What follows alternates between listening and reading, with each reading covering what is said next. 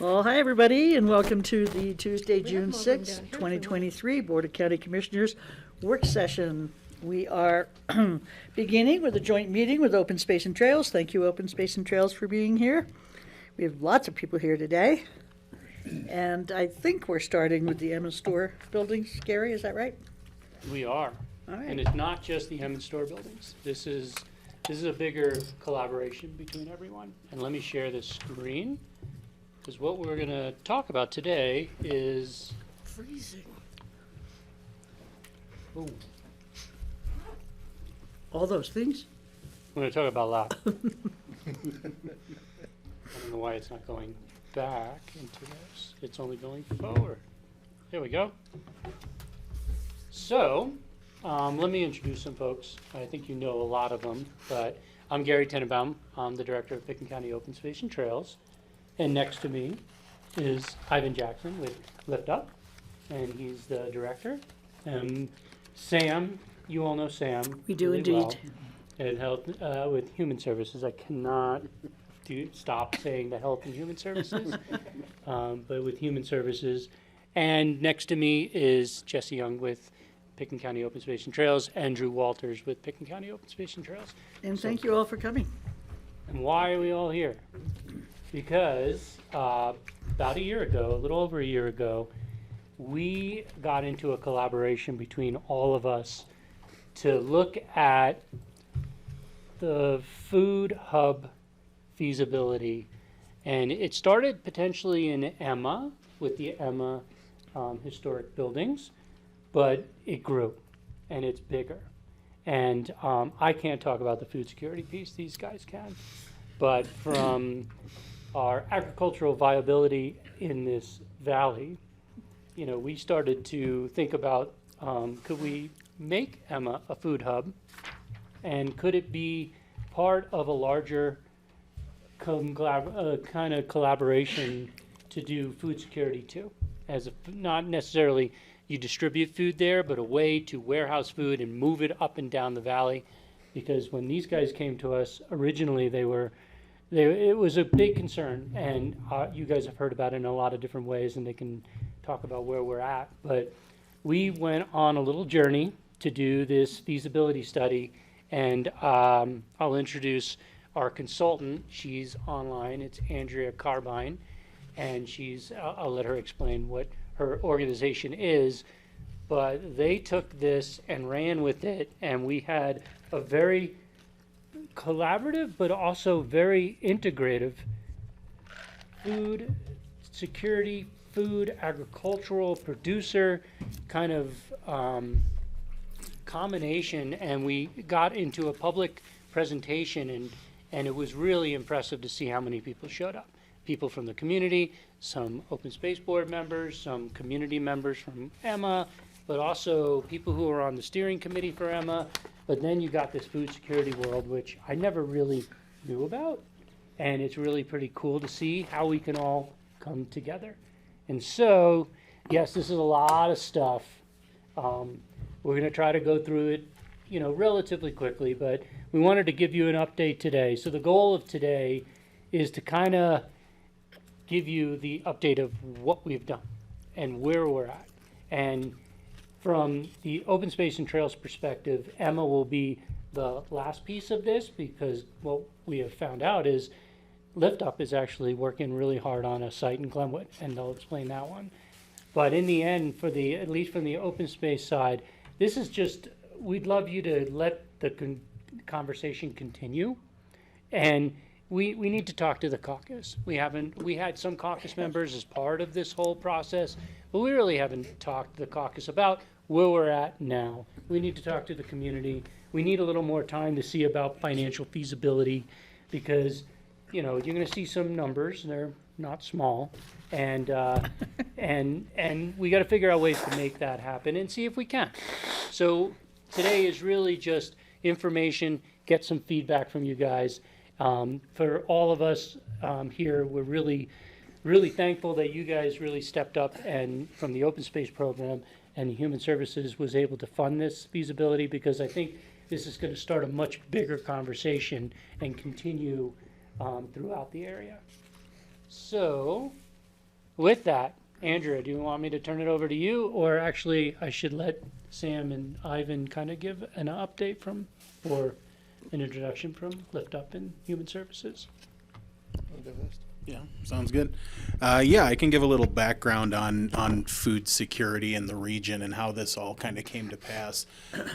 Back in 2017, Pickens County convened a food security summit with a lot of the partners here in the region, and then subsequently Garfield and Eagle counties both conducted their own food security summits. And what came out of it was interesting, that we all really identified very similar problems, one of which being stigma around accessing food, the other being this idea of how does the food move through the region, where can we warehouse food, how can we get it closer to where it needs to be distributed, which kicked off this idea of locating some storage space, which prior to the pandemic we spent some time working with Lift Up, as well as Food Bank of the Rockies, looking basically between El Jebel and here. A lot of sites were identified. None were really suitable, either too expensive, weren't suitable for food storage. And then during the pandemic, we formed the Emergency Support Function 6 food group, which included a lot of those same partners focused on increasing distributions to meet the need. And that group also identified this need for a food hub, and Emma came to the front of the potential places we should look at, since it's an existing structure that the county owns. And that's kind of where we got to the point of talking to Gary and his team. But the reality of the issue is food insecurity has been exacerbated over the pandemic. I think it was underestimated prior to the pandemic. And what we've seen is there is a lot of demand. We've seen an increase due to higher cost of living, just the issues that folks face here with livability in the area and affordability. And that's the primary driver that gives us high levels of food insecurity. And it's not just hunger. Food insecurity really stretches out to safety, how well the community functions. There's significant economic impacts when food insecurity is high. So it's an issue that goes beyond just the idea of people need to have food in the house. It goes to health. A lot of these pillars of health care that we are concerned about. And so that's really what we wanted to raise awareness about this issue with the public, and I think this process that we went through really helped with that. I'm going to let Ivan speak a little bit more about what kind of the system looks like right now and why there is this need for a more significant network in the region. Thank you. So Lift Up's been in existence for 40 years and has been operating food insecurity programs from Parachute through to Aspen during that period of time. We have 6 fixed pantries from Parachute through to Aspen, and we have 9 mobile distributions. In addition to that, we have extended tables or soup kitchens. We have senior programs, we have school programs, and as Sam alluded to, the problem is significant and probably has, or definitely has continued to grow following the pandemic. We served over 60,000, had over 60,000 visits of those locations in 2022. We've already seen an increase of somewhere in the region of 35% the first part of this year. The problem that we as Lift Up had, which is how we, and certainly Sam and I first started getting to talk about this problem, was that everything that we have is at the other end of the community. So we have a warehouse in Parachute. We have locations down there. So 50% of our population that we serve, though, is from Glenwood through to Aspen. So we needed to have something that made us more efficient, more cost-effective, and most importantly, able to serve the guests in this community better. So we started looking for a facility. At that stage, I was unaware of the Emma project. Starting looking around, you start asking questions, and then suddenly, well, you need to speak to so-and-so, you need to speak to so-and-so, and I ended up speaking to Sam, and he explained to me what the concept of the Emma project was. We then got together, ultimately got to work with Andrea and started working on a feasibility study to address the multiple areas that are dealt or need to be dealt with food insecurity. As Sam has said, it's not just about giving somebody food. It's about giving them a way to actually perhaps get out of the situation that they're in. And the people that we are, the guests that we serve, cover a wide range of the community. There is definitely a stigma as to who people we think are typically getting food help. That is not the case. And so we want to make certain that we are able to provide these people so they not only have food in their bellies for tonight, but they're able to have better health benefits for the next 10 years, that their kids have better educations, because it's been shown that you do get a better education if you're fed well. And so we needed to find out ways in which we can create a better access program to all the people. So we then started looking at locations, facilities, and how that would come to play, which is ultimately why we hired the experts in Andrea to help us with the facilities that we were looking at and the presentation that you're about to see today. All right, so Andrea, I'll let you introduce yourself and New Ventures and kind of run it through. I'll try to, I forget I'm the one running this thing, so just remind me if I'm not changing the slides correctly. No problem. Thanks for having me. My name is Andrea Carbine, and I am the project lead for New Venture Advisors. I think we have an intro slide later, but just to give you a big picture, New Venture Advisors is focused in the food space. We are a food system and food infrastructure organization. We've been operating for about 15 years in the space, founded by Kathy Nyquist, based out of the Midwest. And we really specialize in helping sort of mission-based or nonprofit organizations, municipalities, other groups to look at how infrastructure can help to achieve their objectives and to help support the projects and solutions that they're looking to bring to their communities. So we are very excited to work with everyone on this project. So if we go backwards, Gary, sorry, make me go back and forth. Perfect. So the objectives that were brought to New Venture in this collaboration was really a pretty comprehensive market study. The idea of feasibility is to help assess, A, what is the demand and the need, and can it objectively be met with an infrastructure solution? In this case, the market study was really looking at some food access and some agricultural objectives. Food access, really that integration of multiple organizations working together to improve logistics and distribution up and down your valley, also potentially creating sales opportunities through that work for local agricultural producers, and then creating a centralized facility that would have good access points for both teams. We were tasked with assessing whether the Emma site would be a good fit for some of those functionalities or all of them, whether alternate sites up and down the valley would also serve some of those objectives, and then how to best present different concept models around how this would work together. Next slide, Gary. So the vision that was brought to us was for a traditional food hub, and a traditional food hub is usually defined as an aggregation and distribution warehouse. It generally integrates some cold storage and maybe some other different components to serve as primarily agricultural objectives. This project was unique because it did integrate those local food access objectives as a primary driver behind the motivation for the involvement of Lift Up and other groups. And it really was asking us to assess with the stakeholders what are all of the potential opportunities to sort of co-site in a centralized location, and really increase collaboration, increase access points, increase all the opportunity that could be created. So the potential use and spaces list that you see in front of you included everything from those primary drivers, the warehouse, logistics, the storage, as well as what we consider value adder or diversifying spaces like processing space to clean crops, kitchen for creating secondary products out of crops or out of food that's been gleaned and gathered from within your community, retail spaces such as a thrift store or a pantry location, and then very public-facing spaces like a classroom or small event space or spaces that could allow the different food access groups to coordinate and train their volunteers and to work together to offer different opportunities. Next slide.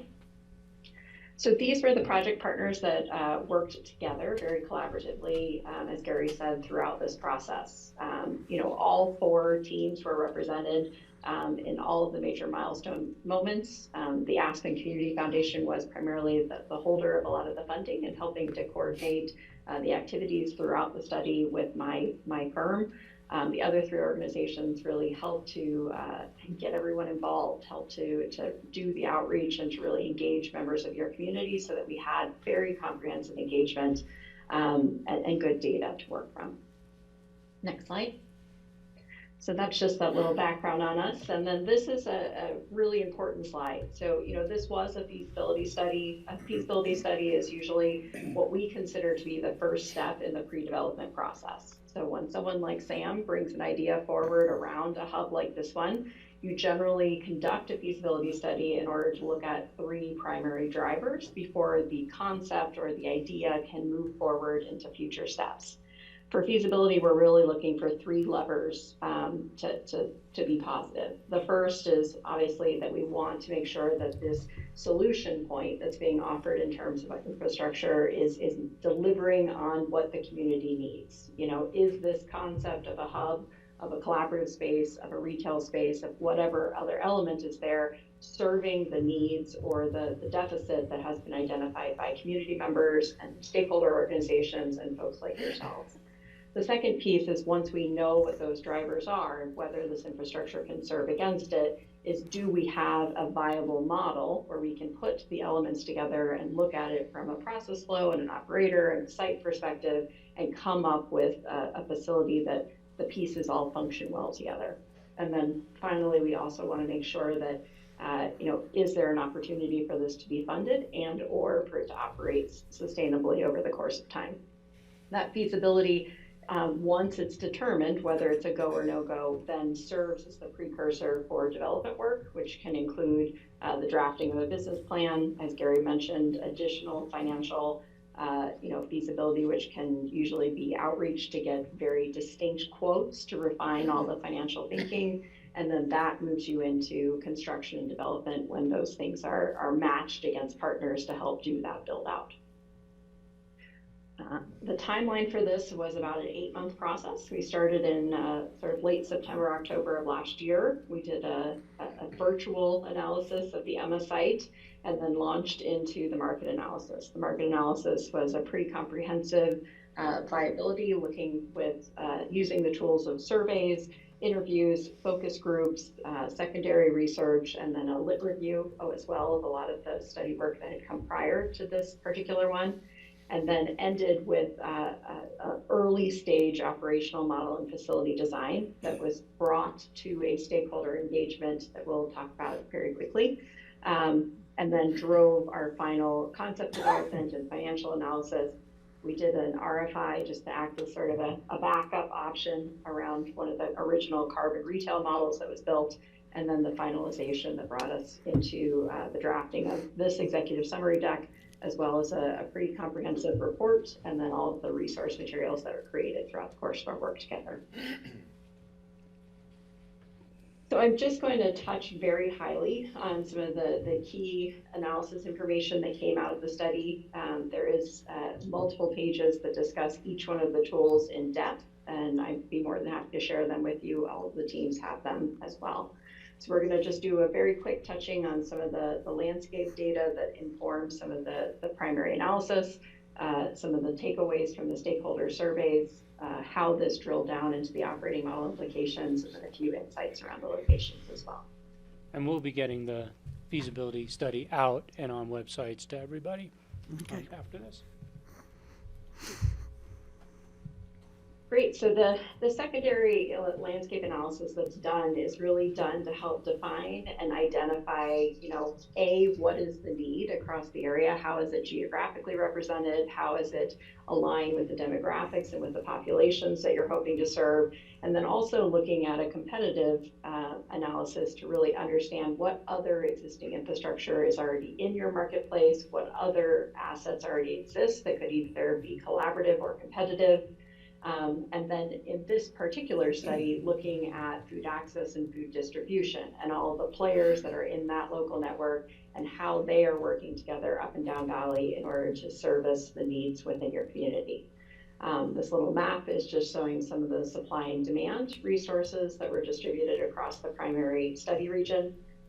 We did look at Pitkin primarily, but Garfield and Eagle, there's a lot of overlap into those areas, and then a couple of the adjoining counties as well.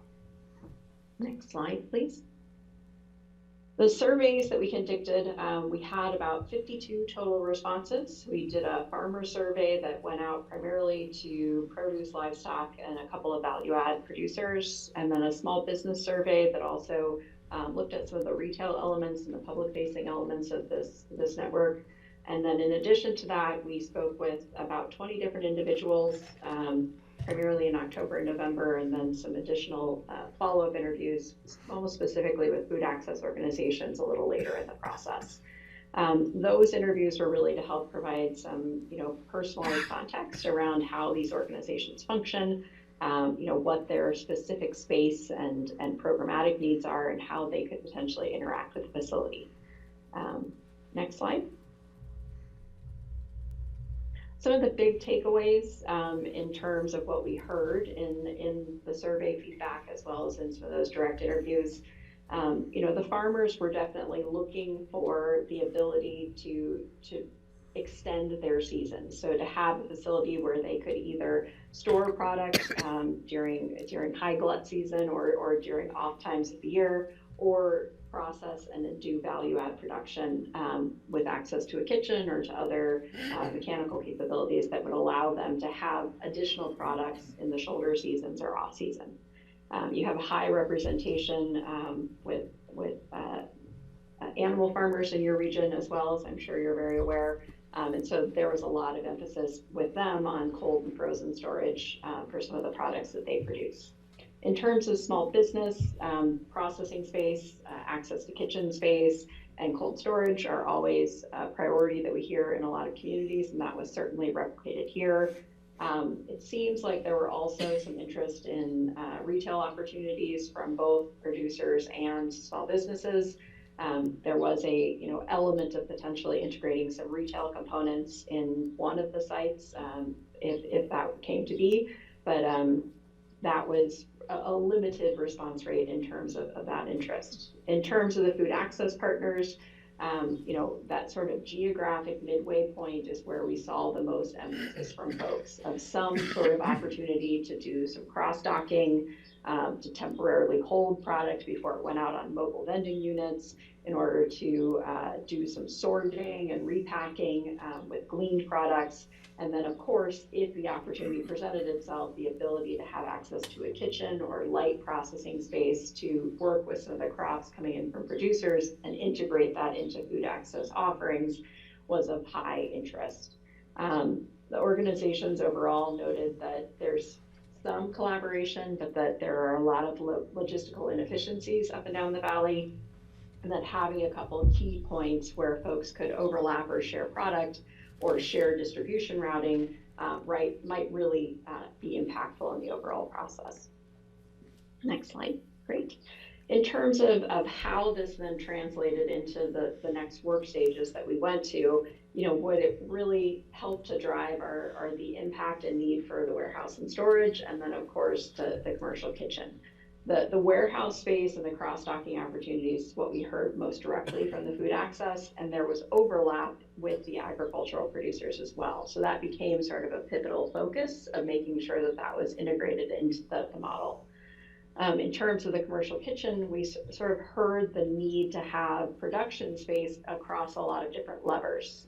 There was the need for farmers or food access organizations to sort or wash or repack items. The need to have a certified commercial kitchen to maybe do light prepared foods or small products to extend season, and then the ability for growers and some of these food access organizations to maybe be able to process things, to be able to freeze them and have a longer distribution cycle for it later on. In terms of other spaces, there was a pretty mixed input. There was an interest in either some community space or classroom space where programs or offerings could complement the other uses of the facility. There was a lot of interest from food access organizations for a slightly larger space where folks could congregate for eating, or training could be offered, or packing could be offered that supported the other space's needs. Very light interest in some flexible office space, and then there was some interest in public market space, specifically from farmers and those small businesses, as I mentioned, if that opportunity came to be. Hey, Francie, Next slide. could I ask a question? Of course. Yeah, of course. Just back one slide from the previous one, back one more.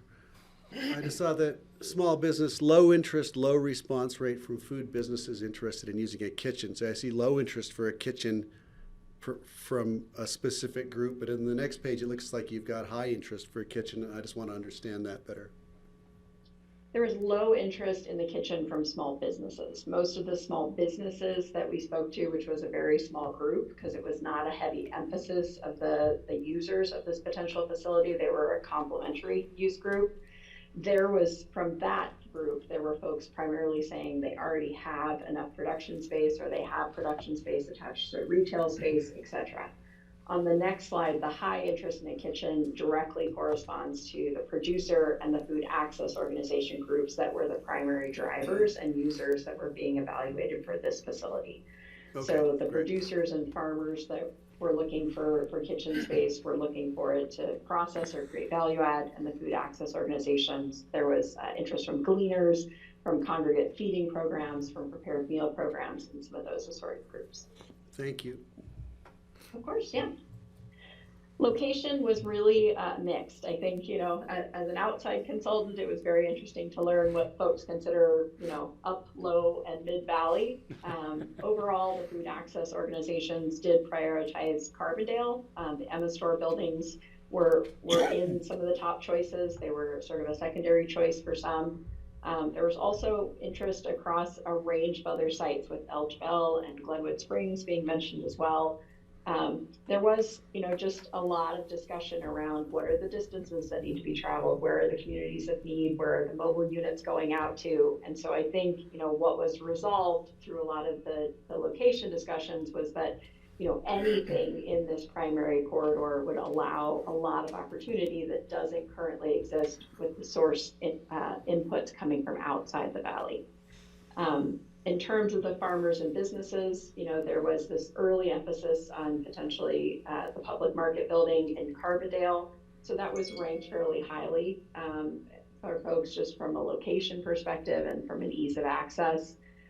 There were questions and concerns, just around the accessibility of the Emma Store building site, just because of its, where it's situated in terms of the highway. And then overall, there was a general consensus, again, that anything along the valley, especially something a little more central, would offer an asset that doesn't exist currently. The community workshop sessions, as you saw in that timeline, sort of come at the end of the analysis. And it's a really important, sort of pause in the project where all of the collaborating organizations have the opportunity to invite their stakeholders, to invite community members, to invite, those who participated in surveys and interviews and some of the outreach, to come and do a couple of very specific things. The first is we shared a very in-depth, synthesized analysis report with them. We said, this is what we heard from you. And then we take the majority of the rest of the day to break out into workshopping sessions in order to give them, in a peer-to-peer format, the opportunity to really respond to that analysis and respond to the initial concepts under development and give us the feedback to help shape the models going forward. So all of these things I've touched on, the primary pieces of the operational models, some early, schematics that we put together for them, an early budget analysis, and then certainly all the conclusions from the analysis were presented out. And then each one of these individuals had the opportunity in smaller group formats to provide their direct input into it and to hear from their peers and understand what other folks are thinking. So we had about 47 stakeholders represented. They represented the full spectrum of everyone that we did outreach to: nonprofits, food access organizations, small businesses, lots of agricultural programming and producers, municipal and county administration, a few educational representatives, and then some steering committee members. We had 14. It was a very snowy, sleety day, so we had about 14 folks that just couldn't make it there to join us. And about 6 of those posts reviewed all the material shared on hand and provided either an interview or an opportunity to provide some direct feedback via email. So our team took all of that in and was able to refine a lot of our thinking with the project team in order to proceed forward with the concept models that you'll see next. And I think we have some photos from that as well. There you go. Those are some of the breakout sessions on the left 3 images, and then myself sharing out some of the materials on the right. But we had a very lively discussion throughout the day. Really, really good engagement and feedback. This was very well attended. So following or going into that and then following that, it was the task of ours was to refine, those second 2 levers of the feasibility, to build a conceptual model that combines the functional elements that folks are interested in, and then to start to build out the financial, both cost models and break-evens around the different sites. You can see over the course of this project with the different project leads, we built out 5 different iterations. This particular report really focuses on models 1, 4, and 5, but just to kind of run you through how they evolved over the course of time. Model 1 was what we went into the community event with. It was really around the Emma Store building site and what potentially could go into that site that we had heard from analysis were the priorities. So we were looking at, what were the pros and cons of that, but what conceptually could we put the pieces together to look like. Model 2 was a sort of fictitious, didn't have an attachment to a specific building, because at that time we didn't have an alternate site because the Carbondale public market had come off the table. So we didn't want to lose all of the data that we had gathered from all of those interactions with folks through the outreach. So we built out what was considered a sort of potential model that could be attached to a commercial entity within your region. The idea of this was to sort of say, if we put all of the wish list items into one site, what does it look like from a visual standpoint, from an operational standpoint, and a financial standpoint? And then that would allow us, as we proceeded in the project, to know which elements could be, sort of removed or built upon, so we could see if there were buildings within your region that could be matched against it. Model 3 was a concept site that was refined down a little bit from that. Again, not attached to a specific site, but allowing us to sort of explore a slightly more refined version that didn't include all the retail elements that were really public facing in that Carbondale City Market version that was originally created. And then 4 and 5 were created post that event. 4 was because the Glenwood Springs site was identified by LIFTA as a potential option for them. It's a 2-story site in Glenwood Springs, and we were able to take that Model 3 concept and adapt it to specifically overlay onto the infrastructure that existed. And then finally, Model 5 was created in order to just create a baseline.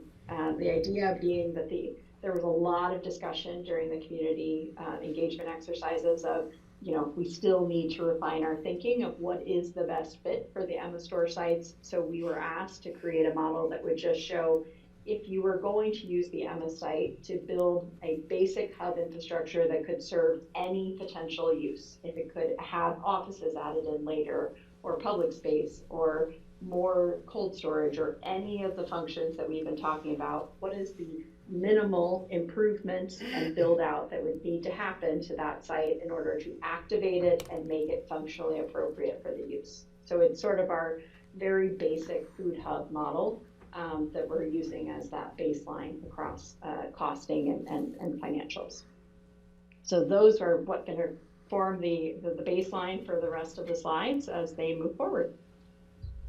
So I didn't know, would you like me all to keep going, or are there any other questions, or where we go from here? Well, that's a lot. Yeah, I guess keep going. Yeah, because then you're going to Unless start we have, getting into details. do we have any questions right now? Yeah, Anybody? if you had questions on the basics. One question. The Safeway store in Glenwood would be a really good site that's now proposed for housing project, but I don't know, was that the site you were looking at in Glenwood, or is there some other site like in West Glenwood or something? So Lift Up looked at the Safeway site probably about 18 months ago, and that had already been sold, leased out to what it's being turned into now. So that was taken off the table before we even started down the line. The facility that Lift Up is looking at now is on Midland Avenue, which is just past the Lowe's building, opposite the Rafter facility. Okay. And then you've got Bed Bath and Beyond that's vacant now, all those things in the Meadows, 100 million Meadows. In the building where Habitat was, that place, there's a gym there and right across from Rafter there? Yes, there is an exercise facility Yeah. there. I don't know if Habitat was there before my time, but it's sort of very close to also the Social Security The Administration security offices around facility. back.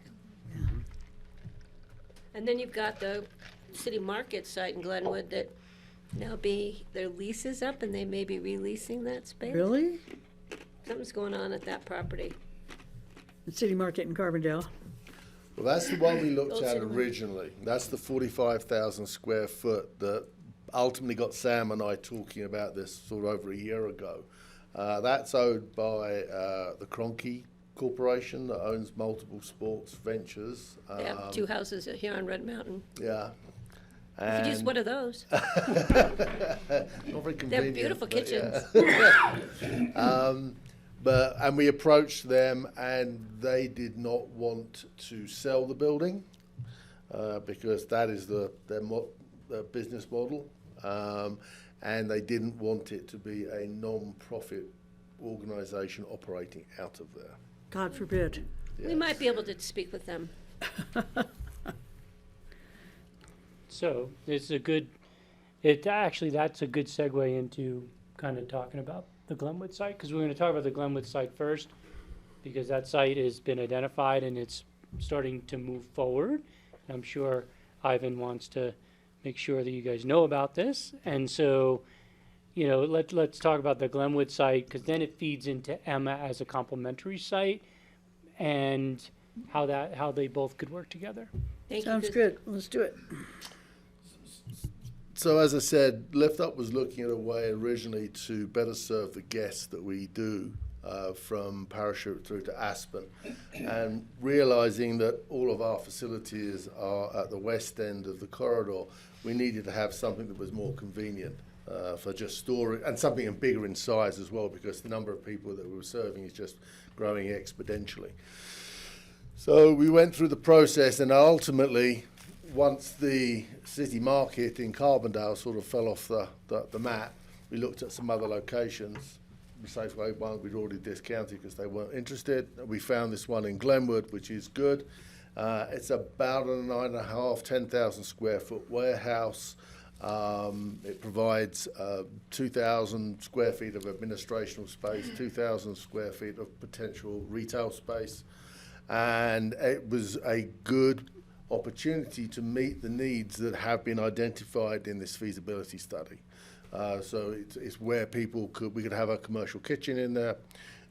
We can have obviously cold storage, dry storage, gleaning opportunities, food cleaning opportunities, and it's centrally located. It's easy to get in and out access, which is obviously a hugely important part of what we need. We need semi-trucks coming off there, dropping off food, but it's also easy access to all the points that we directly access through our pantries and our mobile distributions. So Lift Up is very much working on the process of working towards that project and working with the people within this feasibility study to potentially use that as part of the regional food hub. Can I ask you a question about Lift Up? So when you say Lift Up is working on, does Lift Up have a board of directors and Correct. and what is your position? I'm the executive director. Okay. So you do the reach out and stuff, and board of directors does funding for you, helps with funding for you, or do you have a development person? We do have a development director, yes. We do have the board of directors. This project's been on their books for about a year now, and we're in the process of entering into a contract to purchase the facility and ultimately use it for certainly some of Lift Up's needs, but it also meets the needs of many of them that have been outlined in the regional food hub, and is a good complementary to what Sam and I first talked about, as in you have something sort of very much mid-valley, and the Emma project is obviously more up-valley and would be a good complement to that as well. Thank you. So I don't know how much you want to get into programming and stuff. It's up to you guys how on the Glenwood site, but there's a good. I mean, they do have some schematics of what it could be. Can I suggest that we move on to the Emma. next thing? 'Cause I'm not sure Sure. we need to learn about the details of Glenwood, but I'm really grateful to hear that you're making progress on it. Well, and they Yeah, can. Steve? Just Go a ahead, Steve. suggestion to my board. Well, I wrote down a whole list of ideas which could apply to any sites. So I just got this vision in my head, thinking of a big building like the Safeway building or the City Market building, or perhaps the Emma building, different things that it could be used for.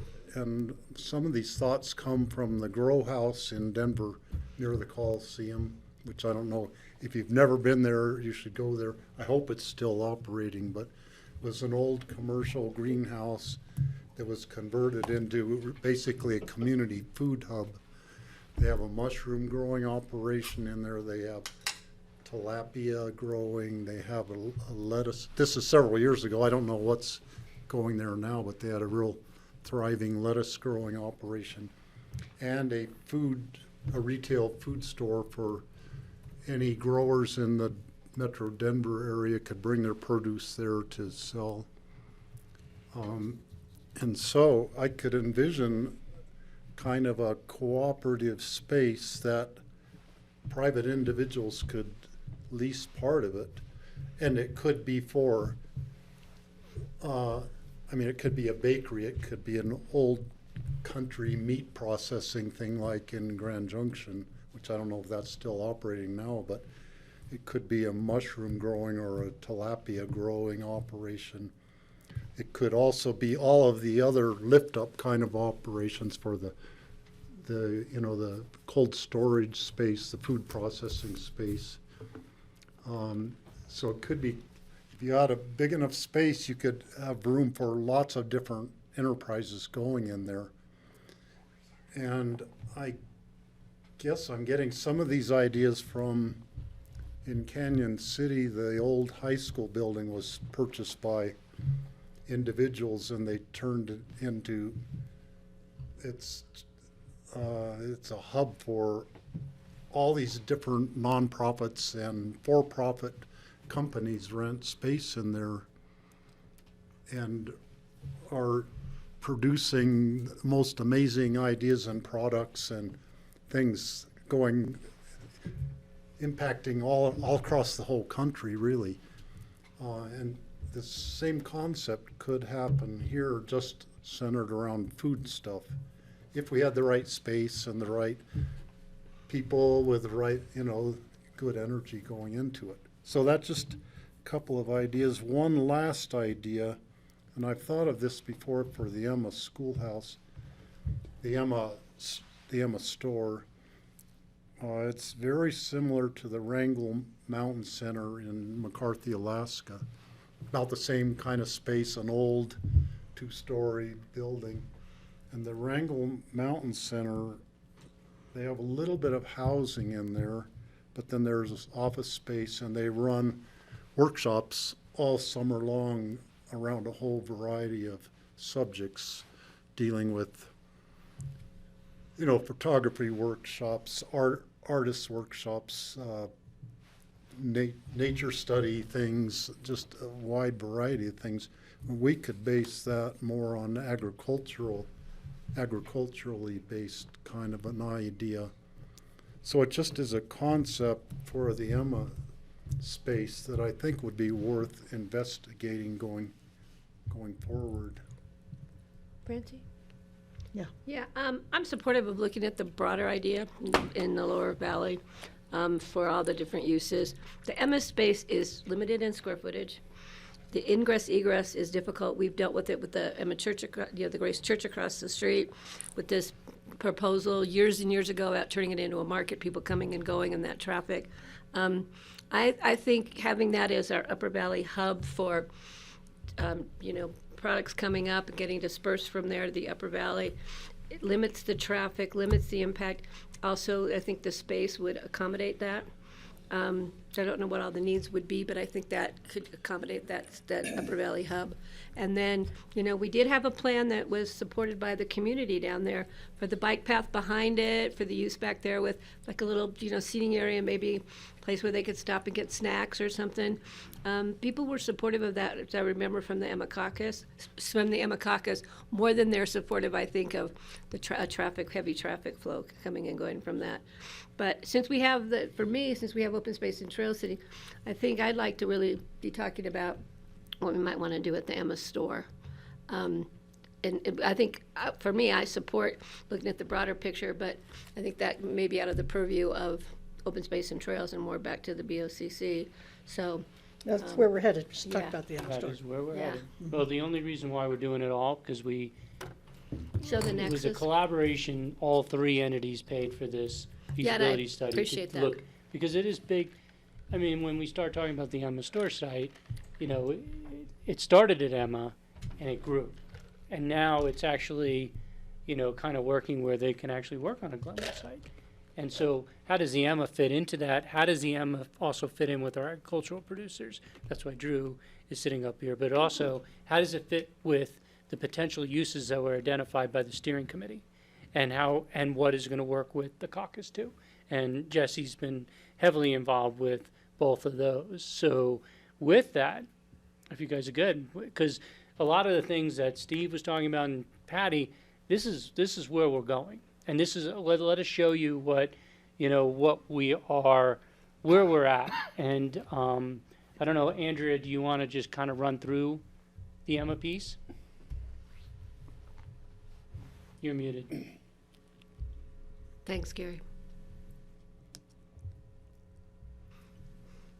So just exactly to the points that a few folks were making there, the main reasoning for looking at multiple sites was purely because there is restricted space in the Emma store buildings. There were a lot of different opportunities suggested throughout the feasibility, and so we wanted to make sure we were looking at multiple sites to maybe be able to accommodate everything across the feasibility. The Emma store in particular, just a quick outline there of the existing conditions many of you are familiar with. We're looking at, if it was built out as one-story space, about 4,000 and change of usable space to build out. If you built out multi-levels on the one side, it could equal out to just over 6,500 square feet. So it gives us the nice east and west in order to program it, as well as that accessory building on the backside that could be programmed for additional storage and square footage for use. What was determined to probably be the most effective way to look at the project, not only to spread cost over a longer timeline, but to be able to look at how different things are progressing and what the need is and functionally how things are working, would be to phase some of this development over the course of a projected 5-year or similar timeline. In the initial phase, the emphasis was really going to be on site remediation expenses, getting the full site operational in terms of the access points and parking, energy or utilities that would need to be addressed, and then the construction to the west building for the immediate storage programming or functionality that could be adapted there. The second piece would be the development of the east building, some additional expanded programming or opportunity that could be applied there. And then the last piece would be that small accessory building, which could offer tool storage or some other functional uses. So over the course of time, as I mentioned earlier, what we really were looking to do was, we created this Model 1, which really illustrated, based on the feasibility study and the input that we received through all of the different outreach and community engagement. It was a proposed concept of what are some of the high interest pieces that could fit within the Emma site that wouldn't have significant traffic impacts, and what would that cost and how would that look to put those pieces together. As I mentioned, though, what we did also do is create Model 5, which is that baseline. If we were just activating the building as a basic ag hub warehouse with just the most primary functions that need to be served for the purposes of this project, and the activation of the site and preservation of the building itself, what does that look like in terms of cost? So you can see outlined there, the primary objectives in terms of spending assumption were really what are the minimum build and preservation costs to activate the building? How can we eventually specialize the spaces, and what would that look like in order to meet code or to meet different functionality we're looking to achieve? How do we make sure the site is fully accessible to both people and vehicles needed for its functions? How we protect the site over the long run from highway debris or other impacts due to its location, and then what are a couple of basic energy improvements that might be able to offset operational overhead and time, primarily solar with a battery backup. In that second version, we'll add in a few of those additional pieces. So the Model 5 baseline came in at just over $1 million for the initial construction and development, and what it included was the activation in phase 1 of about 1,100 square feet of a one-story multi-use general warehouse or cold storage. And then in phase 2, the activation of an additional 1,800 square feet of additional warehouse or cold storage space. In addition, there was a toilet facility added into that, 1 or 2, depending on whether you chose to activate or not activate both sides. Some accessibility ramping in order to make the building accessible both for individuals as well as for pallets or for other hand trucks that would need to be rolling product into it. And then basic upgrades to the structural siding in order to make it parking feasible, make access from the highway feasible, etc. So we use, in feasibility, we use a high level per square foot cost that's provided by a trio of different sources of construction estimates, and that's how we project cost against those different square footage sites in order to come up with a baseline cost model like this one. So that puts us into just around over $1 million. In addition to that, there were some remediation and or energy upgrades that we were looking at that would be fundamental. Over the course of activation of the full building, there would need to be some protective fencing put up in order to protect from debris and snow and other things coming off that highway. The access road off of 82 would need some potential upgrades in order to make the turning lanes and the right-of-way for trucks and cars a little bit easier to access. With that, generally, we would recommend a traffic study, and then system work for the water system, the electrical, and the septic in order to make sure it can handle the functionality being applied to the building. And then a few additional historical edifice preservations potentially in phase 2, and then the integration of that battery station solar array at some point in the process in order to make sure that in the long run, some of the operational load of the building could be offset. All of that over the course of 3 phases would be an additional $836,000 that would be needed to offset those remediation and or energy upgrades to the building. When we put all of those costs together, so the way NVA provides what we call our cost model, which is sort of a preliminary development model outline, we take the construction costs that I outlined on the first slide, so about 1.1, the remediation and related cost in terms of energy, which came in at that 836, and then we layer that with a few additional costs. Furnitures, fixtures, and equipment, we actually sourced and quoted out the basic equipment that would be needed to operationalize this as a basic food hub warehouse. So a couple of cold bots, some racking, some other elements to activate this in storage across both of those primary spaces. And then some soft construction costs, which include the integration of design, development team, engineering, or other advisory folks like that traffic study team, and then working capital, which helps to offset some of the debt load until the building could operationalize fully. So overall, the total project across all three phases, you can see the breakdown there, about 1.1 in the first phase, another million in the second, just under 300 for the third, and then the full budget coming in at about 2.5 million to activate this building as a food hub warehouse structure with some basic cold storage functionality, dry storage functionality over the course of the three phases of development.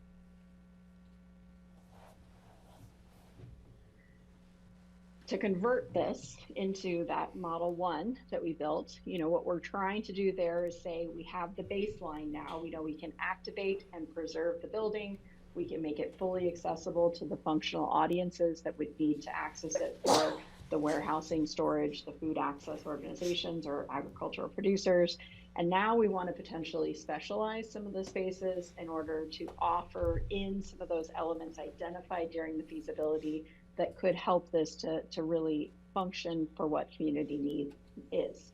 As I said, the site was most compatible and identified to program for some basic agricultural elements and some food access users, and then potentially some public-facing elements that might highlight or preserve the historical nature of the site and the buildings and really make it a community-oriented space.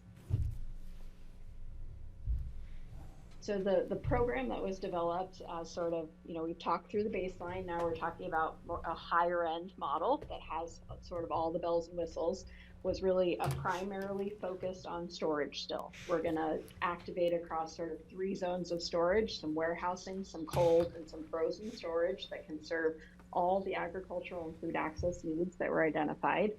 And then some public elements that could be added in the secondary phase in the activation of that east building. So potentially, a historical small museum space, maybe additional storage, maybe a meeting or community space where some training for some of those food access groups could happen.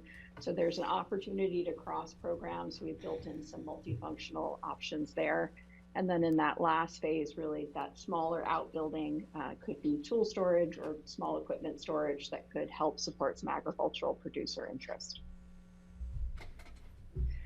So I know it's a little small on the screen there for you, but the idea really just talking through those primary functions we just talked through. So that leasable storage that could be potentially leased by food access groups, partners, farmers, maybe even some small businesses looking for additional storage in the area. These was just some itemized, potential revenue, comparing this to other facilities within your region or comparable facilities like the ones you identified across the state. The museum space would primarily be a nonprofit, but it could, offer a public access point. Classroom or multi-use space could be cross-programmed across all the different audience groups. And then, of course, that outside equipment or tool storage, which could be added into the modeling. These were a couple of schematics that our architect team put together in order to sort of show how these pieces could be fit together. You'll see down in the bottom section, we've got the 2 primary buildings. That left side is the first activated piece, really focused on that storage. So some cold storage, some dry storage, a toilet access point, maybe a little office for an on-site operator to act and sort of oversee the cross-docking and the functionality there. On that right-hand side, we sort of split it into 2 zones in order to allow either additional storage, additional meeting or public space, or potentially that front-facing, public historical museum space that could really bring the history to life. Potentially a secondary toilet, depending on how this space was activated and who the users were determined to be, and then that little outbuilding to the back with some additional storage. The primary site improvements, you can see that ramping, the access ramping that happens in that top left corner of the building, sidewalking, hard surface and soft surface, and preservation of the site overall. And then we create a high level estimate around the parking. So knowing that this is backing up onto a nature preserve, that there are bird preserves, that there's going to need to be water, the different porousness of the surfaces will have to be examined, and potentially multiple different surface types might need to be used in order to accommodate parking, sidewalk access, driving access, and then that integration with the turn lane and highway access point, as well as the bike lane rerouting through that area.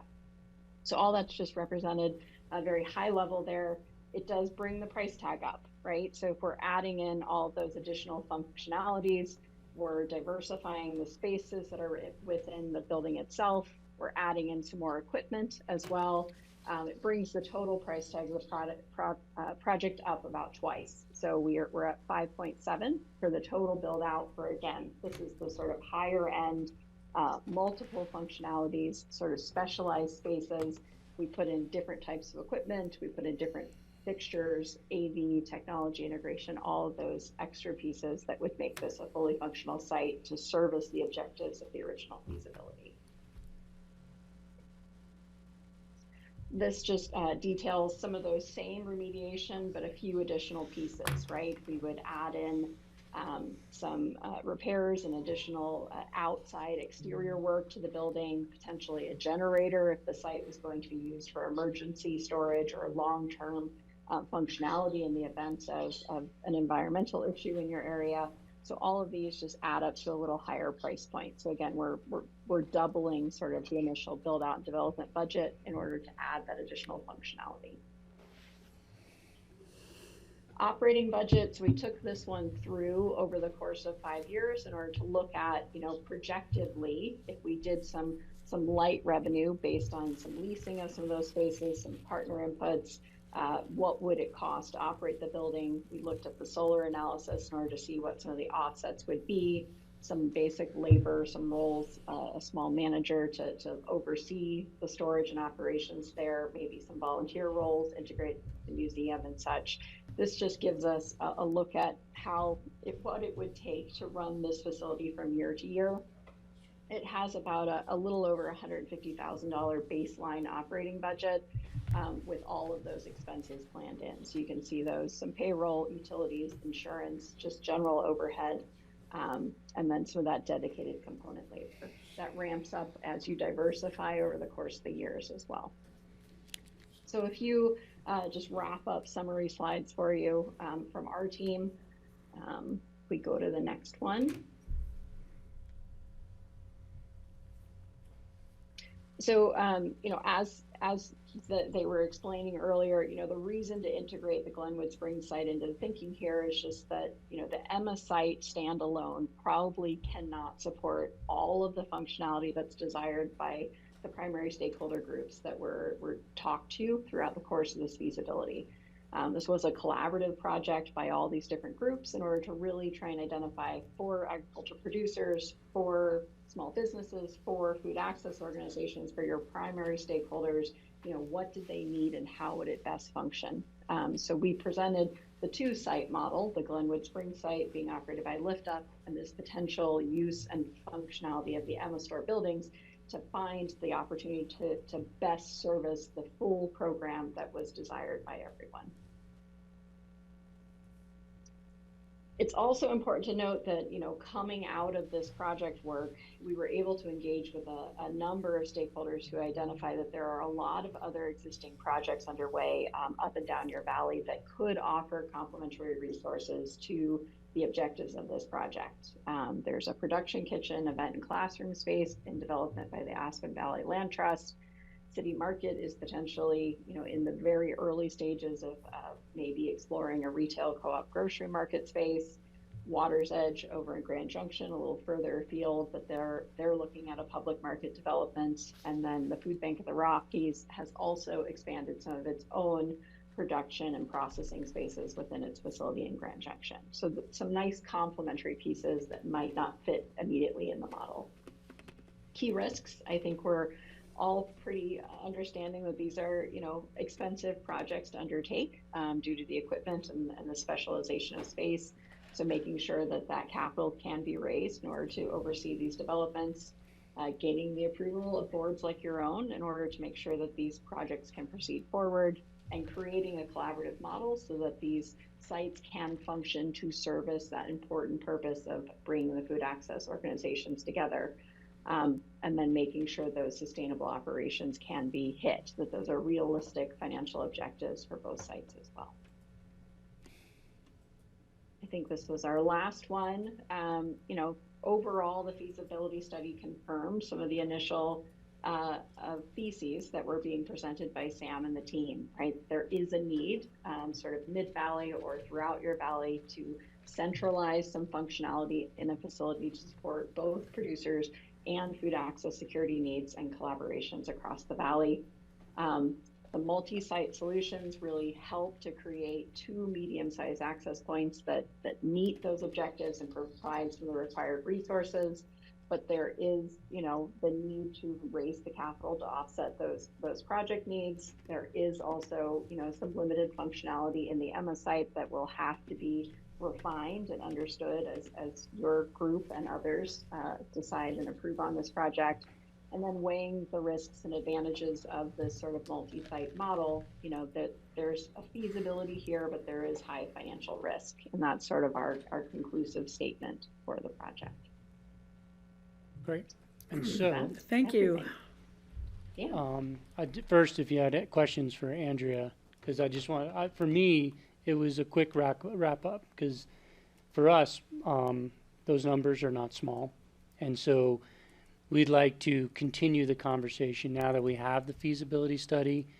What we've heard from the caucus was limit the traffic, limit the amount of trucks, limit this. And I think we've come up with that. This warehouse storage space pretty much limits that. There's also the steering committee, and the steering committee needs to be re-engaged and at least to talk about this overall and see what it does, because with that baseline piece, that's baseline to almost do anything on this property.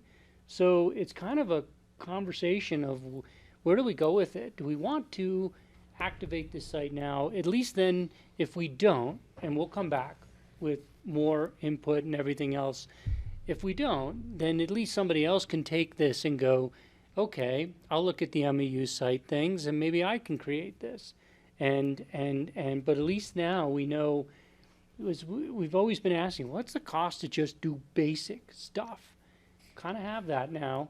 And, and the thing is, we heard from the agricultural producers that lease our properties and that are around this valley that, kind of some space to store stuff would extend their seasons and potentially allow them to grow more.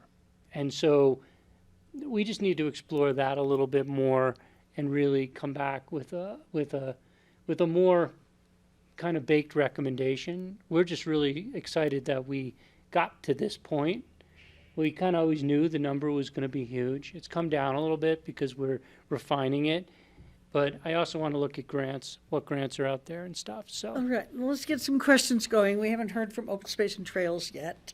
Anybody over there want to say I anything? just want to jump in real quick just to bring something to Gary's attention. Senator Hickenlooper is introducing a bill that's going to be incorporated into the Farm Bill possibly, that's going to support agricultural classes, education programs at local community colleges. This may be a great way to try and tie that in for funding for the operating expenses in the future. So just wanted to highlight that, so that's something to keep in mind. And we need to, if we're going to look at it, we need to be looking at it soon. Thank you. So, yeah. So anybody on Open Space want to ask a question? I'll maybe ask about, Picken County has their sustainable ag program, and how would you guys interface on that smaller scale, localized scale? Everybody's looking at you, Gary. Well, I know. We're all looking at you, too. Well, the sustainable the piece is that currently some of our growers actually donate or food for Lift Up and for this food security piece. And so that was kind of a conversation that we had. The sustainability piece was their access to land is always a big one in Picken County.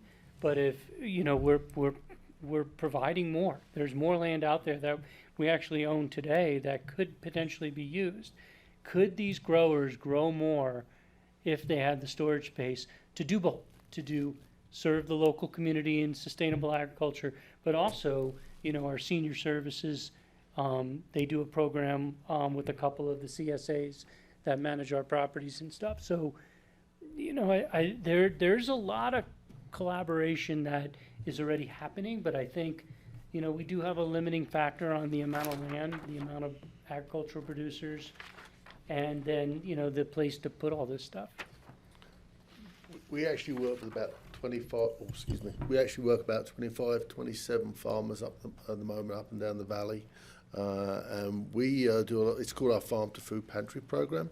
And we do a lot of forward contract with them. So at the beginning of a year, we'll say, okay, we want X amount of food grown, and we'll give them the money up front, which allows them to pre-plan their growing seasons.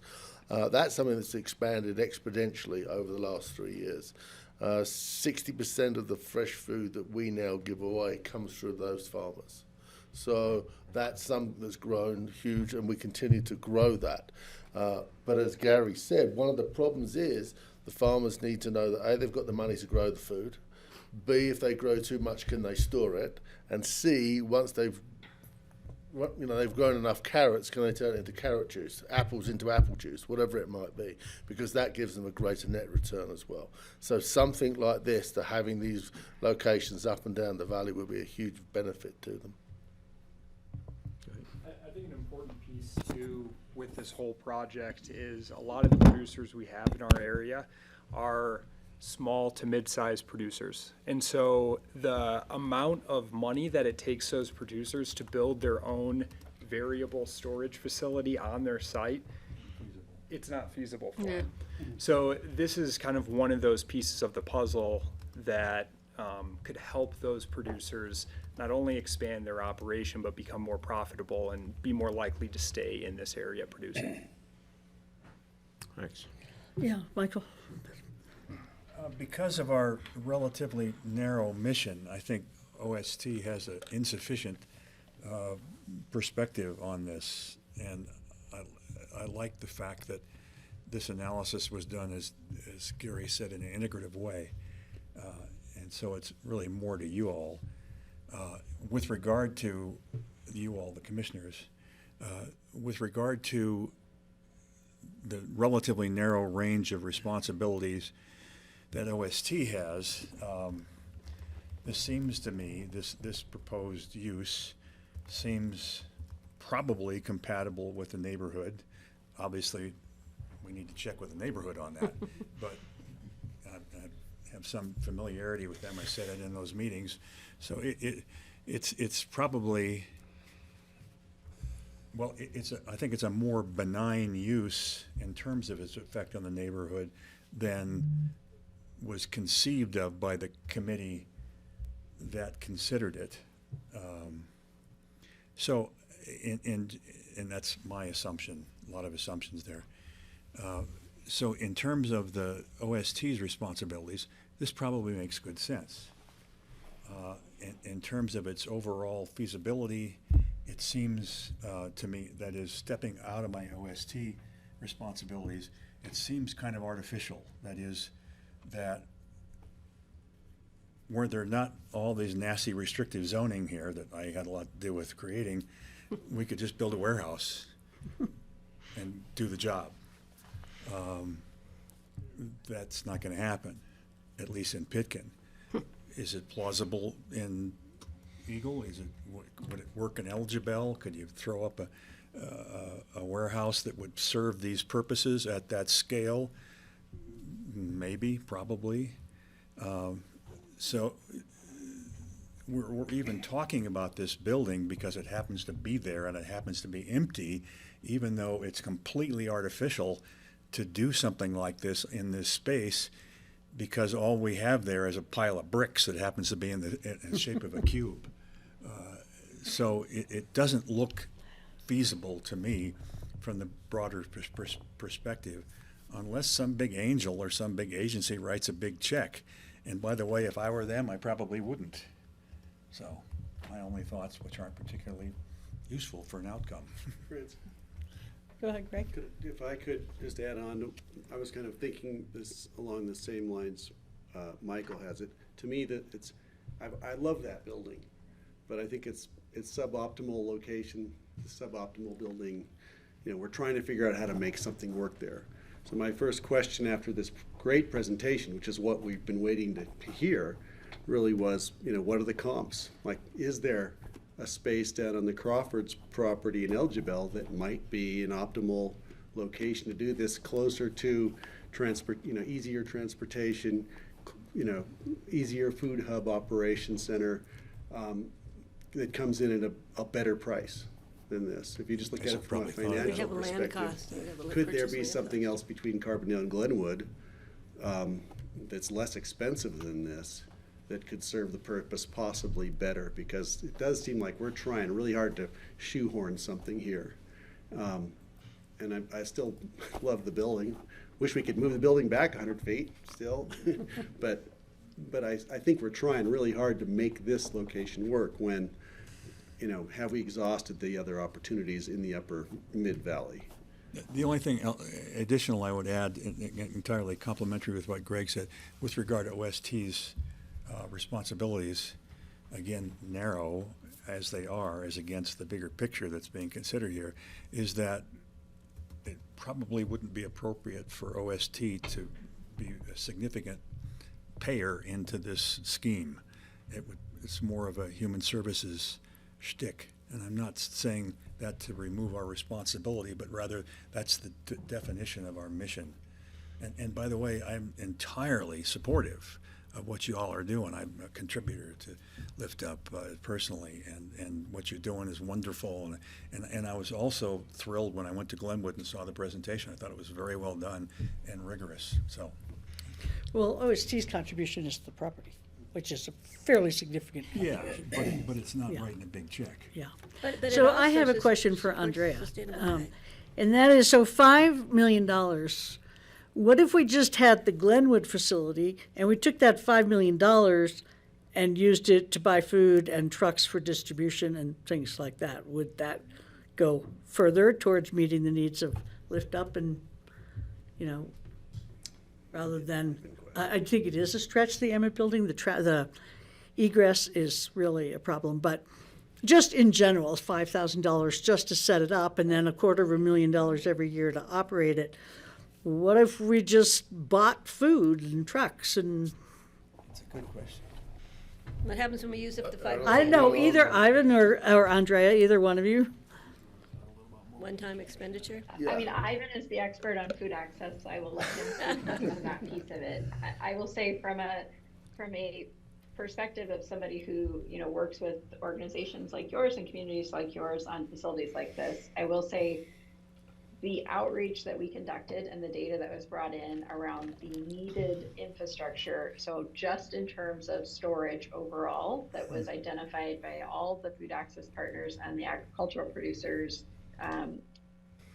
the combination of Emma and the Glenwood Spring sites just barely meets the total capacity needed that was identified as a deficit. So both sites working together as a two-site solution creates a short-term solution of providing the needed capacity for both groups of stakeholders. So yes, you could just build the Glenwood Spring site. You could just do the basic, cheaper model of the Emma site in order to activate one of the other, and they would meet a portion of the needed capacity for organizations like Ivan's and others. I think there will always be a growing need as food access is evolving in that direction. But I just say from a structural perspective, our hope in presenting models to you is to try and service as much of the needed capacity that is identified through the feasibility. And so that's the cleanest answer I can provide, that yes, a one-site solution can provide part of that. A two-site solution just barely provides the total capacity needed. Thank you. And I'll let Ivan speak to the food access piece. We've looked around for multiple sites, and they are few and far between. The Safeway one was one we looked at. There's where the REI store is. That was one that we looked at as well, and they sort of have subsequently come off the market, as did the City Market building.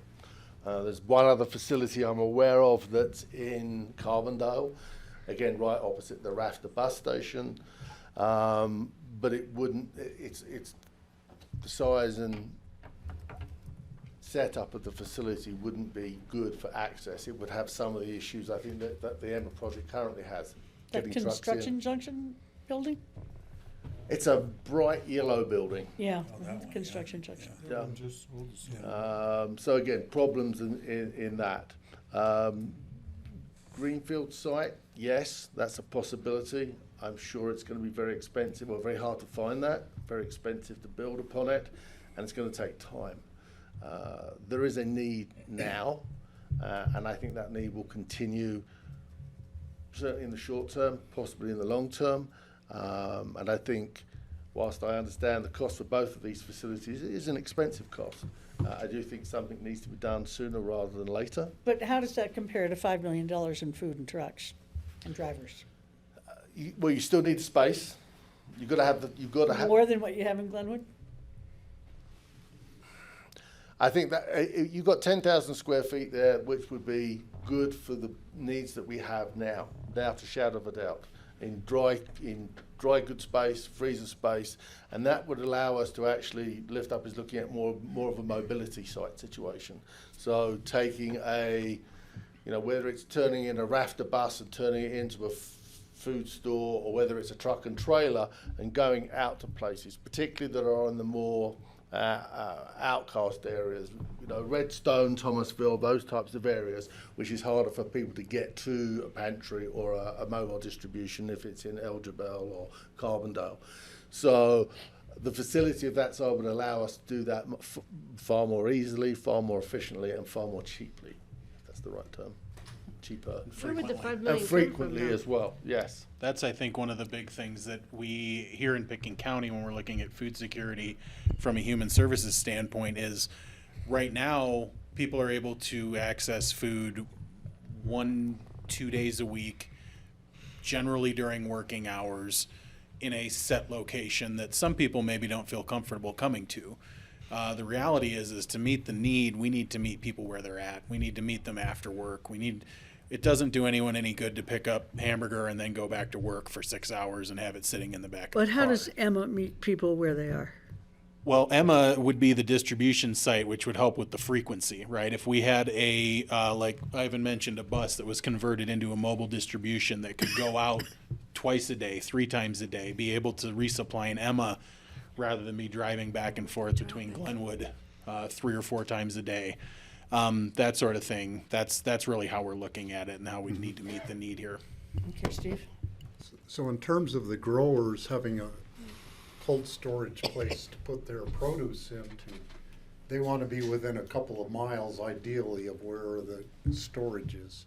So there should be storage in the silt area. There should be storage somewhere closer to Glenwood, somewhere up valley, like in Emma, having more smaller spaces for the cold storage.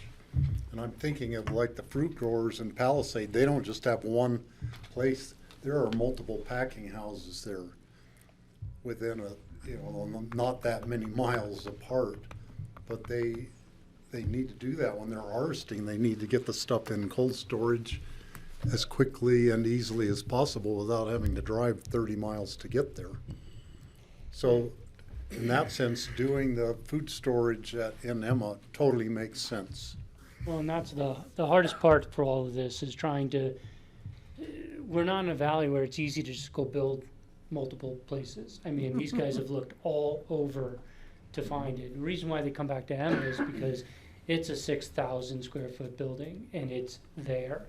And open space is, we are responsible for the historic preservation. That's what we have done. We put the money into that, and that's why we're trying to find a use for it that could really, the best way to deal with historic buildings is to use them. I mean, you see it now. I mean, it's just sitting there. So we put a wood facade that Protected. that gets painted and it looks nice, but it's used for WeCycle storage, which is a need. You can see even the fact that WeCycle can't find a place to store their bikes is storage space is hard to come by. And that's why, you know, Emma being a piece of that puzzle is at least something to explore. I agree that open space funds should not necessarily be tapped for a whole lot of this, or maybe not any of it, because of the fact that we bought the property. It was expensive. It was, at the time, it was $2.5 million. We spent about 400. Well, the state helped us with the state historic fund. We've already spent the money to get the buildings to where they're at now, and so, you know, how much more do we need to put in? I don't know. I agree with that. Potentially, that's not the best use of open space funds. But if that building could be used and we could find the funding for it, that's why we're just asking to continue the conversation. So, Yeah, I think we love the concept of a food hub. I mean, it's a great concept. Kelly? Yeah, I'm wondering, just trying to find more of a nexus, I think, with open space. Have we tried to quantify how this would contribute to the local ag economy at all? I mean, I guess for me, like a longer term vision is like, how do we support local agriculture as its own sort of economic system? How do we support it? How do we support its growth? And I would wonder if this is a way to think about what purpose this hub could serve. Which might become a rationale for more OST money than Right. one otherwise To might. support the sustainable ag that we're already doing. And, really, are they going to make double what they made? Like this, could they grow in 5 years in a way that is really measurable and meaningful and lets people access local food more readily? One of the things I've discovered in talking to the group of farmers that we work with, and that's a really interesting question that you've raised. How much can they grow? And you probably need the farmers in here to give you a lot more detail on that. Land is one, money to grow, people to actually harvest it. Now, if you gave them double the land, double the money, and double the people, that doesn't necessarily mean they can double the crop this year, next year, and on and on and on, because they have sort of restrictive issues that they just physically can't come to terms with. But yes, CMC interns for the land, new ag program. money, and ability Water. Yeah, water. There's another one. Always Yes. comes back to water. There are at some stage they will come to a ceiling. I don't know what that ceiling is, but they have said that if we could have more access to storage and the opportunity to turn it into value-added products, we would be much better off. and that's the conversation we need to continue to have, because those are the questions that started to come to us. I mean, when Drew and I were in one of the breakout groups, and they talking to these agricultural producers, they were just just listening to them, and because they have the expertise in doing this, and they said, hey, if I could have this cold storage, maybe I could do different crop cycles and different timing, and so we need to explore that more. And now that we have Drew's also our CSU extension agent, he's out there talking to people beyond just our agricultural producers. So I think we're going to come back to you with more of that information. I don't think we'll ever get a perfect, we're going to produce 222,000 pounds of potatoes and stuff like that. But I think we can get better to what you're trying to get at is an incredibly good point. I mean, it might then go, wow, if we could just do this, our lessees and the agricultural producer can produce this much more. Yeah, I Maybe mean, that would $5 million convince these guys to put investment some more money starts in. to look Yeah. more meaningful. Yeah, right? that's why we want to continue the conversation. We didn't want to, we're not ready to do this now. They're moving forward with their piece. And for us, we need more time to really We kind have of one more explore. question, and then I have a quick question for Drew. Okay. And it's more just a comment that, I think this is a fantastic study, and it's great to have all the collaboration and all of that backup information. And what I think it really helps and shows is just, how we can have that collaboration between our small farmers, and perhaps this is just one piece of the bigger, cog of wheels and such, and that, we can't do everything in here. We can't put 10 pounds in this 5-pound sack of a building. But how we can have other collaborators to help us energize that space, help us finish it out, help our, the local agriculture folks have a space to do something that also benefits you, but benefits them, benefits us, as our open space and trails, kind of dollars and infrastructure that we've already invested in our community, that just helps kind of continue to raise kind of the bar and raise, the stakes of what they can produce and they can give back to the community and that sort of thing. So I really kind of appreciate the collaboration and definitely want to continue the conversation. So would CSU be interested in helping us? CSU was at the meeting that we had in Glenwood. We have a food systems statewide team that are certainly interested in assisting with this. And a couple weeks ago, I was talking with our grants team at CSU to see, if this could be a possibility for some grants in the future. So I think that would be something that we have resources at CSU that can help us with that. The exact amount of funds and how those funds can be used, we still need to investigate. Yeah. But yeah, it's certainly on the table and it's on their radar. I think an important piece too, and I kind of applaud Andrea and her team for developing that baseline model and phasing it out. It's not necessarily a $5.5 million line item. We're looking at different shades of gray in between to at least address immediate needs that our producers are having. And kind of to go to Kelly's point, the potential that producers have won't be realized until we address the limiting factors that are restricting their growth. Right. And this is one of the key limiting factors that was brought out in our public outreach to producers, was housing for their labor and it was storage for their produce. And that is both storage during the season to extend their sales window, and then also storage in the off season to expand their sales duration throughout the year. I don't think it's news to anyone that producers in our area have about everything going against them. It's a very difficult area to cultivate. It's a really expensive area to, acquire land, and it's a very difficult place to find labor. And so, as many of those factors that we can address, I think are important. And I look at those more as limiting factors to their expansion. And I think that the potential would be realized, but I do think it is a long-term investment that the county would be putting forth.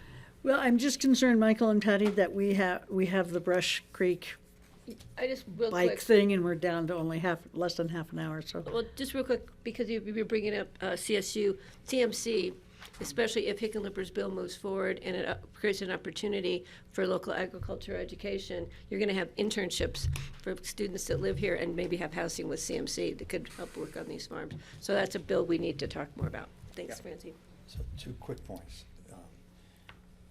Assuming you all have exhausted all of the other potential opportunities for this use, and I think it's reasonable for us to assume you've done that because you guys are pretty tough on this question, then the otherwise artificial appearance of sticking this use in this space begins to make more sense to us.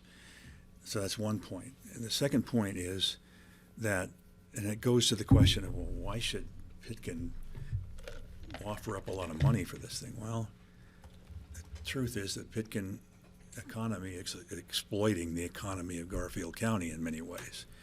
The people who you all are serving are those who are the victims of a highly inflationary economy up here. It's indicative of and emblematic of income equality nationally, but seen here in spades. And so why not the rich pay for the poor occasionally? I don't always necessarily agree that we create all the problems in Garfield County. Yes, ma'am. And one reason we should do it is because I've been we listening to can. those guys say that to Pitkin County for about 45 years, and the truth is they're right most of the time. Garfield County is? Yes. So thank you very much, Ivan and Sam, Yeah. Jesse and Drew. That was really great. Thank you, Andrea. That was a That was great great. presentation.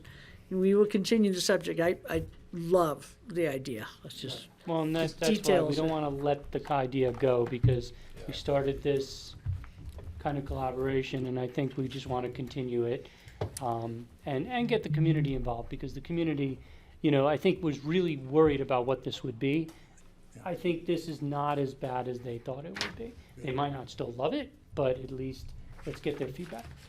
Cool, thank you. So You guys. where's the slideshow available? We're gonna make it all available. We'll put it on the county websites. We'll let everybody know where the slides get and where the report is. Okay, great. Okay, None of the easier thanks. topics. Thanks for traveling up, Ivan.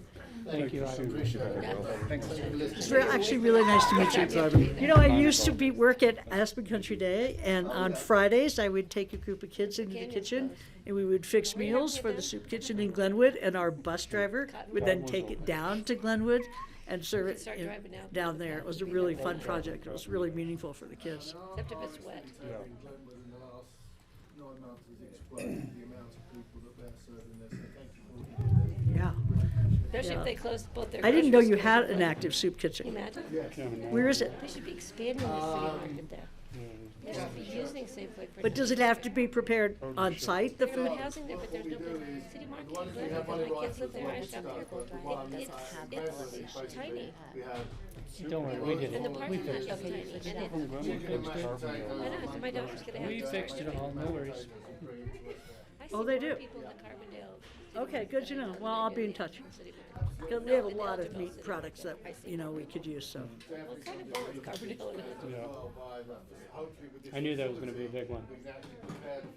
All right, we need to get moving if we only have a limited amount of time. I was surprised. This is really, But you just need a commercial just to kitchen, kick somebody off the working in a public commercial process. kitchen, right? so we'll just do it, we'll Okay, do great. this one Good to really know. quickly. Thank you. We've got Greg's. Thanks, Ivy. running every Good to office. see you. The next case is really just kicking off the public process. We like to do it just to remind you, because we've gotten a whole lot of response in 4 days to the survey, which Okay, is Francie, we amazing. need to move it. 'cause Just we one got- article in the newspaper. That's what we're doing. They're Hey changing guys, seats. I've already Sorry to kick postponed a off. meeting once, so I have to get rolling Okay. on my other meeting, and I apologize. But I'm gonna be on their committee, for Yes. this, and I will participate fully in that. I just cannot, We're all can't say juggling. that. Don't worry. All right, Gary, take it away. Get it. I do have a real job, Yeah. not just the volunteer. Thanks, We're all here. All right, It's too bad. We're on the same bus as I know, I had to come up late because we're leaving on a camping trip tomorrow, so. I was thank you, working Amy. on logistics and trying to work. All right, All right, we're moving on. get them out. in the back. So anyway, switching from agriculture and food security to trails, we're here to talk about just the kickoff to the Brush Creek to ABC Trail. And you guys have all seen this. We've been talking about this for about 18 months, and we did the initial feasibility study. And with that feasibility study, we went to both the Open Space Board of the city and the county, and then to the EOTC. And with what we've heard from the EOTC was and from the Open Space Boards, they wanted to see the cost benefit analysis, like how much commuter use this would potentially get. They want to see if we can phase the project and then get public feedback and see what the public supports. We also added in the potential paving of the Rio Grande Trail to get feedback on that. And so today, I'm here with Matt Kuhn, who's with the City of Aspen, Jesse Young, who's with us, Gary Tenenbaum, the Director of Open Space. I'm here with Kathleen and Anthony. Kathleen is with PR Studios, who's doing our public outreach, and Anthony is with Kimberly Horn, who is doing kind of the behind-the-scenes data analysis, cost-benefit analysis, trying to understand walk sheds, bike sheds, and all this stuff to kind of say who lives near this, who could use it, who would benefit from this. And so here, I'm just giving you the overview of the project. And so, obviously you guys know, but I'll make sure the public knows too. But there's the Brush Creek Intercept lot, and that's into Aspen. The airport, you can see pretty heavily on this. And so you can see the potential two-bridge option here. When we talked about it, there was the other option of potentially putting along Highway 82. You guys did not prefer that option. It's bigger bridges and it's in much more difficult area to construct. The highway was insanely difficult to construct. We also did an analysis of could we just put bike lanes on Highway 82. We talked to CDOT, and due to the narrow nature of the highway bridges there and the fact that it is a highway at 55 miles an hour, it is extremely difficult. We're going to put all that information out for people so they can see it. I won't explain it all right now, but it's going to be all out for the public to see. They'll understand why we chose these locations for the bridges. And You said you all didn't like that particular proposal. Who's you all? EOTC or the board? It was the EOTC and both the open space boards. So that's why I meant you all. Okay.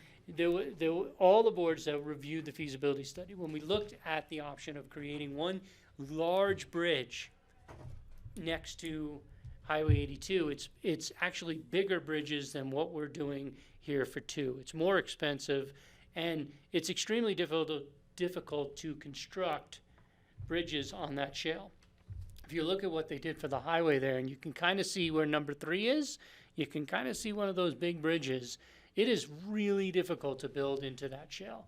And so due to that, and the fact that we have the Rio Grande Trail sitting on the other side that's basically done and just could be connected to, it just made more sense to do that. It's still in the feasibility study. So, and there's still questions in the survey that open it and say, meh, I like next to the highway. We would doubt it because, the reality is it's more expensive than this and it's less of a good experience. But, in the end, you guys all preferred this alignment. So we might as well show the preferred alignment to the people that potentially will fund it and for the public to give feedback on that. So that's why I meant you all. You're talking as though it's a given that we're going to have a bike trail Nope. from Brush Creek to. So, No, I'm not. I am not. There is a specific question in this survey. There's a specific question in the survey saying no. Okay. There is a no option. So let me go through this. I'll show you the options. Okay, great, thank you. I just wanted Yeah. to make sure, because it sounded like you either have to choose this or this. Nope. Okay, great, thank you. So There's a none of the above. I was just saying between the two options to actually build something, the preferred option was this. Okay. But there's phasing and there's others. And so I'm going to kind of skip this one because this is all the background information, the feasibility study, the old feasibility studies, why the city is involved in this is because they have Cozy Point Ranch. They also care a lot about the hub and spoke piece of the whole city, and you can ask Matt questions on that if you'd like. But, we always go with the purpose and goals of why we do public process and why we're doing this. And so I don't need to go through the exact pieces of this, but it's really, we need to collect feedback from the variety of stakeholders that are out there and try to see what the public support is for something that is a pretty large investment. And we're putting the numbers out there for everyone to see too. And so with that, here's how we're doing the public process, and I'll have Kathleen quickly go through that. I'm going to go quick. We kicked off with a huge bang last week. There was an open space newsletter, a press release, and an article that all hit at the same time. So we just did a 3-for-1 last week in a pop-up event the same day and really drew some attention to this project. We're going to focus on hosting focus groups, both with our formation of our project interest group and additional focus groups, which I'll talk about in the next slide, and then identify elements for decision making. Are people interested in this for connectivity, for recreational use, for the different phases, the different parts of the trail? So really dive into qualitative and quantitative information as well as user data. Take a look at what's the population in this area, how does this trail affect different experiences with walking, cycling, we'll take a look at the data slide here in a minute. Our survey is going to be open for 8 weeks, so we'll review the survey results and outreach from all the different events, and then we'll report back with the draft report and recommendations. And the recommendations will include feedback from this kind of circle of public engagement opportunities. We formed a project interest group, which is about 10 to 15 people of just stakeholders who are really interested in trails and connectivity and transit in our area. We are offering focus groups. We don't have any focus groups scheduled now, but we will in July and August, additional focus groups with the neighborhood caucuses.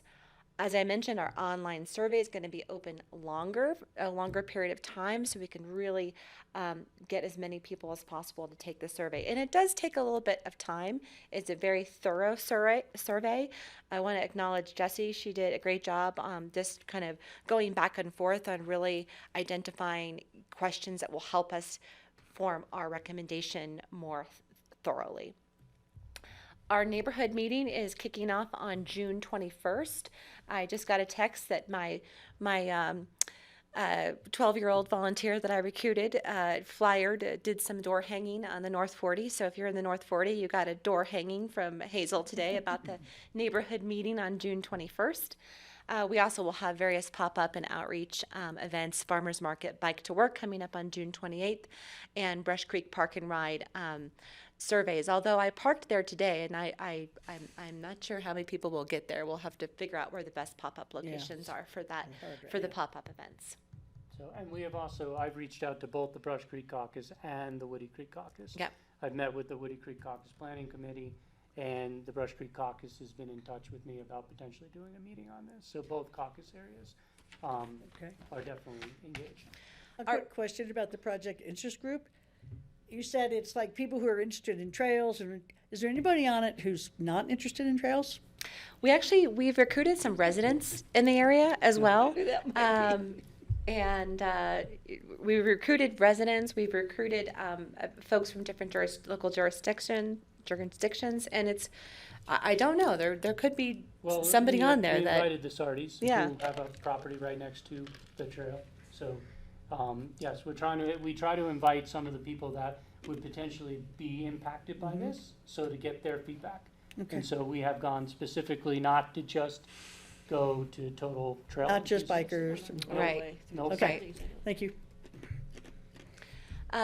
This slide is really interesting because we talked about a team. We talked with our team about what is it that we want to know from the general public, more than just do they want a trail or do they not want a trail. There's other considerations that this initiative will explore. Connectivity in the area, the data that we can get from various reports like Strava, and there's other technical systems that Anthony has to collect data. Project prioritization. How does this project prioritize against other projects that the county is looking at, open space and trails and City of Aspen are looking at? Phasing. Is there opportunities to phase the project, and what are the preferences on the different alignment should phasing be an opportunity for this project? We also have a question on the survey about funding options, and we're exploring, what's possible for funding and grant opportunities throughout this initiative. Quick question on connectivity definition. Does that include recreation use? Yep. To conflate those, I think, is a mistake. We're not, in the survey, there's two specific questions. There's one about transportation, and there's one about recreation. Okay, thank you. Yeah, separately. So is the information about how many cars it might take off the road and that kind of stuff already in, or is that going to be in the future? I mean, That is probably, I can have Anthony kind of talk to this, because that's more of the technical piece of the puzzle. And, we kind of need to get some feedback from people to see if they'd actually use this, and it would help us kind of understand I see. that piece. Okay, thanks. Yeah. A quick plug for the neighborhood meeting. We can skip over that. And Gary, we'll talk Sure. about our trails So- segment options. So here's, Francie, this is what, when you get the survey, you get this. And so you have options. Option 1's the 2 bridges. Here's the estimated cost. You can do option 2 is 1 bridge. You can ask just, hey, I just want 1. Option 3 is 1 new bridge at Brush Creek, And then option 4, no new trail connection. So if you do not want it, you have an option to pick, and you can do that. But some people, this is going to kind of give us an understanding of, and we have extra questions in here about paving the Rio Grande, because, some people might just say, let's do the Brush Creek Bridge and pave the Rio into Aspen, and I'm good. And it saves a little bit of money because the paving costs money too. And we put that in there for that. So these are the segment options that people can choose. What about information regarding the existing connection? I know it's steep. Okay, thank you. Coming. So here's, because that's all part of this. So this is the data that we're reviewing. And so Anthony, if you want to just hit quickly on all the things that we're reviewing, because then I'll show you the Great. slide on that. Yeah, we're really taking a deep look at how people would connect to this trail. What is that actual piece? So when we talk about travel shed, we're actually looking at what is the network that connects to the trail, utilizing existing roadways and trails, not just looking at a straight buffer around the trail itself. We're actually looking at that specific network at different mileages for walking, bicycle commuting, bicycle recreation, running, different intervals for that. We're also utilizing that travel shed in combination with census data to understand how many people would be in that influence area and how many trails they're connecting to that. We can look at some existing trip data to understand how people are utilizing the existing network as it is today, and what trips may be able to be replaced from a single occupancy vehicle, or we have some big data sources that we can look at to understand them. It's a great estimate. It's not like entirely accurate to the individual numbers, but we can get a good estimate of how many trips can we actually replace if it's less than a 2-mile trip in a vehicle or pieces like that. So those are generalized diversion numbers from other locations? We find that we are able to look at some of the trip data based on length of the trip and make an assumption that if we were to create a lower stress bicycle connection, there's a potential that some of those trips can be replaced. Thank you. Are you looking at them on a seasonal basis? We can look at spring and fall, and then we can also look at weekend and weekday. And so we have general numbers based on those pieces. What about summer and winter? We can look at that data is more from the Strava, which is bicycle and pedestrian logging. We can look at it from that perspective, but the one data source that we use only has spring and fall is their piece. Okay, thanks. Are we assuming would there be minimal winter usage on this trail? Well, the winter use, yeah, because it really will depend on, are we going to plow this one or not? I mean, Nordic is a big consideration here. So, there's potential. We're already seeing I already got a comment that people want this so they can access the Nordic Trail on the Rio Grande and not have to drive to the Aspen golf course or anything like that. So, yes, winter use will be much, much, much lower. And right now, we're not necessarily. We're going to bring the options of this is what it would take to plow this thing, and will it actually, what would people use this for in the winter is kind of, we'll do it. But then to go to Patty's question this is where you look, existing trails, 2 bridges, ABC only. So here's your trail elevation profiles. Here's the trails you have to take, the lengths, the elevation differences. So this is what you would see, and this will be all available online to be able to do. But this kind of shows you what it takes today to do, to go from the Brush Creek Intercept lot all the way to Aspen. This is what it takes you, and elevation-wise there. If you did the 2 bridges, this is what it takes you to get to that point. And so this is going to be something for the public to see and understand of what the change is. The people who live at North 40 and the ABC, and the people who live at Brush Creek and W/J already know it. But the general public overall doesn't necessarily know it. And what about if we just expended money to improve the grade in the existing trail? Because I know that's an issue for a lot of people because it's so steep. Well, that's the biggest problem is that we did it on the Aspen Mass Trail already. We did what we could. I remember what we did. We did what we We could. did what we could because it's such a drop and we don't have enough land and you can't just zigzag this thing down hugely steep. Rather than steep spend slope. 25 million on a new trail, maybe we could spend 10 on the old trail. Well, and so we've done all we could do to the old trails. Okay. I mean, I remember when we did that. well, we did. We're improving the Stein Bridge right now. We improved both of those trails up and down. There's only so much you can do when you have grade changes that are so massive in such a short period of time that unless you really want to zigzag it like this and do some major construction on hillsides, you're not going to get to an 88 grade. Put in a Skittles and they can just load on a gondola and go up and down. You're dealing with a whole, I didn't say How Skittles. far back is it from Brush Creek to the new bridge that we're already putting in? The Stein Bridge? We're not putting in a new bridge. Up The bridge at by, Aspen yeah, Village. Aspen Village. Oh, 5 miles. 5-6 miles. But it's pretty flat. Well, but it's all on the highway. We don't have a trail to connect it. You would But we have, could. Except the Rio Grande.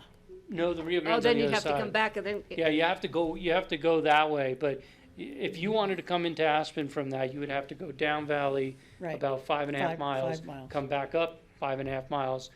I really doubt anyone would do that. To commute especially. I mean, a commuter would Yeah, okay. definitely not.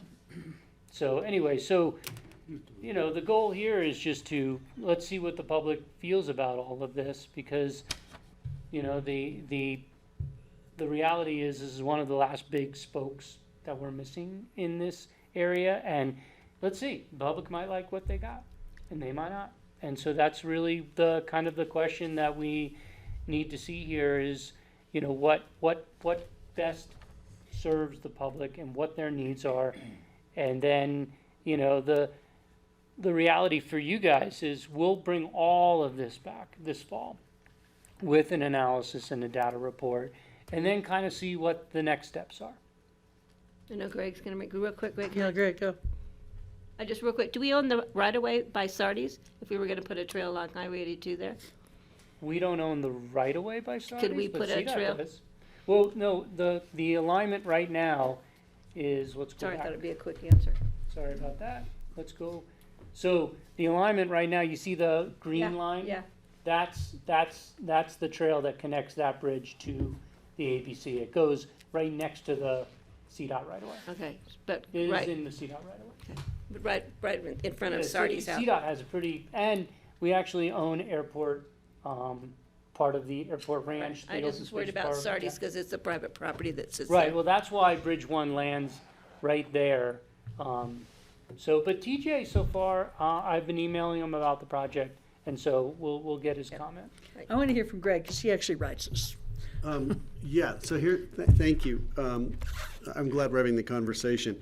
I'll share my experience as a commuter from Brush Creek. I live right, you can almost see where my house is, on the far right edge of the property. If I'm riding into town and I have all the time in the world on my e-bike or my road bike, I can ride down Smith Hill or down the bike, to the intercept lot, down the bike path, down Smith Hill, up the other side, up the Rio Grande Trail to town. No big deal. But usually I'm in a hurry. It's like, I gotta get to my meeting. So I get on the highway and I ride through Shale Bluffs. It's the 2 minutes of terror, which is the whole thing we're trying to avoid here. It's right across Shale Bluffs. And my concern is, even if these bridges were built, I'm not sure they'd save me enough time or be efficient enough for me that I may choose to ride the highway anyway. And if you're going to be a commuter in a hurry like me, you may choose to be on the highway anyway. That's something I wanted to bring up. So you'll be out of office soon anyway, so if you get caught. If I get hit by Yeah, a but semi, people don't yeah, choose it'll be to, a as good commuters ending. to write it now, so why would they choose So to write it in the so the future? questions, the thing that I'm most concerned about with your survey here is that your questions may not be thorough enough. You may not be putting every option out there. Because if I was looking at your survey, I'd say, well, you're giving me a choice between one $20 million bridge and another $20 million bridge, and I wonder if there are other options. And as we've discussed this, but I think I want to know more, and I also want to know what else might be possible. So the first one, the easy one is, could we put the ABC bridge closer to the ABC? Is there any benefit to that, or is it a wider span, or is it much more expensive? But why is that bridge all the way down by Sardi's where there's really no, that's one question. The second question would be, I still can't get over the thought that we could possibly talk to CDOT, go into business with them scaling Shale Bluffs to eliminate some of that constant rock fall, and try to maybe go back in and scale it some more so that we could have a slightly wider section through there. Scale that for 1,000 years, man. Well, right now, like if you go out there today, you'll notice there's a new slough that's already almost out to the lane. Like I'd have to ride almost to the white side of the, of the white line to get around it. I didn't ride my bike in today. But I'm just thinking, this is a continuous problem. It's going to go on forever. Perhaps we ought to get with CDOT and try to figure out how to solve that, because that's a highway problem as well as a commuter bicycle problem for idiots like me. They created those, they scaled it and Put the created, fence put the netting on, because they, trying to scale that thing all the way back. I mean, it's just all shale. And so, yeah, I mean, that's one of the reasons why CDOT is very hesitant to do. And well, to answer your first question, we're gonna put a fact sheet on why the ABC bridge was chosen where it is, because there's a lot of factors that went into that. Right. And we'll put that fact sheet on for people, because you're not the only person who asked that question. And it's in the feasibility report, but no one wants to read that. So we're just gonna make a fact sheet to show, here's why that bridge was chosen. Here's why the highway wasn't chosen. And because we've looked at all of that, to do a massive scaling, we looked at Steve's suggestion of tunneling, and it's an extremely difficult area. Shale, as you all know, is an extremely difficult material to work with. And trying to scale that CDOT feels like they did what they needed to do, because now the big stuff's not hitting the highway, it's just hitting the shoulder. Right. And so, but then it makes it extremely dangerous. I would definitely recommend you getting on this trail if we built it, then going through that. But what about the other side of the road? I may be the only one. What about the east side of the road, though? If we had a barrier and we had a safety net on the outside and we incorporated that rather wide shoulder on the east side of the road for bikers. I mean, I have a friend who rides this all the time, and he tells me he just flies through there and it's over. And, Going head on into the traffic. If you want to encourage somebody to get off the bus, like who might want to take the bus up to Brush Creek Park and Ride, get on a new electric cycle, like they are not going to ride that on the highway. Why not? Unless it's safer. Well, I will never ride that on the highway. To save you time, we have all the answers to that, because we've already, we discussed all of that with CDOT and looked into what the cost is. There's a lot of, it's not as easy as just creating a little barrier in front of it. It is a pretty significant issue because of the fact that that's a breakdown lane, that's an emergency lane, and there's no other place to go for that entire bridge section. And how much weight more can you put on it to put the barrier on it? So we're gonna have all those little fact sheets. Okay, great. And if you still have questions, I'm happy to answer them, but we looked at all of these pieces. And, in the end, it's really, it's like, this is, we have the Rio Grande right over there. It's 2 bridges to get back and forth. It's really, it's pretty much, it wouldn't be that far out of your way compared to the highway, especially since the highway, the right side of the highway, the up valley side, without the shale, would be okay. The down valley side has all those drainage things, and it's really close. And, trying to create a safe barrier is not easy. And that bridge was not built for different uses. I wish, if we could go back 30 years ago, 25 years ago when they did this, if we just built that little bridge wider to include that bike lane, we wouldn't be here today. Yeah. And I guarantee you it would have cost 1/5 of what it does today to add that. Graham? So, I don't think we ought to be encouraging anybody to ride on the highway. I think that's a suicide Except for thing, and Greg. I ride a lot. Except Anyway, for, except for Greg, did you say? there's one aspect, though, of the Yeah, two-bridge that's option Until the last commissioner that I dies, right? think is really important. It's not a connection from the ABC to Brush Creek. It links the two sides of the gorge. And so it opens up somebody from riding from the ABC connecting to the Rio Grande. Somebody riding from Snowmass Village can get to the Rio Grande. So I look at the two-bridge option as creating all kinds of different trail opportunities, whereas going along the highway is just connecting 2 points. And I think you'll see when Gary is right, the numbers, the distances, everything, the aesthetics, especially if you're on the highway, you probably need a chain link fence to keep, debris from, it's the aesthetic experience would not be good. So I think it'll be very convincing that the two-bridge option is better. Given the high price of this thing, I think a lot of this is going to come down to how much of this is recreation and how much is commuter. It's going to be hard to justify this kind of cost if it's just recreation. That's a critical factor for me, right? Yeah. For me too. And how, can we look at, we cycles at Brush Creek lot that's getting improved. Would people use those to get to town? How many minutes is that? Is that 6, 7, 8 minutes? What is it? So that's going to be pretty critical, in my opinion. And then my last comment is I think it's really hard to get the respondents to this survey to weigh in the cost factor. I mean, it's really easy to say, yeah, I'd love to have that trail. Oh, yeah, Pickens County can afford that. So this data could come back, oh, yeah, great, let's have a trail. But Yeah, I that's would why respond. we I'm decided. okay with that though, because I sort of feel like I don't think we have to assume that we have to absorb all this cost either. Because I do really think there's like a lot of focus and transportation funding on multimodal transportation. Like there's a lot out there that we can pull down for something like this and split among EOT, split among open space. Like I don't, this isn't something that I personally view as expecting to come entirely out of open space funds, and I would be very unlikely to support that. I think there's a cost beyond the money, though. There's an environmental cost to building 2 bridges on the Roaring Fork, and that really bothers me. That's my biggest objection with this, is The 2 scenic- more bridges across the Roaring Fork for a handful of bikers. So I'll be really interested to hear how many people are going to use this. And Well, the scenic impact of putting those bridges across the Exactly. Roaring Fork Gorge there, Yeah. because that's a beautiful, beautiful gorge, and we're going to have 2 bridges. People complained about the solar impact of seeing solar. How are they going to feel when they don't ride a bike and that beautiful gorge now has 2 massive bridges on, crossing it? Steve? So that's another impact we need to be considering. So for recreational riders, we already have a trail. We might need to build more up Smith Hill area going up McLean Flats Road to get onto the Rio Grande. Would be fairly inexpensive to do a separate trail there.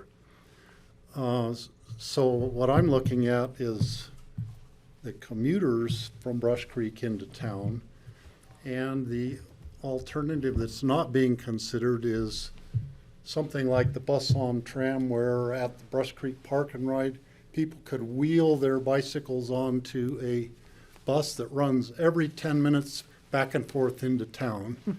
They could wheel their suitcases going to the airport onto the same thing.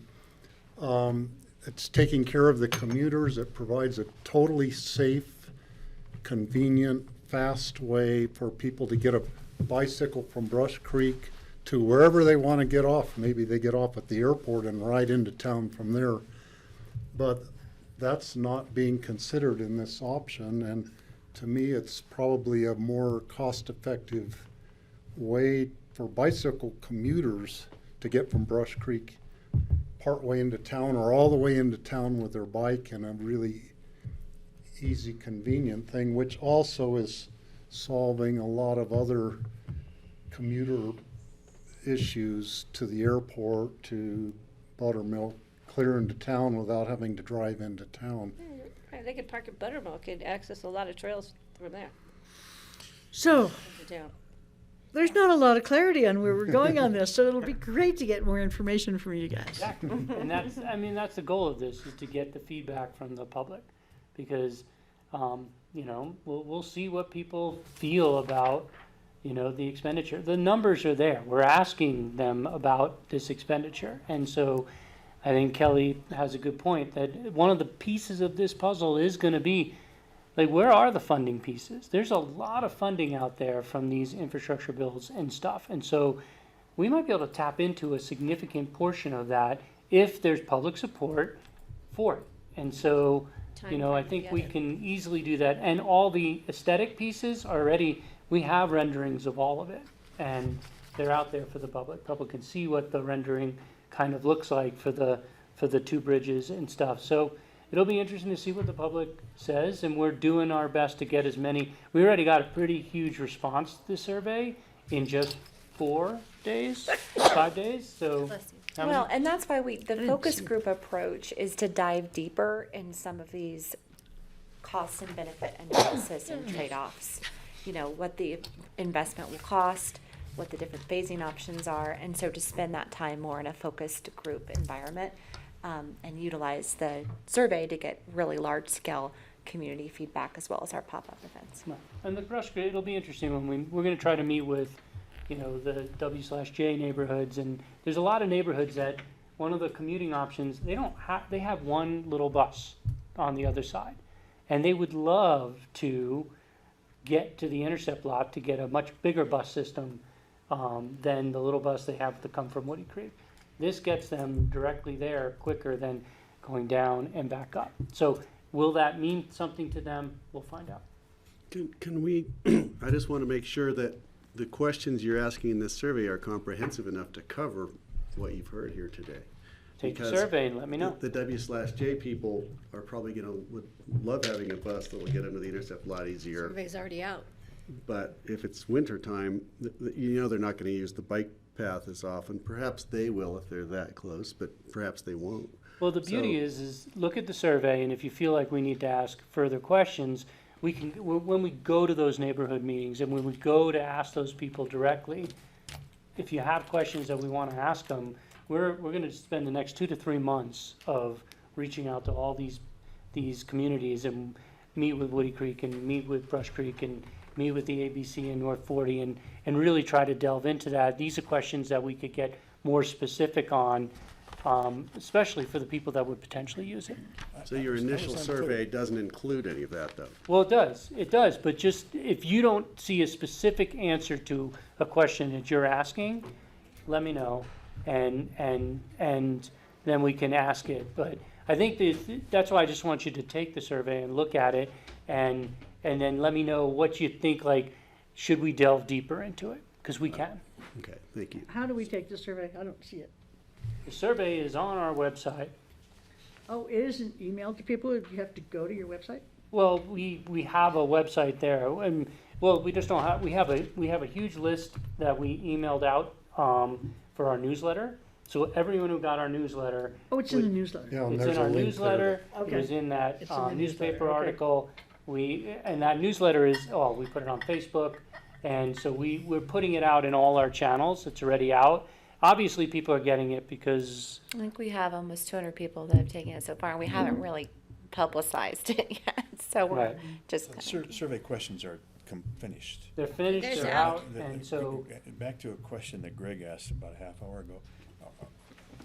In terms of use of various links, will it disaggregate for winter and summer? It's not gonna to be honest, this is not, the winter piece is not the biggest piece for this. This is, you know, this system is, do you think, like, when we talked to the open space boards, you guys said there will be no winter use. And to be honest, we're looking at, would you use this at all? And to get people's feeling of, will they use it at all? And so winter is such a difficult time for any of our trails.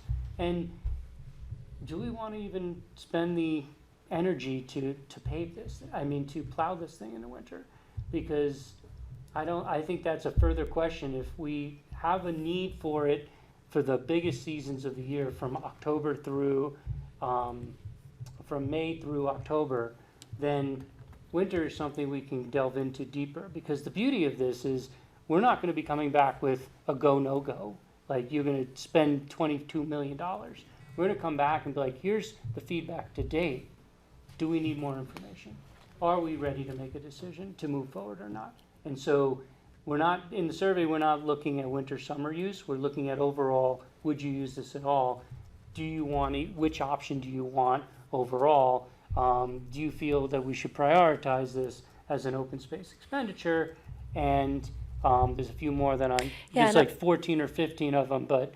Well, I'm hearing from this board too, that data on commuting, what people use as a connector in commuting is a priority for this board to take a look at. Well, especially if you want to look at EOTC money. And we do have a question specifically related to that. And Yeah, definitely. for I think me, because- if it is seen as a potential success as a summer commute and there's no potential for the winter commute opportunity, then it's moot.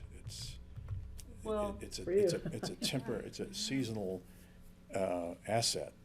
So that seasonal asset has very little value in terms of its commuter diversion potential. The reality for winter commute is, are you, like, when it's snowing and it's all that, are you gonna get people out that far? I'm I not don't know. disagreeing with you at Right. all. That's my point, actually. Right, but the reality is what we found is, you basically have, all the way from April to November, when this is pretty much melted out and ready to go.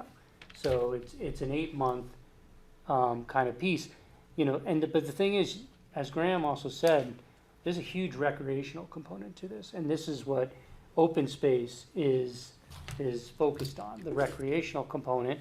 The commuting component is something that the EOTC and others are very interested in, and so I there's can't two be pieces. blind to that deficiency, even though it's not my No, I'm not saying that you don't have to be blind to it, but it's not, but you can't, I would love you guys not to just go, it's commuting only.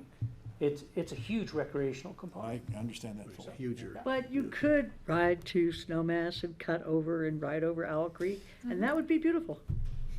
I think people will do that as they'll do that as a timed loop. Might be a nice loop. You know? Right. Can Well, you that's the send us thing the is, survey? I can't Don't find the forget to go to survey. work. Yeah. Right, if you could send. I need to run email. home and get warm clothes on, I'm freezing. Okay, yeah, somehow I couldn't find it. Do you want me to I'd be interested in. No, I need leggings. Well, we gotta put you on our I need my long undies. newsletter list. If you're not getting our newsletters, Greg, we gotta get you on And our we're newsletter. over, and I have to I'm so out recuse of from the the loop next I think meeting. Janet's I probably found it, I listening. found it in the newsletter. Okay. Do we I'd love have to see everything some we need? One You other wanna point. comment? Well, Greg sent out links to some bike trail information, which I didn't have a chance to look at yet, but thank you in advance, Greg, for that. I will read all those articles. And that was About motivated, e-bikes, if that's I a whole- could briefly, if that was motivated by driving and riding bikes around Europe, where you see multi-use roadways with bike trails right next to the roadway, and they all seem to get along. And of course, I don't know what their casualty rates are. I had a friend killed in France doing that, so I'm not real Okay, well, supportive. so of you're it. No, I not- think you're it's, not gonna ride a I bike think the either way. message is pretty clear that She's it's not either. pretty controversial here. I think some of the open space people and us it's not an easy sell for us, let me put it that way. And the goal is the staff is not trying to sell it. I know. That's the I'm just goal of warning this. you that Right. you're putting a lot of time and money and effort into this, and I think you're gonna meet some opposition. It's just like a warning, like, this is gonna be hard. Well, I think the reason, I just want to back up the one thing that we kind of skipped over, but the reason that we've been putting this effort in is because we've asked the community since 2016, I think, if this is an important connection to evaluate. And 75%, 70 to 85%, year after year, every 2 years, has told us this is important to look at. So that's why we're all That's a here. great point, Jesse, thank you. So we've looked at it, That's we why got- we're doing it. So we're looking at it. I know you're not doing it for yourselves. I'm just trying to give you a warning that, Doing it for Laura. it's tough. It was tough with the EOTC, as I recall also, so, Right, well, and that's the thing is you like looking at it, you gotta look at it both ways, commuting and recreation. And so, you know, that's what we just wanna keep people open to because a lot of people look at this as potentially recreation corner bar. And then transportation and connectivity is a huge piece of what we've been doing through our entire system. So this is just one piece of it, and that's one of the reasons why Matt's sitting here is because Aspen, connectivity from Aspen to Snowmass to the Brush Creek, and you know, the future is basically trying to connect everybody, especially with these e-bikes. You can really connect people quicker. I'm just And not Greg sure we knows have a that well. shortage of recreational opportunities in this valley. I am a little But worried. that's part of what we do. I know. I am a little worried that we won't capture the commuting benefits for those traveling from further down valley in this. And that People to who are me- commuting? Yes. Yeah, the actual you know, commuters. I mean, Well, again, you'll the see folks on that the- we want to, you know, Well, you see on those travel sheds go that through Brush Creek, Parkway we're Pine. kind of you're going all the way into Snowmass, and you're kind of connecting. You're doing 5 and 10 mile bike sheds. Should be all the way Right, down because I Valley. mean, you know, I can say when a Castle Creek Bridge project happens, people are going to be looking for any way to not be on the road, you know, and I know that this is a permanent solution for something that is a temporary, it would be a very significant temporary problem, but road construction happens every year here, it seems, and, you know, looking for any way to get on a bike path as opposed to being on the road, even in a bus, is an advantage. And we'll put the cars on the bike It's an advantage path. for Brush Creek down. You know, I mean, our concerns about commuters and stuff is very up valley centric. You know, for somebody like me who commutes from down valley and the other 11,900 cars that come from down valley, we would love to see less traffic in Basalt or El Jabal Or or, going you into know. Glenwood. But it's very much focused Brush Creek in, just saying. That perspective, you know, makes it a little bit like, so we're gonna take 25 cars off the road from Brush Creek to Aspen. It's like, it's a hard sell from somebody for down valley. Well, the survey is open to everyone, and Oh, I we're- intend to take Yeah, it. but I think Yeah. you should put it in the shelters all the way to Glenwood. What? Get people from Glenwood to take it, those are the commuters. Well, the survey has a demographic question to get people where are you from? Boom, But boom, I mean, boom. but we need to promote it, so Oh, they know promote to it take in the Glenwood. survey Yeah. down Valley. Well, Not thank at you guys 27th very Street, much. because Thank you, nobody's guys. there anymore. Thanks, Gary. Sorry You're to welcome. give you such a hard time, but kind of feel like He that's my expected job. it. He knew it was coming. All right, Madam knew it. Chairman, We may need to I- adjourn our Well, meeting. we have a We need few to more adjourn. things before we have our break. Francie, No, they no, need- they I need have to leave adjourn. because I need to recuse myself. Second. All in favor, aye. All right. Thank you, guys. We Aye, guys. appreciate all Thank the you so much. collaboration very much. We love our joint meetings with Actually, you. Thank Francie, we you. had a break at 2 o'clock, I'm gonna take a 15-minute break here. and I am recusing my, okay. Okay, well, I'm losing my whole board, so we're taking a break. So let me- 15 minutes, Andorra.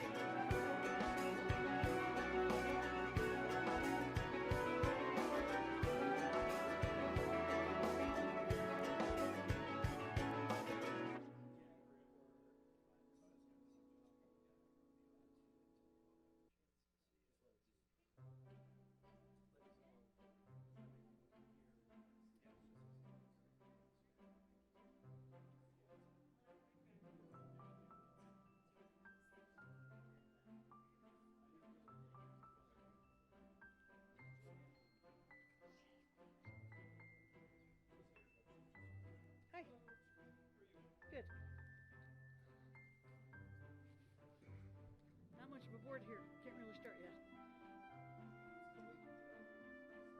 Oh, you are? Oh, where's our IT lady?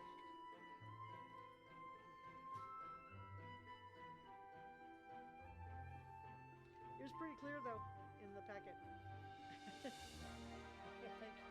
No, it's not gonna work to use the Superfund site, the Superfund money. It was very clear.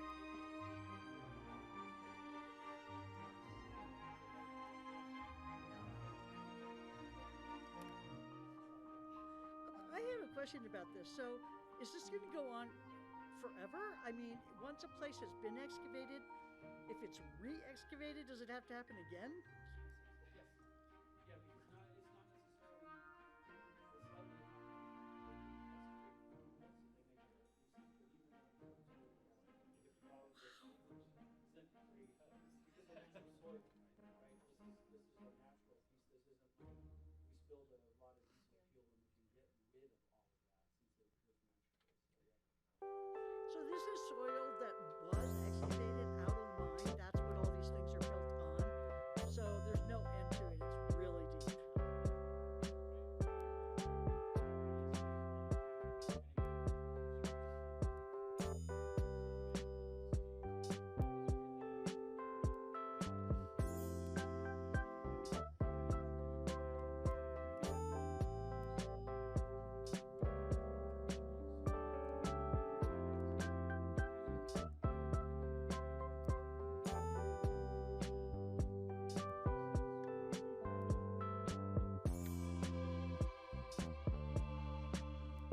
Yeah, it's too built on top of it.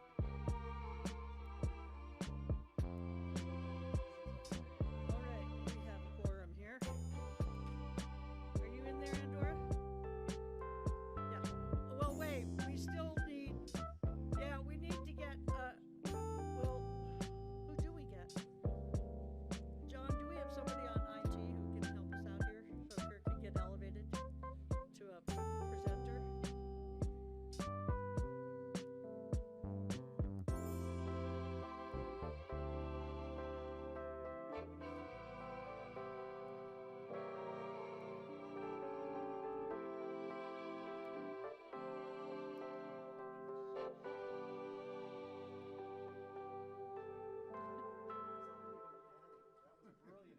Yeah, but you gave Phillips to me.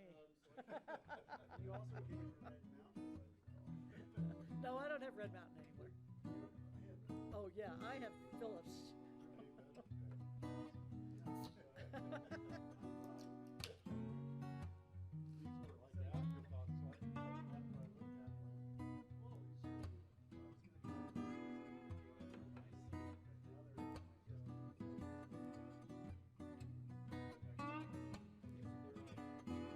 I don't even see you on there. Have you already been elevated?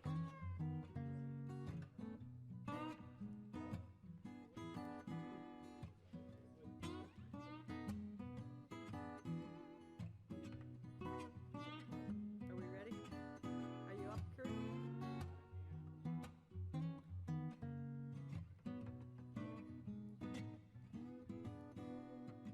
Yeah, you are. Okay, Andor.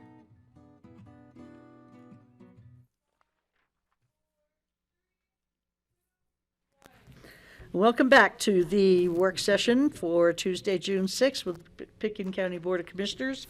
We are now going to talk about the Smuggler Mountain Superfund soil disposal fee follow-up with Kurt Dahl. Hit it, Kurt. Afternoon, Kurt Dahl, Environmental Health Manager for Pitkin County. I'm Tom Dunlop, the Smuggler Mountain Superfund Site Manager for Pitkin County. And online we have Jordana Sabella, who's the Public Health Director, as well as Brian Pettit, the Public Works Director, and Kathy Hall, who's the Landfill Director. So if we have questions for them, they're available. We're here today to talk about follow-up to a February meeting we had with the Board of County Commissioners. Tom and I came with Kathy to talk about a change that the state made to the landfill regulations. That change required the soil that is coming from Smuggler Superfund site to be redesignated as bevel waste, which goes in as the trash. It had previously come in as cover soil. And because of those changes, the rate of the disposal fee changed. So when it was cover soil, it was $15 a ton. And the new fee for bevel waste is $67.25 per ton. So it's a pretty significant increase in cost. At the time, the BOCC asked us to look into a fund that we have that we use to manage the site, pay for the management of the site, as to whether or not we could use that fund to subsidize costs. So this is a follow-up talking about that thought of, subsidizing. So in doing some research, Laura Maker with the attorney's office looked into whether or not this fund that we have, that's called the Smuggler Fund in short, could be used to offset the soil costs. Her determination was it could. We also end up with letters that Tom Dunlop found previously from the State Health Department indicating it could be, as well as we had a discussion with the State Health Department head of the Superfund site, and the state is allocated to give that permission. We have verbal permission from the state that we could use this fund for subsidizing, and then we have submitted an official letter to the state requesting that just as a backup if the board will desire to do that. So, so what I'm going to do today is talk a little bit through, give you a little bit of background, give you some information on revenues and expenditures, kind of an average cost of what we think was the changes are going to have, so that we have some examples of how much this costs. And then we actually threw in two options, right? John likes to call this a right versus right discussion, and so he thought the best thing to approach this was to actually talk about the two different options we have, whether or not to use it or whether or not to not use the fund and actually not subsidize it this way. So the last slide, we talk about those two different options and the implications of either using the fund to subsidize or not. So the Smuggler Superfund site, every year we send an annual letter to all of the property owners. That just reminds them of the site itself and the requirements that we have in the site, that if you dig soil more than 1 cubic yard, you have a permit that you're required to get. So there are about 740 property owners in there. 240 single-family residences thereabout, and then 27 multifamily structures, which is Centennial or Hunter Creek complexes. So number of sites, and they vary tremendously from, the multifamily, there's free market housing, there's affordable housing, 2 trailer home parks, the racket club. So we have a number of different uses here. In 1986, the Environmental Health Department was managing the Superfund site, and we created a fund that is funded through what's called Hazardous Substance Recovery Response Fund. Thank you, Tom. I keep doing that. That is a fee that is charged. Everyone who takes trash to this landfill is charged a fee. Right now that is 5 cents per ton. And that 5 cents then goes into a smuggler fund, and that fund is then used for our department, environmental health, to manage the site for any costs we have with staff time. Tom right now is a contract employee who was the environmental health director when the site was first created. He now works for us solely, or not solely, but mostly for site management as well as training. And then we also keep funding behind in case we need an emergency response to protect the health of the community or the environment. So if we had a situation where we needed to move soil immediately, this fund is there to actually help us with getting that response going. It may not cover everything, but we're not trying to figure out where the funding would come from, and that can be important when you're dealing with emergency response. So in the past, that's how we've used that fund. Right now, we're talking about the fund because there were at least 10 years, maybe longer, where my department, before my time, was not spending money out of the department. So we have some savings in that fund right now. So part of what we're talking about, and the reason that we had this question, is because there's a fair amount of money, and I have another slide here. It's about $457,000 in that fund. So in thinking about whether or not we can offset the costs, that was part of the reason why we did that. So, little history on the fee itself. So, the disposal fee and the reduction in the disposal fee, and the reason it came in is cover soil. in part was because back when the site was first listed in the 80s, property values dropped to almost zero. And part of the intent in bringing this in at a reduced fee was a way to help with the property owners on the site to reduce some of their costs and reduce some of that burden, knowing that, you know, the reduced in property values was a significant impact to a lot of people there. Obviously, that isn't what's happening nowadays. Property values are pretty significant as the site has been delisted. So the other piece in background is, and when you live in Smuggler right now, to dispose of soil, there's a permit that's required. That permit is unique to the site, but in terms of disposing of soil, say if you lived outside of the site, the burden really is comparable. There are different processes. So on Smuggler, you get a permit. That permit doesn't require you to get any kind of testing. We don't require that because previously when it was being listed as a Superfund site, we did thousands of tests that actually characterize the soil. And because of that, the state has said, we know what's there. We don't need to characterize the waste to take it to the landfill. So there's not a testing requirement, but there's a permit requirement. If you live outside of Smuggler, you're not required necessarily to get a permit, but you do have to test to show Kathy at the landfill what's in the soil so that then she can put it in the correct place. The cost is not different. The bevel waste cost is the same whether you're inside or outside, so there's no longer a cost difference. There was previously when it was coming in as cover soil, and Smuggler residents were paying $15. So they're now coming in the same way anyone else would come in if they're under the bevel waste and paying the same price. So.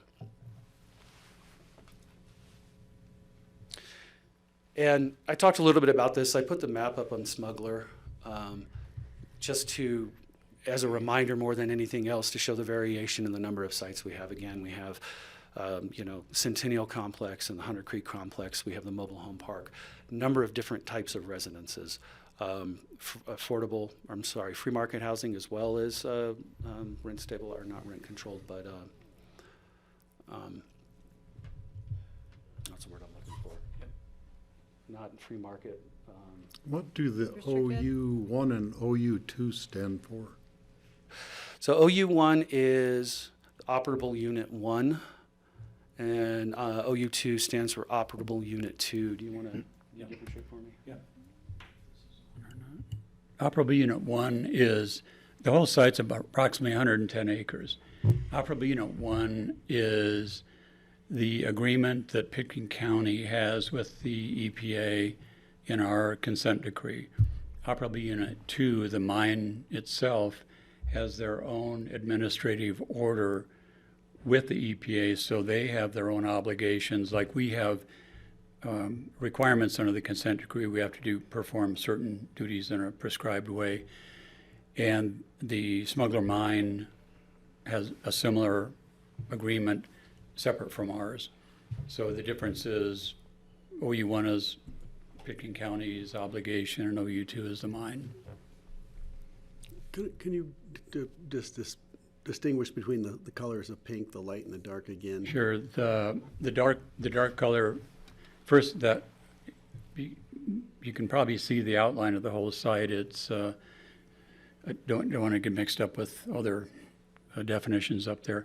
The dark pink color is soils that contain 1,000 total parts per million of total lead that has not been remediated in any way. The lighter color, pink, are soils that have been remediated, meaning that they've taken steps to prevent direct human contact, specifically children ages 1 through 7, from having direct contact with the soil.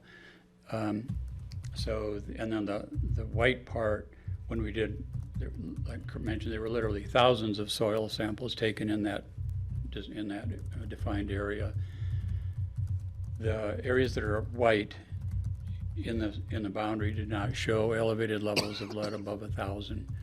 It doesn't say that directly below that there might be more, given the way that the mine waste was distributed. It has that kind of amoebic look to it, For example, at the two mobile home parks, when those were developed, those were just rolling hills of deposits from the mining activity. So to make it flat, heavy equipment went in and just bulldoze it flat, and that's why it looks the way it looks. It's not squared off in any way. Got it, thanks. So if somebody is on a piece of property that's pink, they've got as long as they don't dig down too far, they're in better shape than the people who are in the bright pink. Is that correct? Well, yeah, the institutional controls that were adopted by the City of Aspen and the county commissioners all regulate how that soil is moved and how it is handled so that it's protective of direct human contact. So one of the options initially before the consent decree was signed was to, and this was extremely just burdensome and not agreeable to the community at all, was to remove all the structures, all the trees, all the utilities, and scrape that whole area 4 feet down, haul it all away, and then rebuild that part of town. So, When was that? I'm sorry? That didn't happen. Yeah, when was that proposed? In the mid 1980s, early 90s. Okay. So that obviously that was not acceptable to us or the community. So we ended up with strong institutional controls rather than that type of a massive excavation. And it puts the burden on the homeowners to comply with the excavation prescriptions. And it's not hard to do. It's not a burden in any way that we've identified over the years. So if I live on an area that has the dark pink on it, if I want to excavate, move greater than 1 cubic yard of soil, and then that activates the permitting process, and then the prescribed ways of handling the soil. When it's restored back to what it would ultimately be like, that the homeowner wants it, the property owner wants it, we change the color on that map once a year to reflect properties that have changed, and they become light pink. Got it, okay, thank you. So they bring in topsoil of some kind over the, yeah. Okay, Kelly? So are all the homes within that whole red boundary in both OU1 and OU2, they were able to dump cover soil at the landfill? Yes. Previously, yeah. Yep. When they were bringing in soils, it was used as cover soil. Can I ask another question to follow up on Kelly's? I know in our last conversation, we asked, is there any way we can appeal to the state about this change? And I wasn't sure if I saw that in this report. We had a meeting last week with EPA that I have some follow-up with that, but I wasn't prepared to talk specifically about that. I just wanted to talk about the subsidy today, but we're working on, talked to Laura this morning about the conversation we had, and I think we'll do a follow-up to that here. We've got a few more pieces that we need to answer before we can totally give you an answer to that, but we're working on it. Great, thanks. Okay, because environmentally, in terms of health, if it was okay before, and it's not okay now, then it probably really wasn't okay before. Or it wasn't a problem before. Well, so we have a contaminant that's there. Contaminant, I'll use the term loosely. It's naturally occurring. I hear Laura, so if you need to say. It's naturally occurring, right? This site is looked at differently, and this is one of the pieces that was clarified, and we'll further discuss it, but it's not like we spilled something that was human-made that we can fully clean up. It's there naturally. It will always be there. Lead in our soil is not uncommon, and that's part of what's driving the need to continue. But I think that gets at what you're both asking. Mm-hmm. Can I ask for some clarity? I thought our request was to see if CDPHE would allow us to revert back to the cover soil. That's what she's talking about. Oh, well, he was talking about conversations with the EPA, so right. I just want to be clear on who we're talking to. The CDPHE clarified that it is bevel exempt. It has to come in as bevel exempt. Apologies. This we'd also been asked about a subsidy, so I didn't realize that the communication for the actual soil for cover soil had not been done. When we asked CDPHE for clarification, they came back after that meeting in February and indicated it needed to come in as Bevel waste. And we couldn't appeal them. As far as I know, We couldn't appeal to them on that. And so no matter what the EPA says, the CDPHE will still insist that we bury it? Yes, and I think that comes into, Kelly, I think the question about appealing all of this is really the larger picture of appealing, not just it's the actual coming in as cover soil, but actually do we need to continue to do this into perpetuity? Mhm. And it has to do with being a responsible party, and so those are part of the discussions that are all great. ongoing, so. Okay. Thank you. I'm just thinking wanna add anything? if we need to write a letter or invite them to come tour it, and because it really does affect the people who can afford it least that live in the city of Aspen.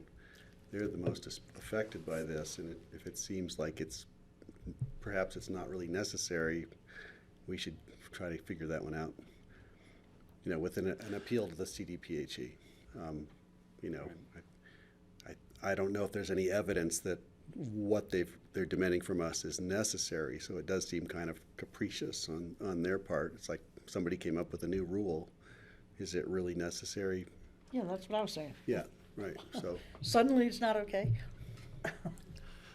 The conversation Kurt and I had with the State Health Department recently, a few days ago, which we did follow up with a formal letter on our letterhead confirming the conversation.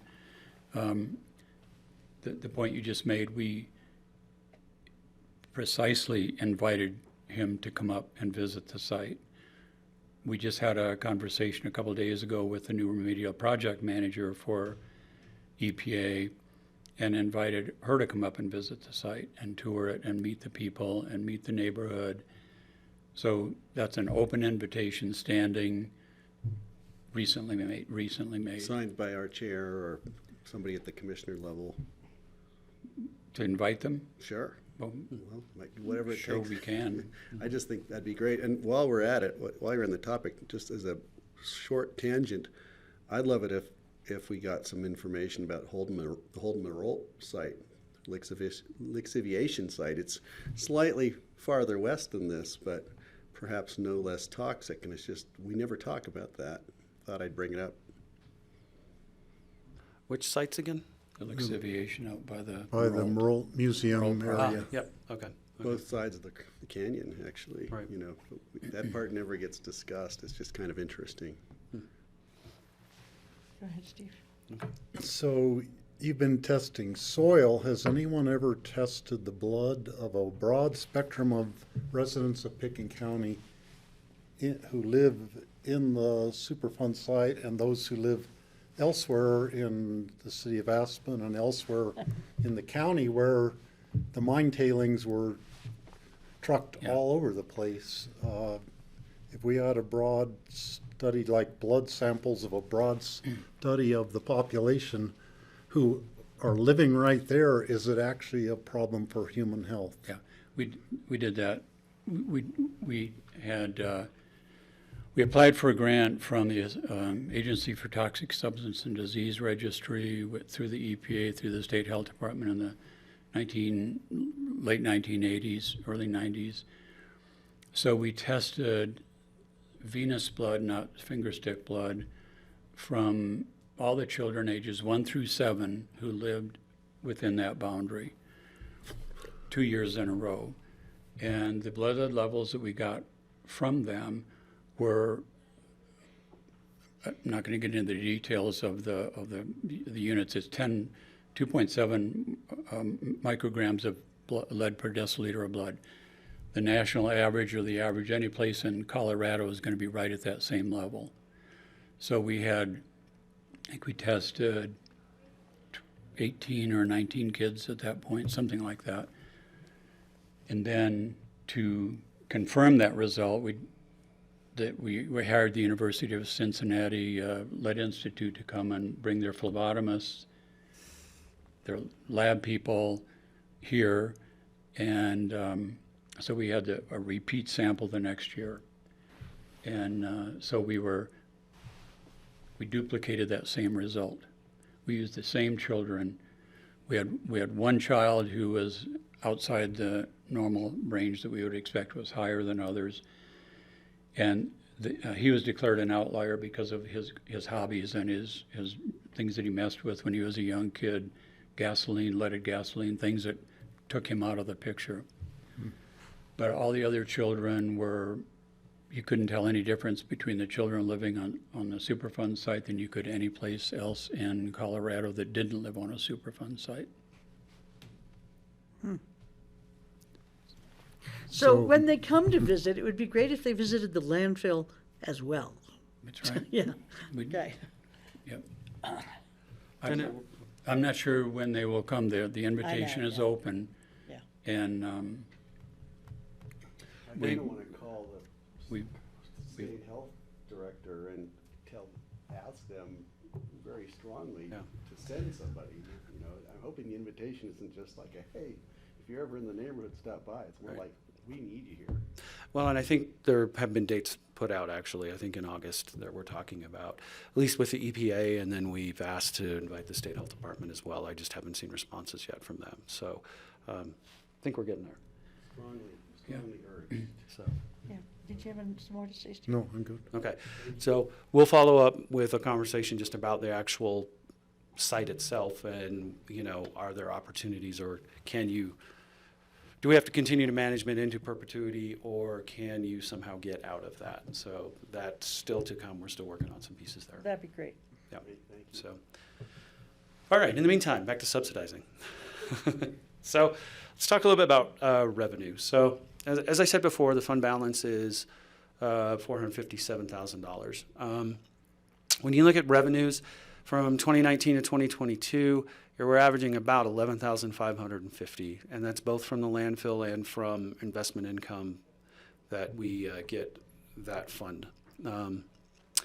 Expenditures, I only pulled 21 and 22 because 20 was impacted by COVID. We weren't doing a lot of work on the site, so there really wasn't expenditures, and so I didn't want to skew that data. But we're averaging about $30,000 a year in expenditures already. So we're spending the fund down.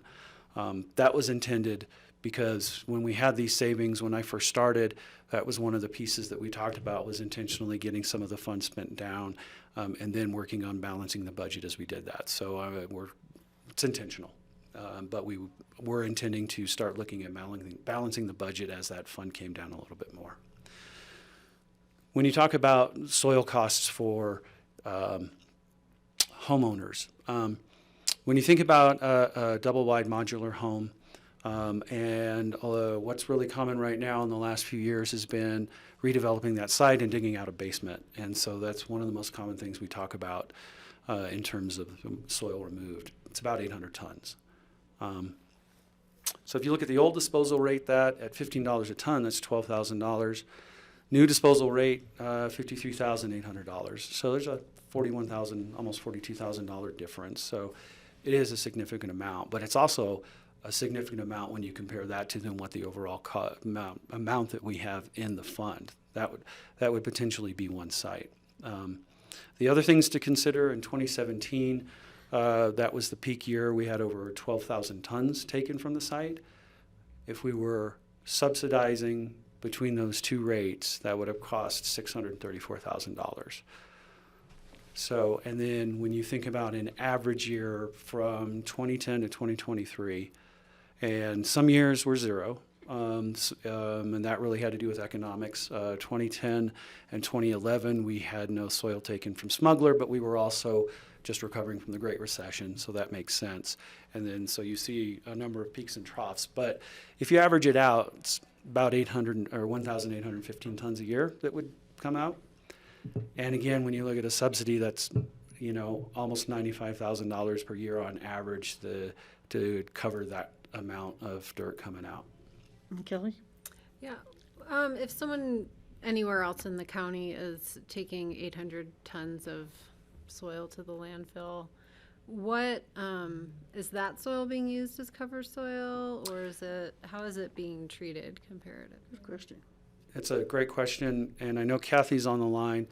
It will depend on the testing that is required, and if it is high-end lead, similar to what we have here. It comes in as bevel waste, and it's the same price. And then I don't know if they can use it as cover. I believe that the testing indicates that it's low enough that they can then use it for cover soil. So it really depends on that test that they do. It's called a T-clip. We may just want to double check with Kathy. See if Kathy wants to add anything. Yeah. Hi. Yeah, Kurt's correct. So if it depends where the soil's coming from. So the W Hotel, when that was being constructed a few years ago, that was also bevel waste, and they paid the trash rate. Right. So, yeah. But clean soil is cover, and they're paying $15. Correct. So if it's clean, it's not contaminated with lead or any other petroleum hydrocarbons, yeah, it can come in as cover, and that's $15 a ton. Okay, thank you. Do we take in more dirt for cover than we need? No, actually, we have a soil shortfall usually, but we don't need a lot of cover dirt anymore. We're allowed to use alternative covers, such as a spray-on. So we don't use a lot of cover dirt anymore. But soils can also be diverted to our soil screening pile, be made into topsoil and potting soil. Right, okay. Steve? So, in this slide, you're talking about a basement dig for a double-wide modular home.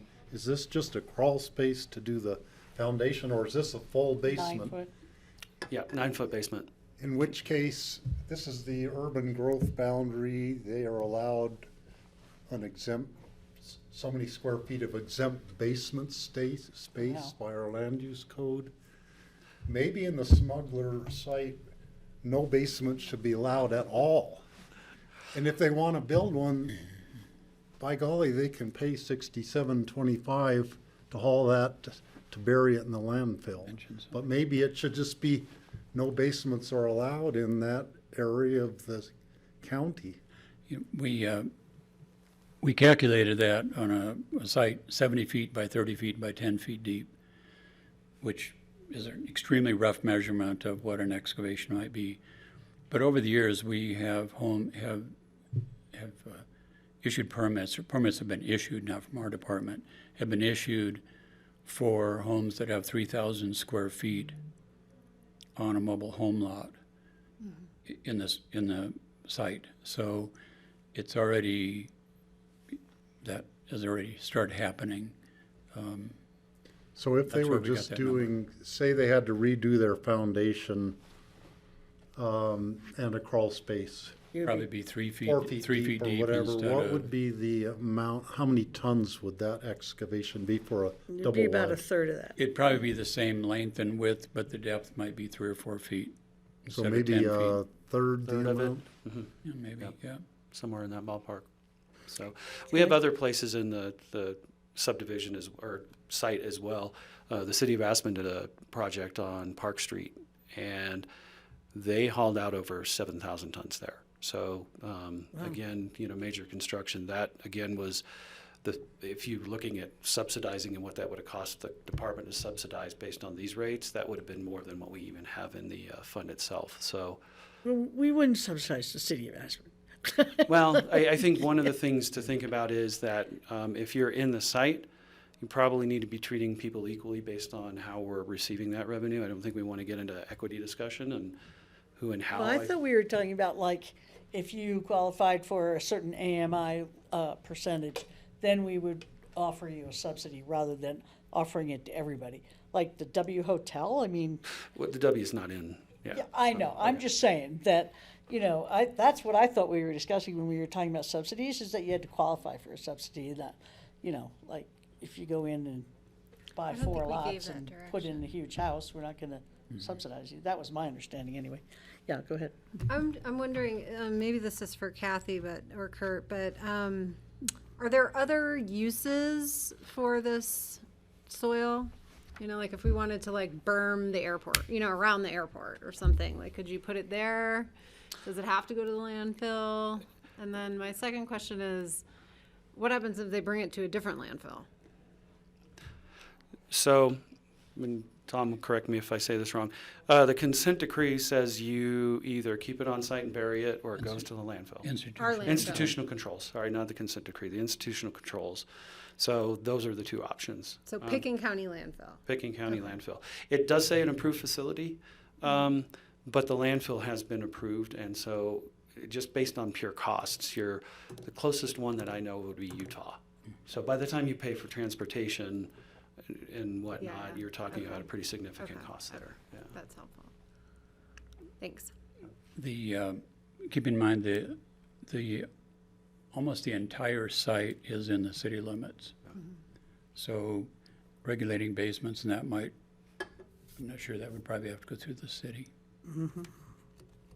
Yeah. It was all in the county to begin with, but the city's annexed it over the years. Thanks for that, Tom. That's a good point. Okay. Okay, so in terms of options, after laying out revenues, wanted to talk a little bit about, either not subsidizing or subsidizing. So in terms of not using the smuggler fund to subsidize the disposal cost, that's the staff recommendation, and it really comes from a couple of points. One, the burden to the property owners, while it's different, it's comparable to people who are off-site. You still have testing you have to do if you're off-site. You don't have to do a permit. If you're on-site, you have to do a permit, but you don't have to do testing. So there are different compliance pieces that you have to deal with, but they're different, but probably about the same. When you look at the revenues and you look at what the cost of disposing of the soil is, stumble over. In an average year, that $95,000, we would exhaust the fund in 4 years. So the fund was intended to manage the department and address getting emergencies responded to in an immediate need if it arises. So I think, exhausting that fund that quickly and having such small revenue streams really doesn't allow for us to make a recovery on that. It would also be very difficult to equally distribute the subsidy. If you remember, there were 241 or about 241 residences, and then we have the commercial sites, or not commercial, but other multifamily residential sites.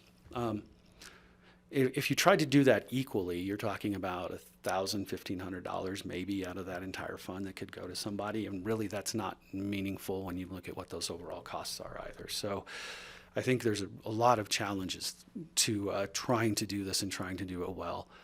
Frankly, there's not a lot of funds. It looks like a lot, but when you look at disposal costs, it's really not a lot of funding, and it would be difficult to do. The other option would be to do a subsidy. And then if the board desired to do that, staff, we would recommend that you only cover the current properties under permit.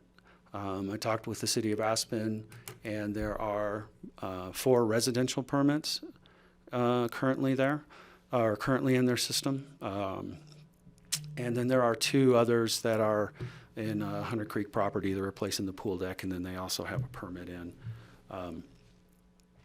to do a retaining wall. We're recommending that you only think about those residences, but not the Centennial or Hunter Creek, because those have been done by developers, and being part of ComDev for several years, I've always had this developers pay their own way. So we were recommending that if you were going to do that, at least split that out. And then again, because we don't want to exhaust the fund, or that's not what we think we should be doing, we recommended we cap it at something along the lines of $20,000 per property. And so those are kind of the guidelines that we're thinking that would make sense for either of those. Steve? Do you have specifics about the 4 permits that there are right now? Are they for people who live in mobile homes, or are they for people who are building second homes, luxury second homes, or what type of construction? And I can't tell you about second homes or ownership. I can tell you the locations. One is in the mobile home park. One is on Spruce Avenue. That's a free market house. There is one on Miners Trail, which is a free market house. And the fourth one was also a free market house. I'm forgetting the address off the top of my head right now. So those are the 4. And then, like I said, the 2 other permits are for the Hunter Creek Apartments.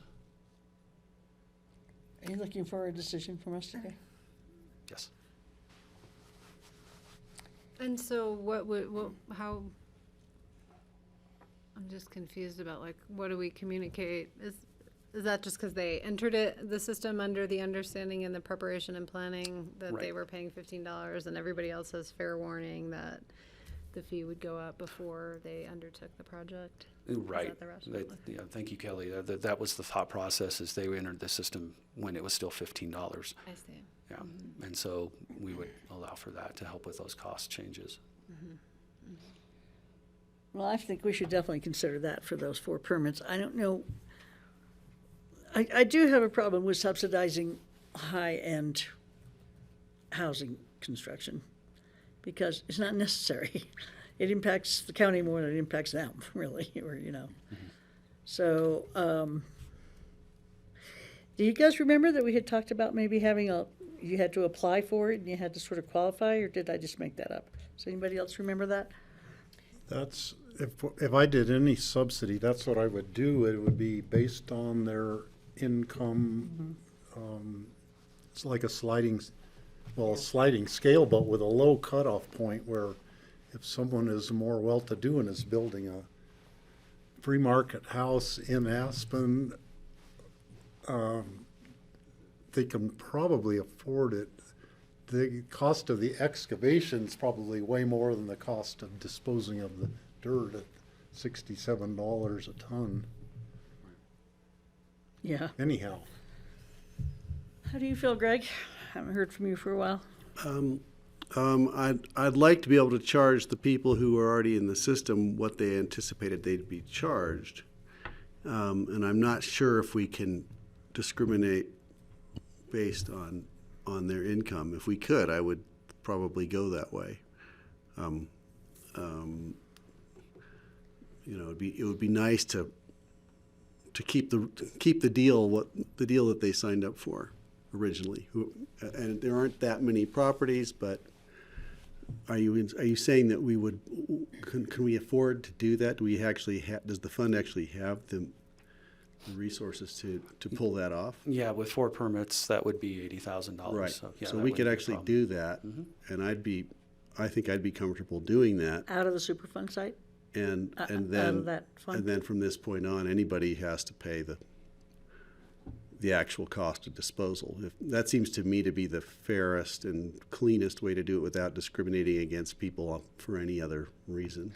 Yeah, I do think you need to be thinking about whether there's any sort of equal protection sort of argument that exists. Are you treating people fairly and the same? If you're not, do you have a rational basis upon which you've done that? Have you looked at any sort of information that would support you treating people differently? And do you have that documented? If you're talking about dealing with folks who have already been in the queue, there was notification that this was occurring via the BOCC at the last meeting. I don't think you have heard from any folks on that, folks who New applicants. are now suddenly shocked or anything like that. And I can tell you that if they lived on just the other side of the line, they would be paying the same amount that they would be paying under the current system. Yeah, Kelly? Yeah, my thoughts aren't very organized, but I guess from a very broad perspective, I think there might be a policy conversation to be had related to the cost of redevelopment specific to deed restricted affordable housing that isn't just limited to like this soil disposal, but goes more broadly properties. with the city about development permits and all of that is a little bit of where my mind goes, because we do want to incentivize people who are in mobile home parks whose homes are going to reach an end of life to be able to redevelop those and keep them in our housing inventory. So that is a little bit of a set aside. But it's hard. It's a struggle here because when equitably, I think we should treat people who live wherever they live, the same, given that this is out of our hands. This change is really out of our hands. And folks have had an advantage for a long time, which we can't extend to other people under the fund that we have either. So those are sort of the policy questions that I think I'm struggling with. I think, I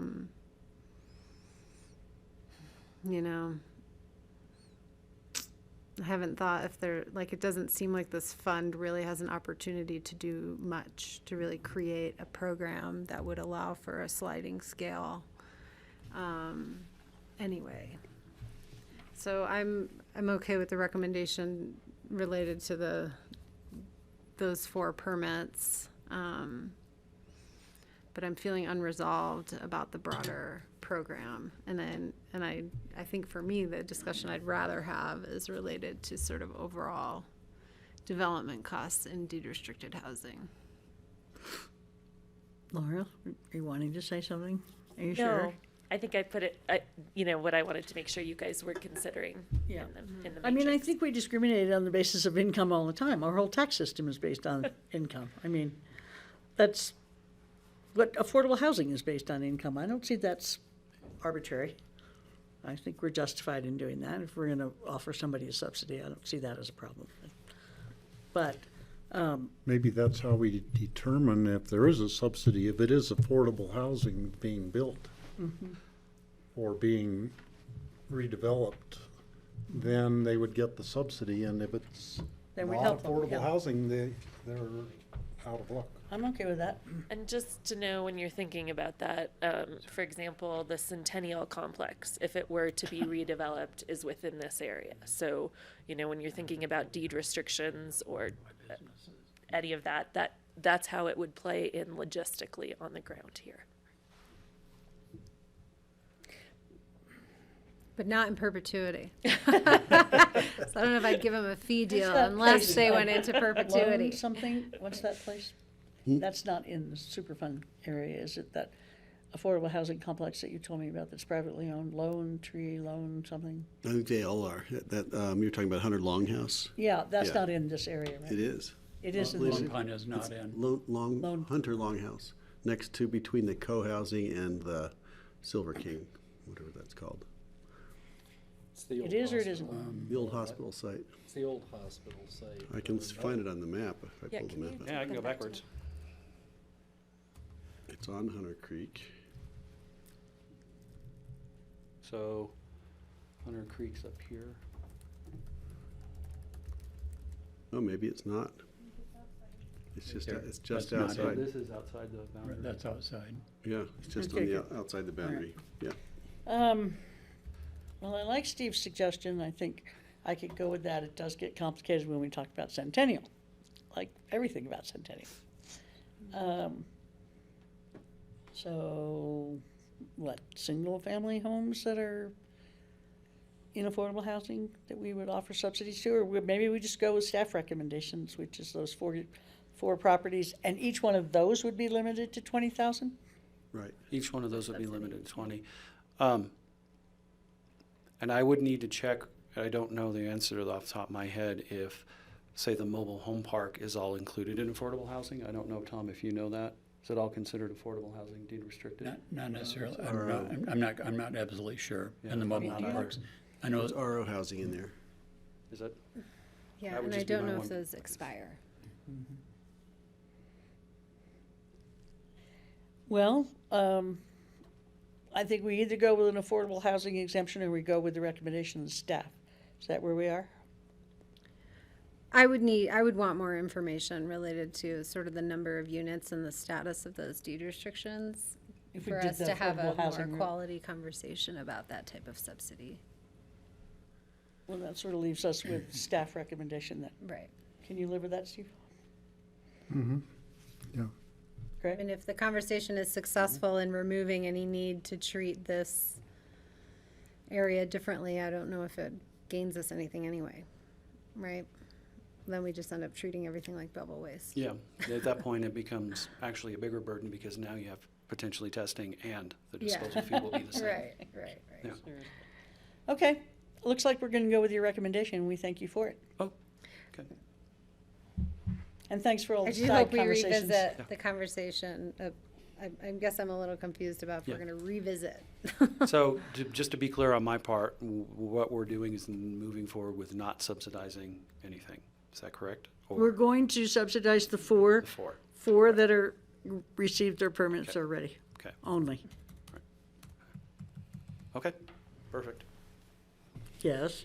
And it sounded like the board maybe wanted anything else to come back, like other thing, the invitation to I would love to see CPHE. a strongly worded invitation that we could share with Jill Ryan and the governor, and they're big on building affordable housing up here. And let's bring them up and show them what we've got and what we're doing and what we're trying to protect and preserve and how this doesn't help.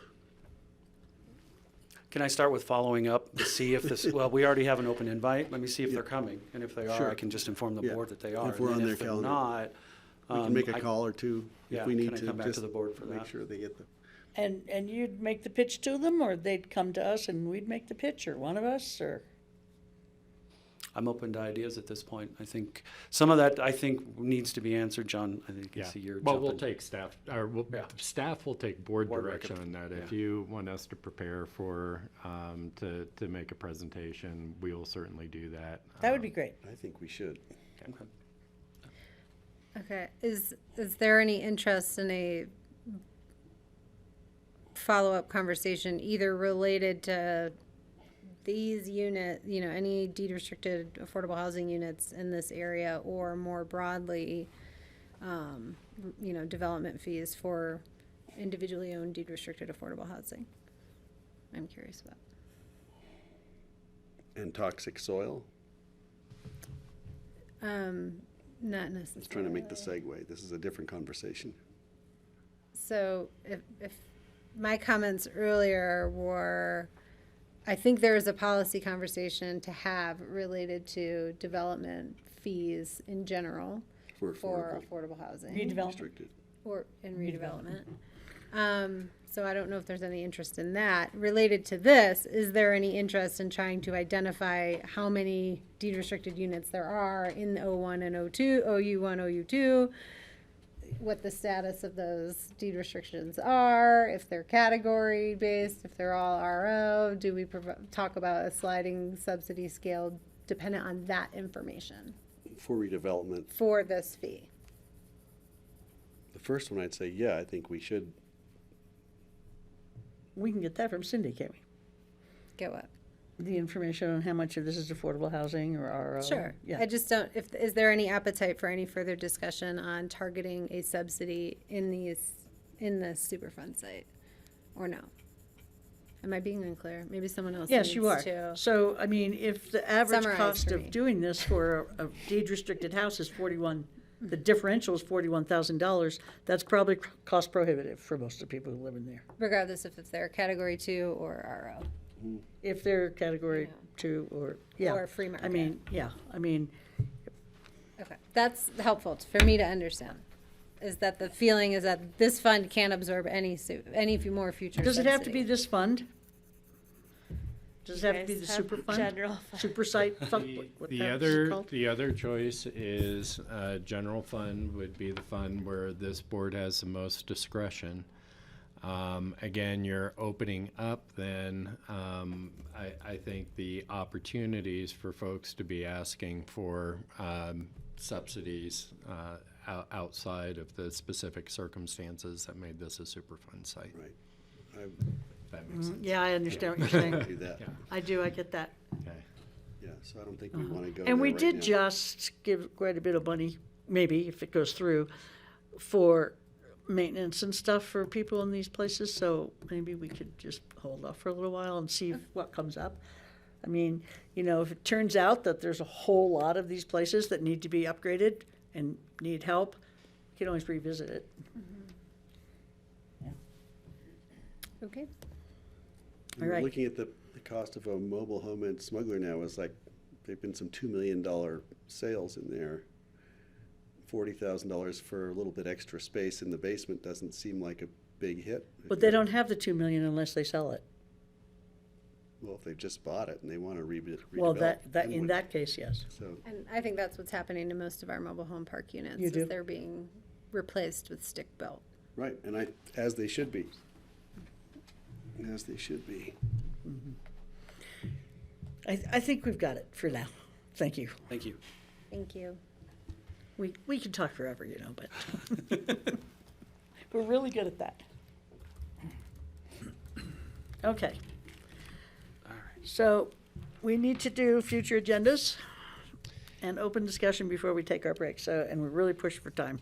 Yeah, so, and unfortunately, we have quite a bit on both. I'm going to try and go through them quickly, despite how slowly I usually speak. So, first, BOCC mini retreat. I think y'all received an email on that. We did set aside time on June 13th. It's really a follow-up to the meeting you're going to have today. So today, you're going to hear the recommendations from the Growth Committee. We're not asking for a lot of discussion or decisions, so we're setting aside time for the board then.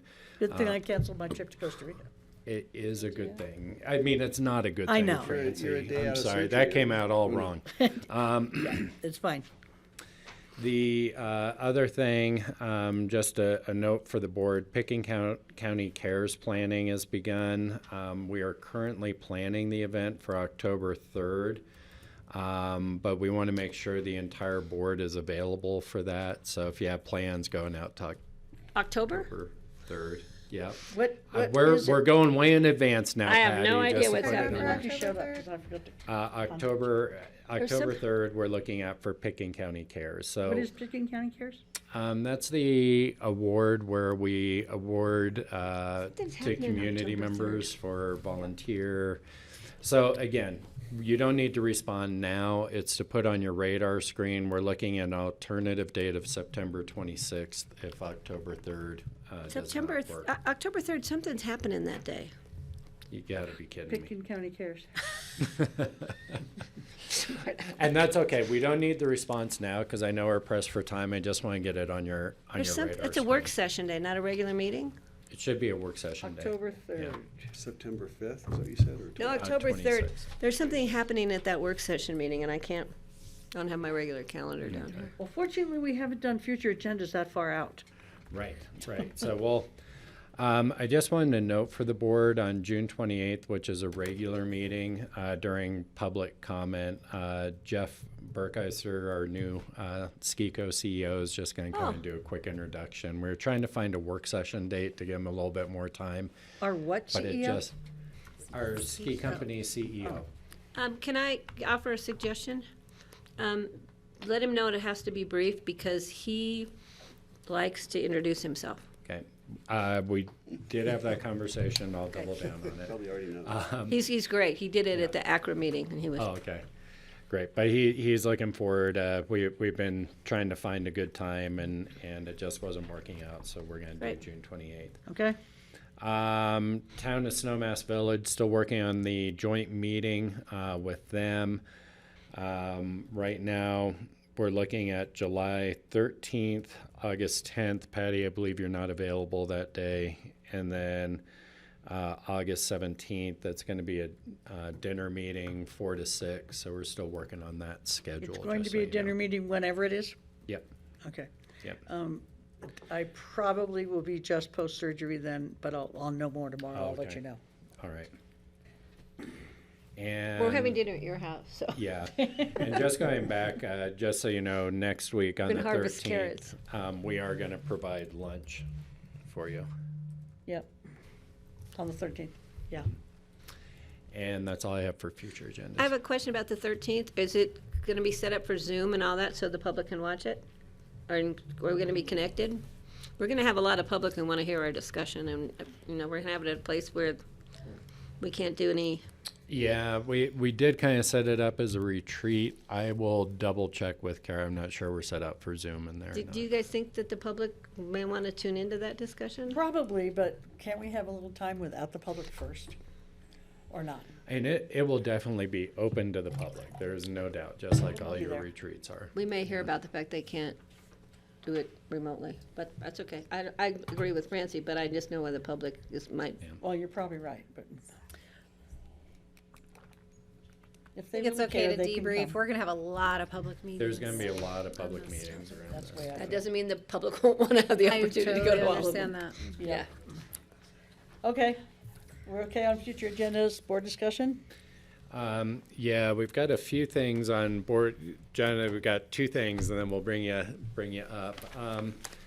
First, Suzanne, do you mind if we hit the July 4th parade in Redstone? Francie, So- before we go there real quick, there would be three of us attending at least three attending the Aqua Luncheon. Do we need to notice that? That has been our practice. I don't know that we need to as incidental to an event like that, but it's been our practice to, just to be safe, so we can. So no, we don't need to, but we typically. So it's on the 15th at noon at the Hotel Jerome, so we might want to. And we need to announce that Steve Child will be attending that. I will not. Or not. Let's go to Suzanne.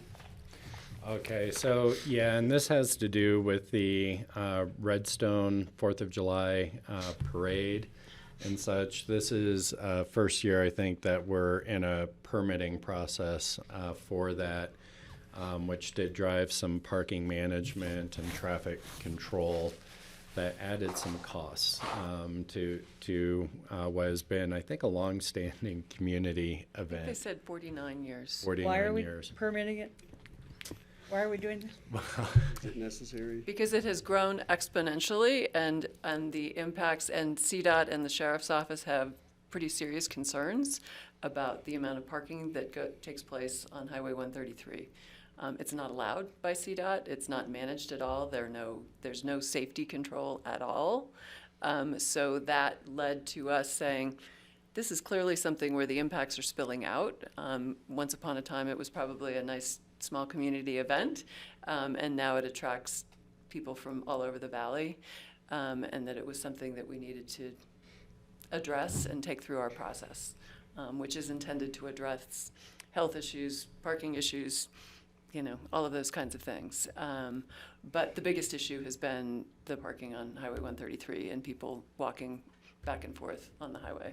Can't we just have a couple people from Redstone manage parking over at I the asked the same caves or question. something? What are they called? Not caves, ovens or something? I mean, I'm just thinking about overreach and, and if it's costing them money and that kind of stuff. Is there a simpler way to do it than going through our permit system?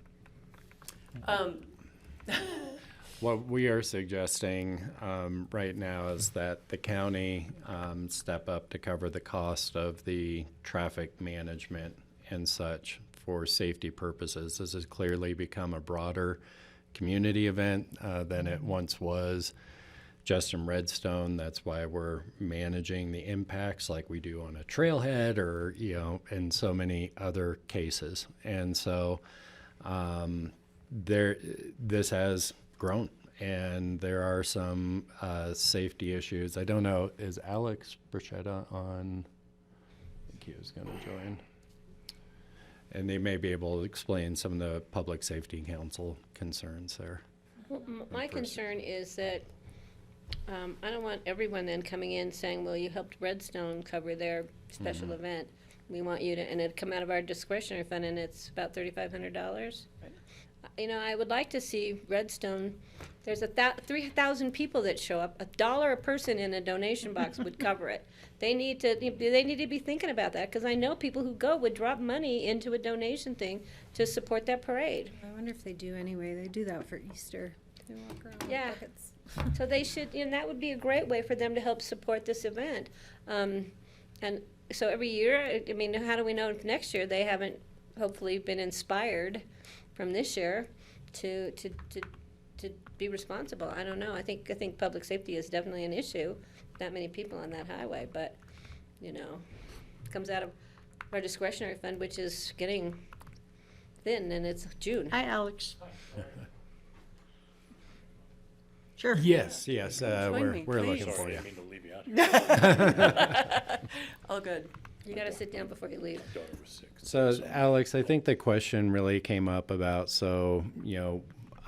why are we looking at both the permitting, but more specifically the traffic management and parking management, and does it really need to be professionally managed, or could it be, some volunteers? I think is a fair representation of what the questioning was.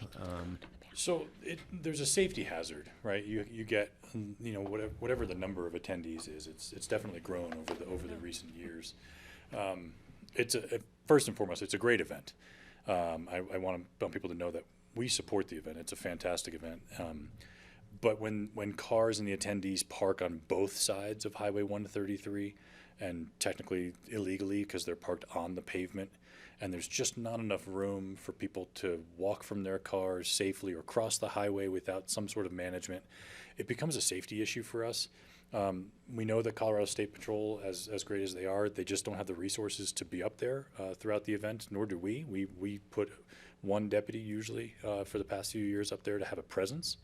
But we're kind of why we brought this to ComDev was it just needs to have more eyes on the plan to have some input on maybe coming up an actual formal traffic management plan to make sure that someone doesn't get hit when they're trying to cross the road, because the cars coming down Highway 133 are really moving pretty quickly, as much as we try to slow them down in excess of the speed limit in that area. Can it be managed by a bunch of volunteers versus a professional company?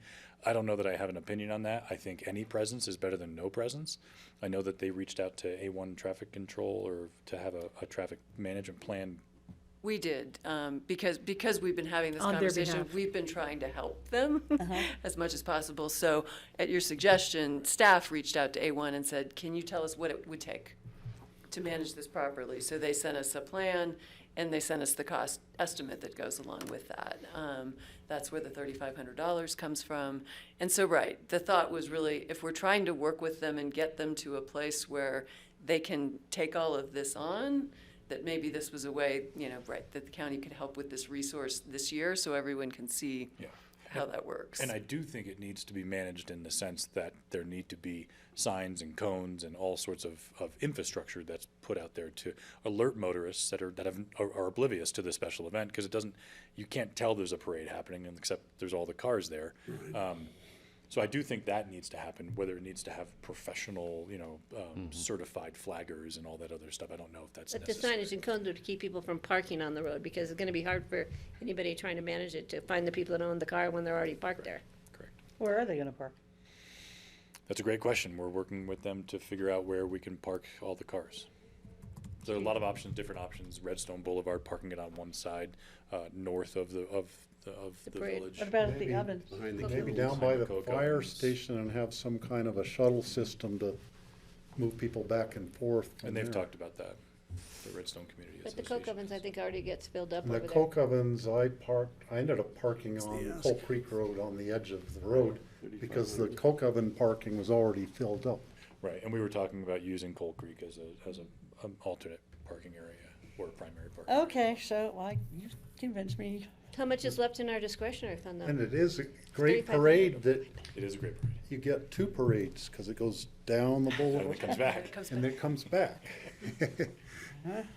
Patty, I'll double check. I think there's 7,000 left in there at So this point. you'll have half left for the rest of the year.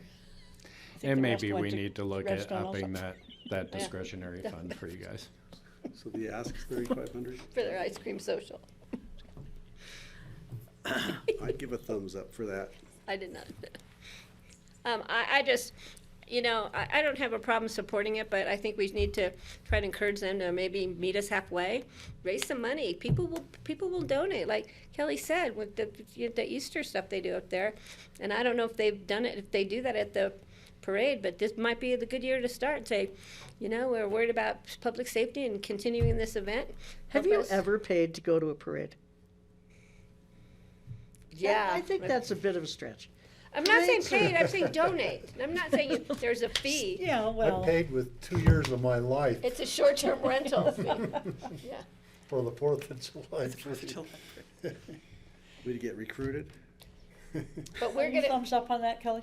You know, I missed some of the discussion, so I'll just defer to you. It's about giving $3,500 to Redstone to have parking controls and stuff for their 4th of July parade.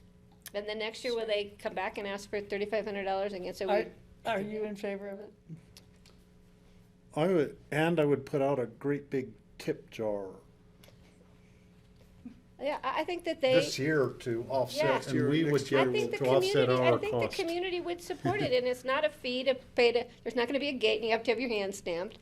It's just a donation, help support the event, and I think people would put money, and people love the event. Well, It's a I'm great abstaining, event. not because of the money, but because of the Because you want to. control, that we have to control this event, sort of thing. So, it's my libertarian stance.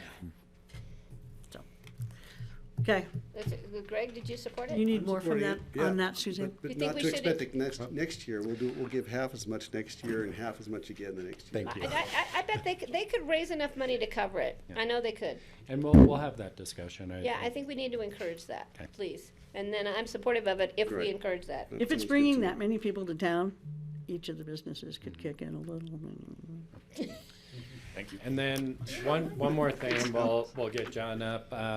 Just wanted to give you an update that we had really fantastic response to our poll. In fact, they've met their total numbers for Housing housing. thing? Mhm. I thought it was Although we horrible. did get some pretty So- nasty letters about it.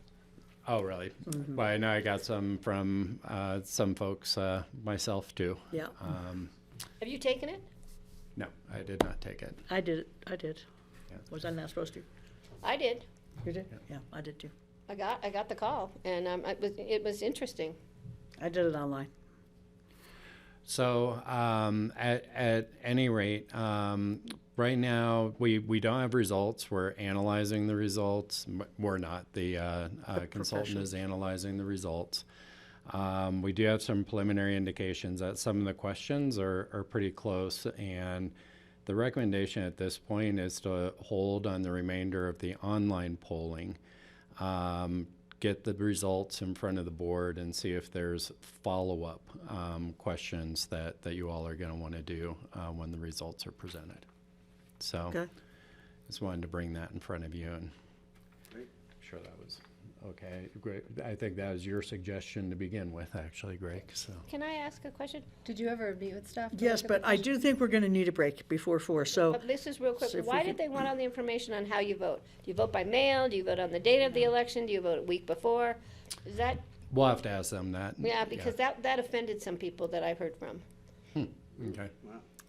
Those are the same people who are like, how do you know, why are they calling me? Why did they know that I voted already or didn't vote already? Now they know I vote by mail. Yeah. So I know I've taken up a little bit of time. We still have John's. I have one really quick thing. I would really like us to discuss the STR commercial zone Redstone issue. I think that everybody that we heard from there was in support of no limitations on STR nights in the business district, so I don't expect us to go anywhere with that now, but I'd like to get that into our discussion sooner rather than later, because it's going to affect them over the next few months.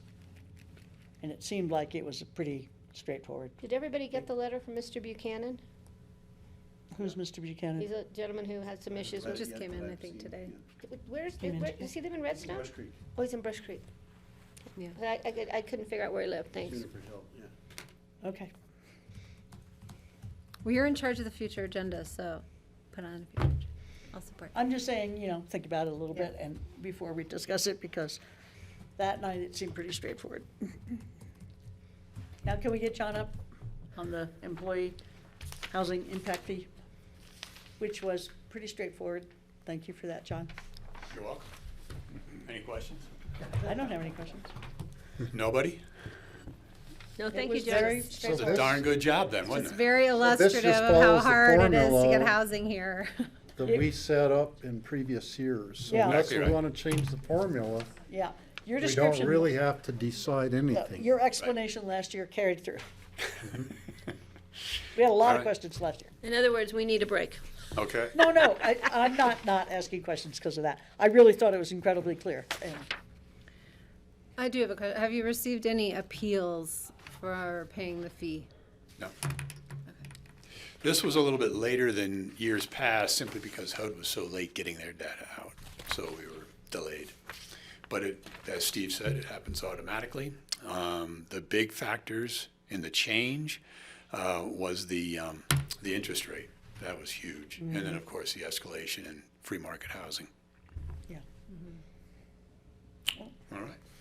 So there is an individual case which Suzanne's probably familiar with, Buttercup on Capitol Creek Road, where they actually have an ADU with 2 employees living in it. So they thought that they had already mitigated for their full impact for an 8250 house. But then they haven't been able to get the permit. So they had one of their people contacted me to find out what's going on. And I kind of gave them my take on it, but then they probably got back to, would be Chris Collins talking to you, Suzanne, about that. So I learned more about the impact fee and the impact on one individual project to make me think of the different issues that are involved, like the on-site mitigation by providing housing there versus making the payment, and then the difference between a resident occupied versus a second home one, and all of those issues came into play on this Buttercup thing.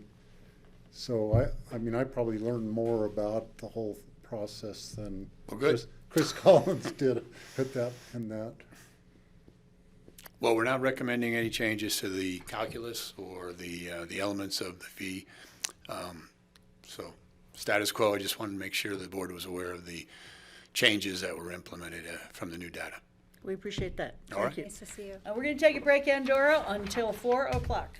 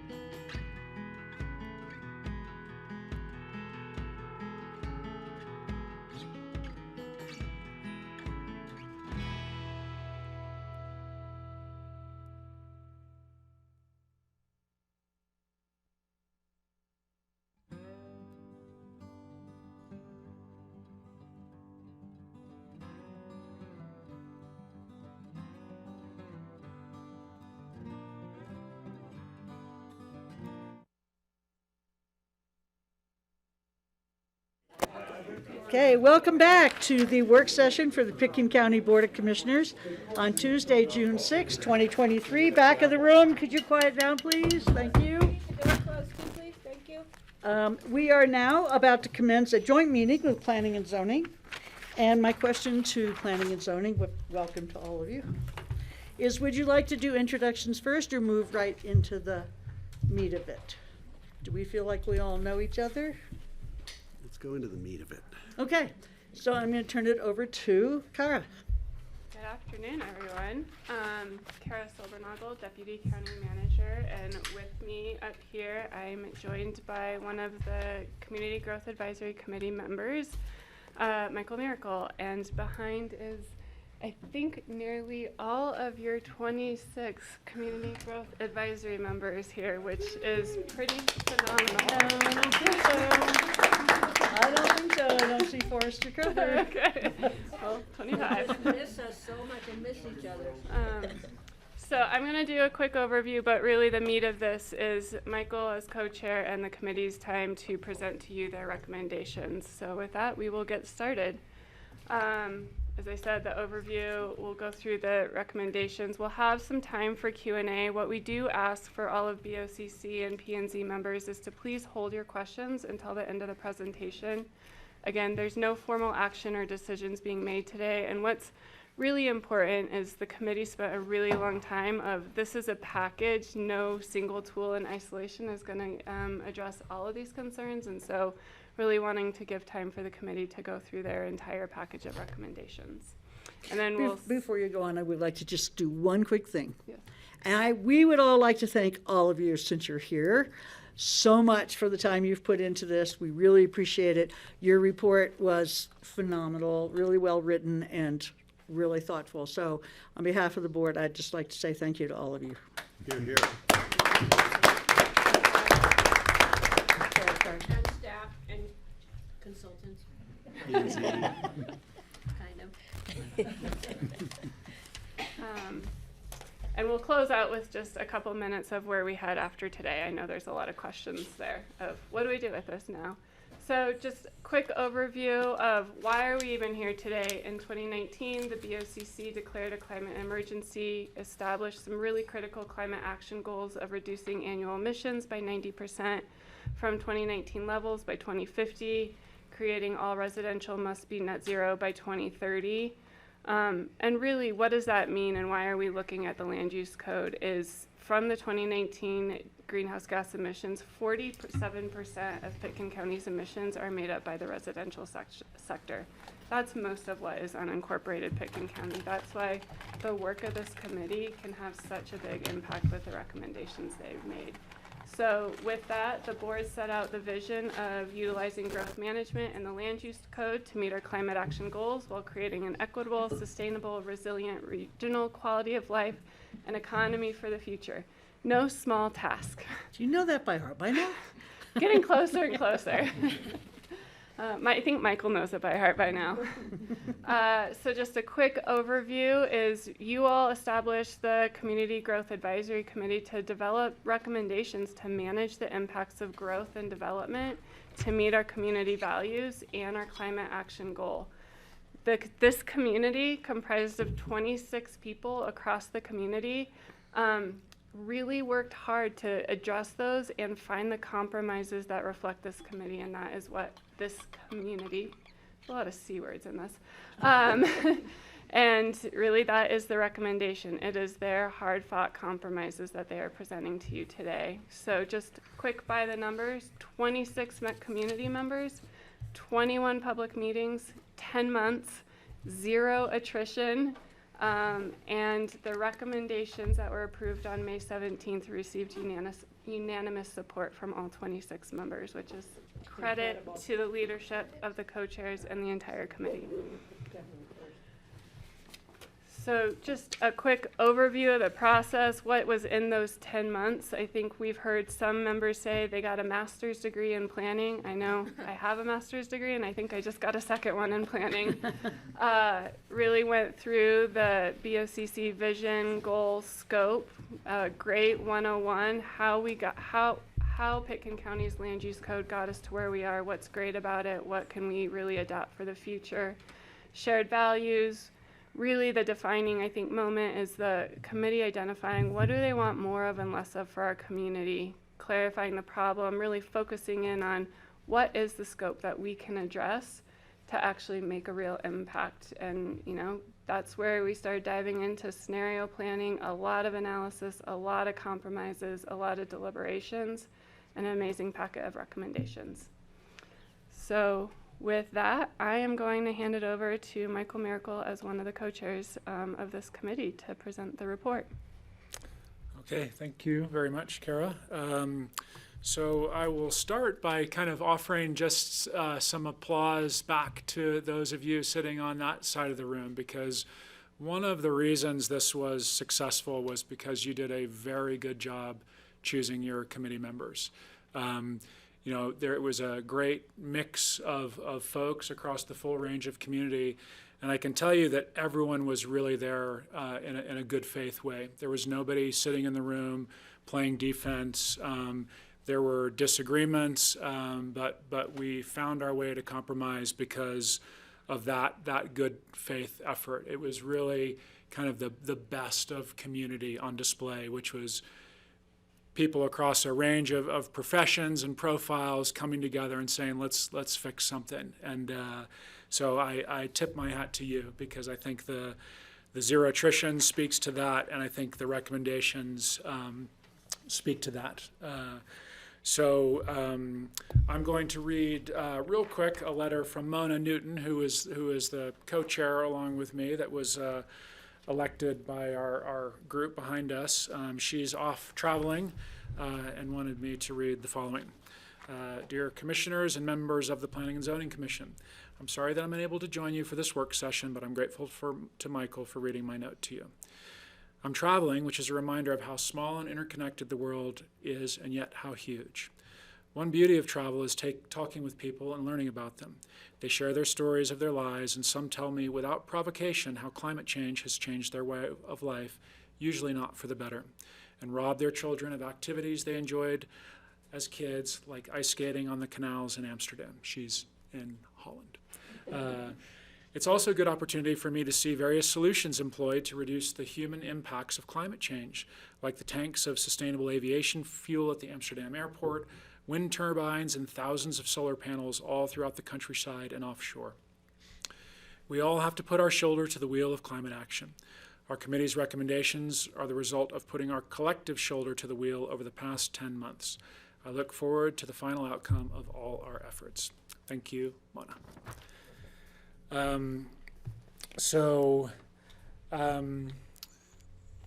You driving? You know, Yep. I'm gonna. You want to drive? Well, I just want to take it because I forgot my glasses, and as much as I would love to do this wearing sunglasses, and I'm sure the viewers would, I'm not going to go all Ray Charles on you. You just need reading glasses, Michael? No, I need them for distance, so it's Oh, better okay. for me to see this here than look up and see it on the screen. We see you put your sunglasses on, we'll know why. Okay, so I want to start with just saying, kind of, you know, Kara alluded to it a bit, but why we did this, and the reason is that you asked us to, and you know, a line that came up again and again in our early meetings was wanting to keep this place special, and of course that can mean different things to different people, but with each kind of broad directive, whether quality of life or what special means, we tried to unpack it, because, you know, one of the things that happens when we're discussing these things as a community is we tend to use those broad terms but never really drill down on what they mean. You know, I can't tell you how many times I've heard small town character and quality of life. So we started to do that.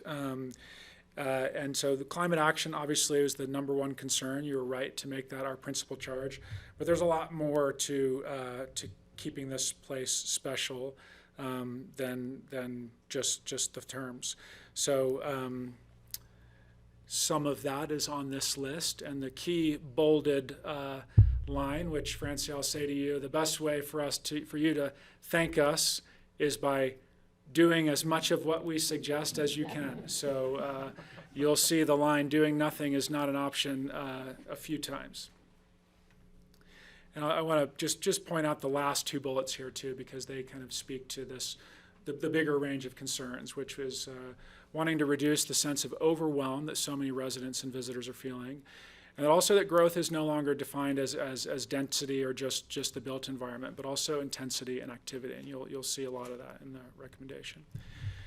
So we, as I said, we unpacked quality of life, and we came up with a set of definitions that is Appendix E in the packet, but that included areas of concern like the pacing of development, rural and wild preservation, rural traffic and highway congestion, a sustainable economy, and workforce and housing and balance. And I won't read the definitions now, but they're important, and we worked really hard on them. So I hope you will let them inform your thinking as well. Then we kept unpacking, and is Jessica in the room? Jessica Guerrero? She here? She might be the only person who's not here. Anyway, Jessica made a great recommendation at one point, which was, hey, we should come up with a list of things that we want more of, that the land use code and the residential sector is giving us and can influence, and what we want less of. So we came up with big lists, all of us, and they're distilled down to what you see here, which again is in your packet, so I'm not going to read it all. But the overarching headings were sustainable and green design, housing and economy, urban growth areas where development should happen, and rural and wild areas. So once we started to understand what we were trying to achieve, we started to ask ourselves, well, how do we get there? What are the big levers that we have? And we asked ourselves these big questions. So should house size be limited? Should the TDR and GMQS systems be overhauled? Should we focus on future development or just what's already exists? Should the county's STR policies be overhauled? Should the county's affordable housing policies be overhauled? Should urban growth boundaries be revised? And should growth be limited to areas deemed appropriate for increased density? And I'll give you a little spoiler alert. The answer to all those questions is yes. So, catch up in my notes here.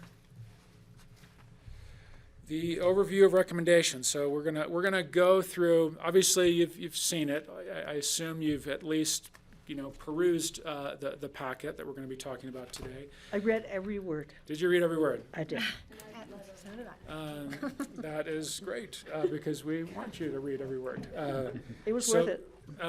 Thank you. We worked really hard on it, and so I'm going to go through it, but I'm not going to go through it in the detail that it exists. So we distilled every component that makes up the table of recommendations into a single slide that captures the essence of it. And because the way we've thought about setting this up timing-wise, that hopefully I will, when I stop talking, we'll still have an hour left for Q&A, which you have the full resource of our committee behind me, so you won't be asking questions to me, you'll be asking them to the room. And I want to just highlight a key piece, which is the middle paragraph here of this, the overview of the recommendation slide, is that if by the staff's analysis, if you do what we lay out, and it works like they assume it will cut potential emissions threefold from the maximum build out of the residential sector relative to the current code. So it really does go far and hard in trying to achieve the goals that you laid out for us. So let's see. Now, if you remember the flow of the packet, so it builds to the table of recommendations, which is really our body of work as a committee. A lot of what's in there, the appendices, kind of explains how we got to those recommendations. But really, our work is the table of recommendations, and then this outcomes table. So I actually want to start with it, so kind of starting with the close, because it's a really important piece. So this is our scorecard for how well our table of recommendations worked. So these columns of climate, balanced economy, and community character with the sub-columns within them came from that unpacking of our charge that I described to you. And a couple points I want to make here. One is that we were actually really tough graders, and as we were working on this presentation today, I will point out in a couple places, some boxes that aren't checked at all that we think actually deserve a green box, and others that probably deserve more than one check. So this was not our patting ourselves on the back. This was really an objective attempt to assess the efficacy of the work that we did.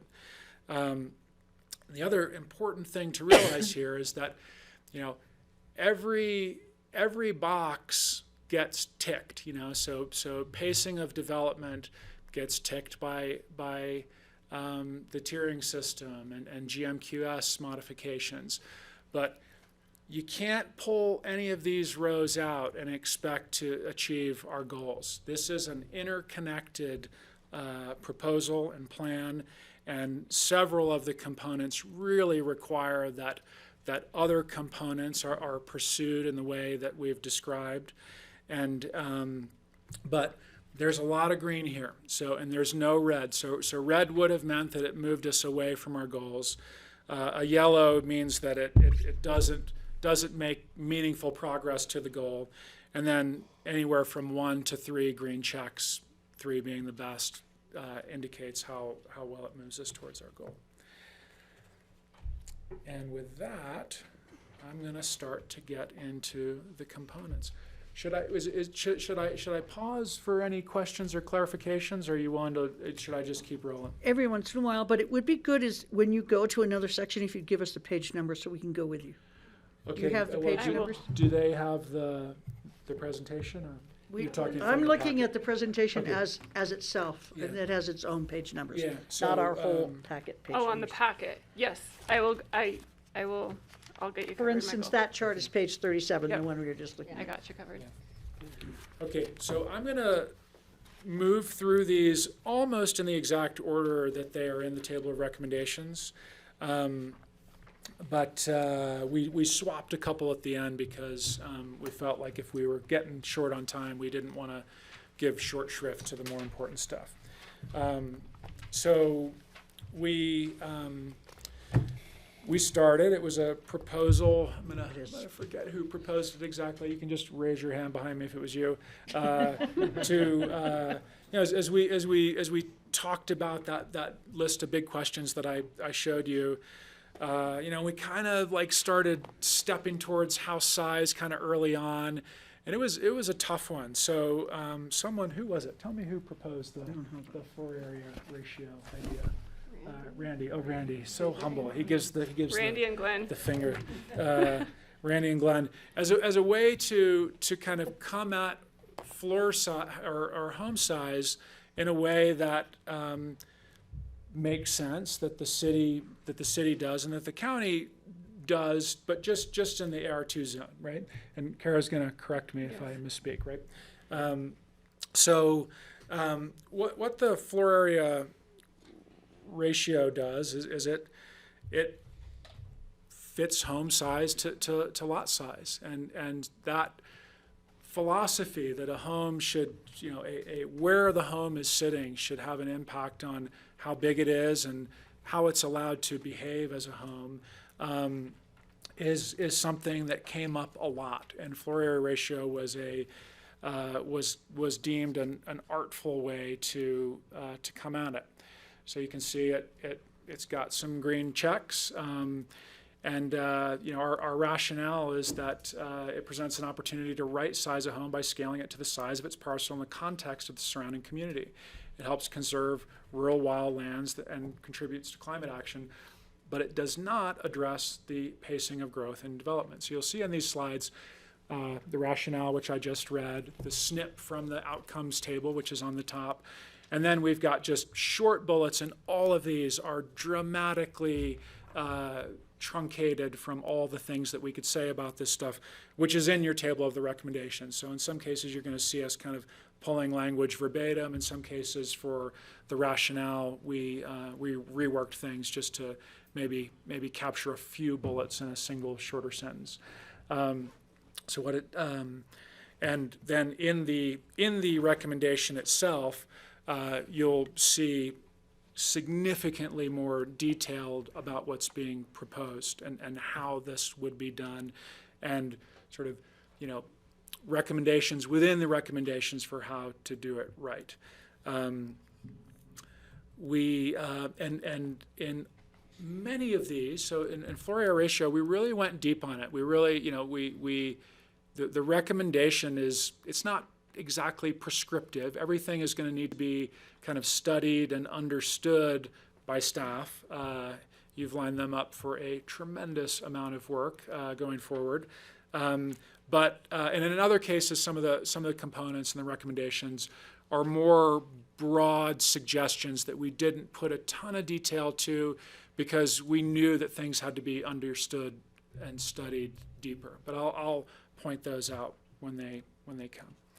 So the next one is the square footage cap, and of course this is the headline grabber. And page 13 of your report. So I'd say this one started hard, ended less hard, but never reached easy. But as I pointed out in the letter, the co-chair letter that precedes the packet, we did reach a number of key points of consensus and a couple points of unanimity on this. We had a vote in April where the room was asked, does anyone feel, as we were kind of trying to zero in on what might be a range or a specific number, that any home should be built larger than 9,750 square feet? And there was not a person of the 23 people present in the room who said yes to that. So we felt like we really established a ceiling there. And where we ended up was the range that you see here. And this did not reach unanimity, but it reached a clear consensus, which is that the cap is 8750 everywhere but the UGB, and can be up to 9250 in the UGB. And there are other components that speak to square footage, that limit square footage, and I'll point those out. And you're going to hear me say that a lot, which is, we address the issue here. It's titled square footage cap, but it is addressed in other components. And the why there is, we got a white paper on large homes, and they have a significant impact. While they're not a huge percentage of the existing homes that are in the county now, they really do have an outsized impact on energy use, which Kara alluded to, that 40% number. And then a real, head spinner of a stat that I think, speaks to this other quality of life piece that we're trying to address is that, so the number of homes greater than 5,750 in this report was put at 15% of the total homes in the county. And the service trips to those homes generates 22% of the vehicle miles traveled across our entire economy. So 15 or so percent of the homes, 22% of the vehicle miles traveled across everything: schools, lodging, the core. This is the whole of the county, not just the unincorporated county. And if you drive out of town at 8:30 in the morning, you can see this happening in real time, right? So it's a big impact that we haven't really tackled as a community. This kind of what the residential sector has morphed into, and we acknowledged there's a lot of good. It's a huge, critical piece of our economy, but there are aspects of it that we all understand we want to rein in, and reducing traffic is an easy one to shoot for. And then I'll point out that when I'll get to talking about the tiering system that we are proposing, that's a very important piece, and that gets at home size too. And lo and behold, here it is. So this what page are they on? 14. So the kind of baseline philosophy or kind of guiding principle that drove this was that as homes get bigger, things should get harder. The burden for what that home should do in terms of mitigation and giving back to the community should increase. And we were in agreement here. And I think this is one of the scoring sections that I think we underscored this. I think because this is going to drive home size down, but also if you do build big, you have to do a lot, and the things that you do are really positive things for the community, so much so that you're really going to offset what we determined were the impacts of that additional square footage. So you'll offset it in square footage, which I'll get to when we talk about TDRs, but you'll do it in a number of other ways too. So I think greenhouse gas emissions probably deserves at least 2 checks here. Workforce and housing imbalance gets a check because we know that larger homes drive greater workforce demands and therefore create more demand for housing that we don't have enough of. So that could probably deserve a second check too. The other thing that it does is that it's not just what it does on the higher end of the larger homes, but it incentivizes smaller homes. It, as we'll speak to when we get to performance standards, because all of that home size, performance standards, development standards, all live within this tiering system. All homes we are proposing, all new homes should be electric across all tiers. And then as the home gets bigger, its climate mitigation impacts increase as you move into those other tiers. And here is what we are proposing are the tiers themselves. So there are a lot of specifics. This is one of those cases where the specifics need to be ironed out. So you see things that just say, like in the Tier 4, the highest level of on-site energy production and storage. What that means exactly is to be determined. But you can see that the approach is that as homes get bigger, things get harder, and their burden to give back becomes greater. And the numbers themselves are kind of tied to what is our maximum allowable home size, and also how we are proposing to change the TDR system so that the increments of additional square footage that you get through TDRs are compatible with this math, basically. I realize I didn't say something on home size that I want to mention here real quick, and that is, the current 15,000 square foot maximum home size that is the county cap.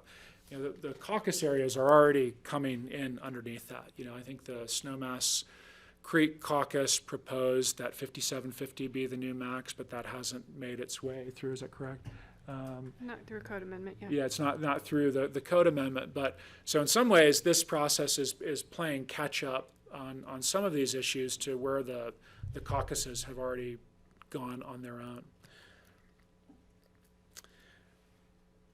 Any questions, Paul? Question on your house size. Inside the UGB, they get an extra 500 square feet. Yeah. Can you just open up that a little bit for me? I think it's sort of like it goes to, and you'll see this when we talk about this new zoning overlay that we're proposing. It just goes to, where big belongs. And because of the impacts that tend to come with big, having them nearer to infrastructure, nearer to paved roads, just nearer to services, it makes the most sense to land them there. And, and our goals of preserving rural and remote, minimizing vehicle trips, the further you get into the backcountry, it seemed to really fit with that philosophy. That if you're gonna let big happen, that's where it belongs. Okay, great, thanks.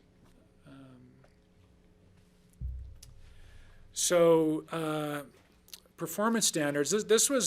We got to this one. This was always on the table, but we we emphasized it in a really great way, which was we were talking about home size, and then one of our builders in the room, Max, who I know is here, right? Where's Max? Hey, Max in the back.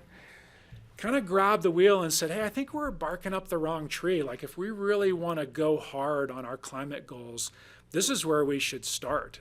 This is where we're going to get the biggest, nearest term dividends.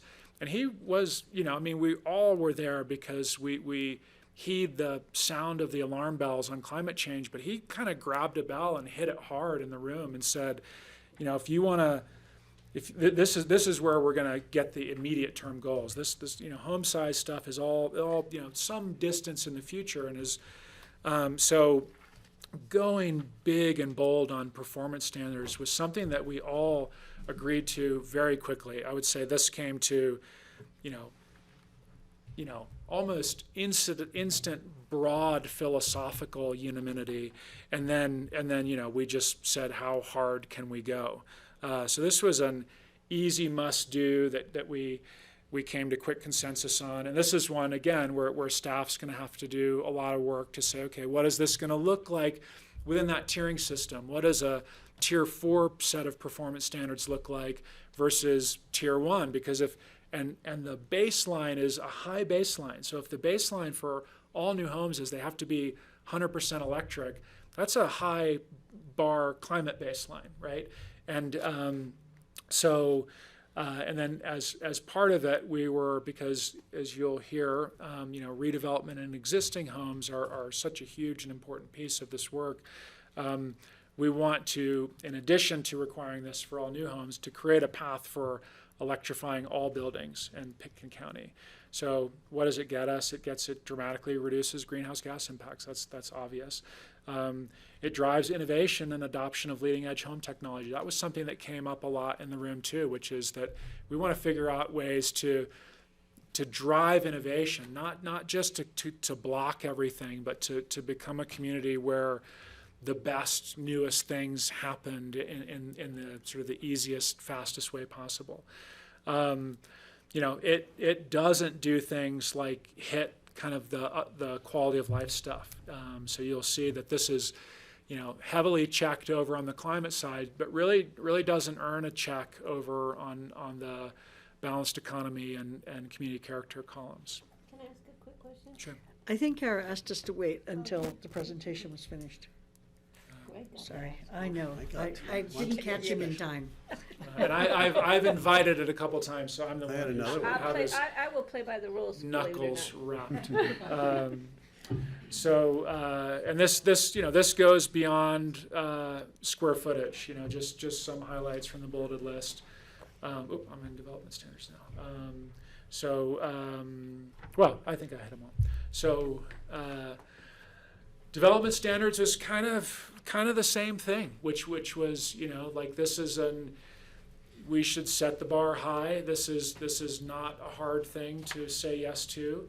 And development standards kind of, bleed over into some of the other columns. It's got a check under community character.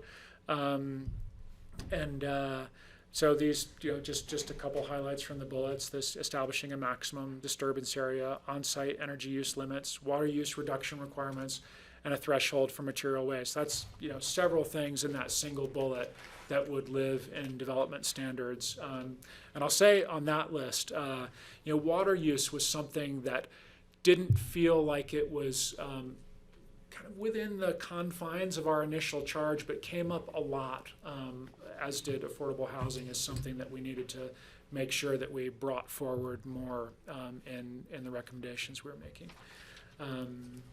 But the development standards, again, like it doesn't hit everything. That those center and right-hand columns are largely unchecked. So among that list of big questions that we asked were, do we want to rejigger the GMQS and TDR systems? And so, we had a lot of long institutional knowledge in the room, and people were able to remind us of what the original intent of GMQS was, which was to to really deal primarily with the pacing of development through the permitting of subdivisions. So we took it back to being that, and we allowed ourselves to do that because we created a new square footage quota system that I will speak to next, which is our next tool.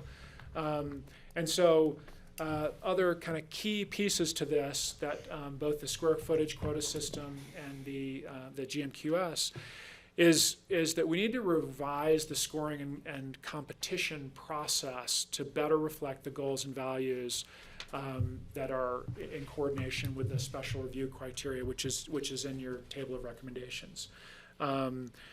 Things that you could add to the scoring system is like, adding affordable housing. And also, per the tiering system, this is a way to create a kind of a faster track for smaller homes, and to sort of put the bigger, higher impact projects through a deeper analysis and ask more of them. So other special reviews criteria: waste, traffic, affordable housing, employee generation. So this new square footage quota system, which it's new in that we're pulling it out and giving it, like, pulling it out of the GMQS.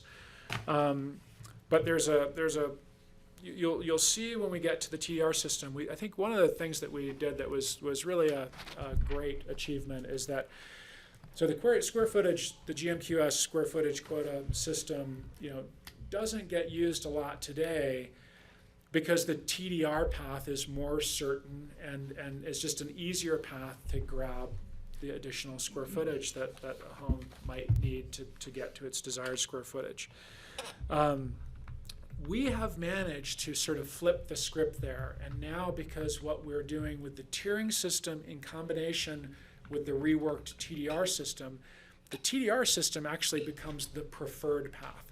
But because there's a dollar cost associated with it, it's important that there is still a path to getting square footage that you would be allowed to build above the by right 5750 that doesn't have a cost. You can't make it purely pay to play. So it's the line. You have to, there's an amount of square footage that can be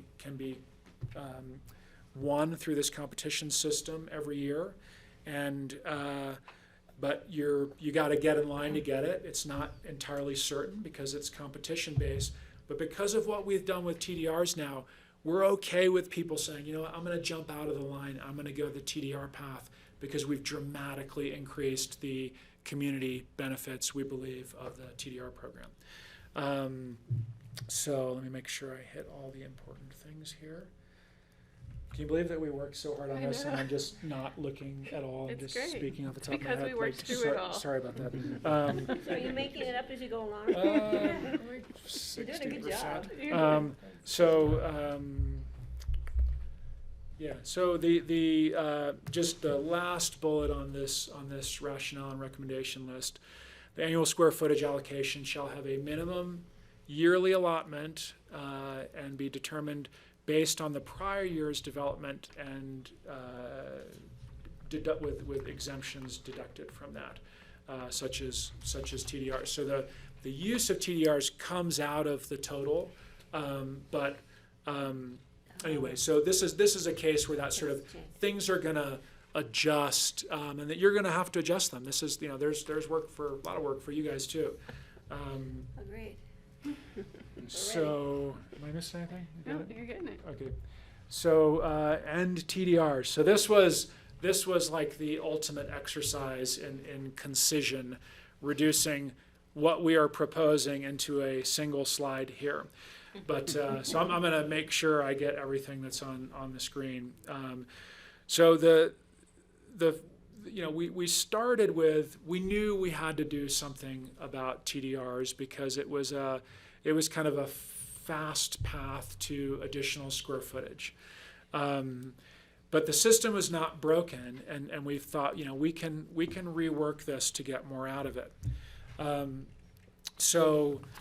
We changed a lot here, including creating an entirely new TDR sending site.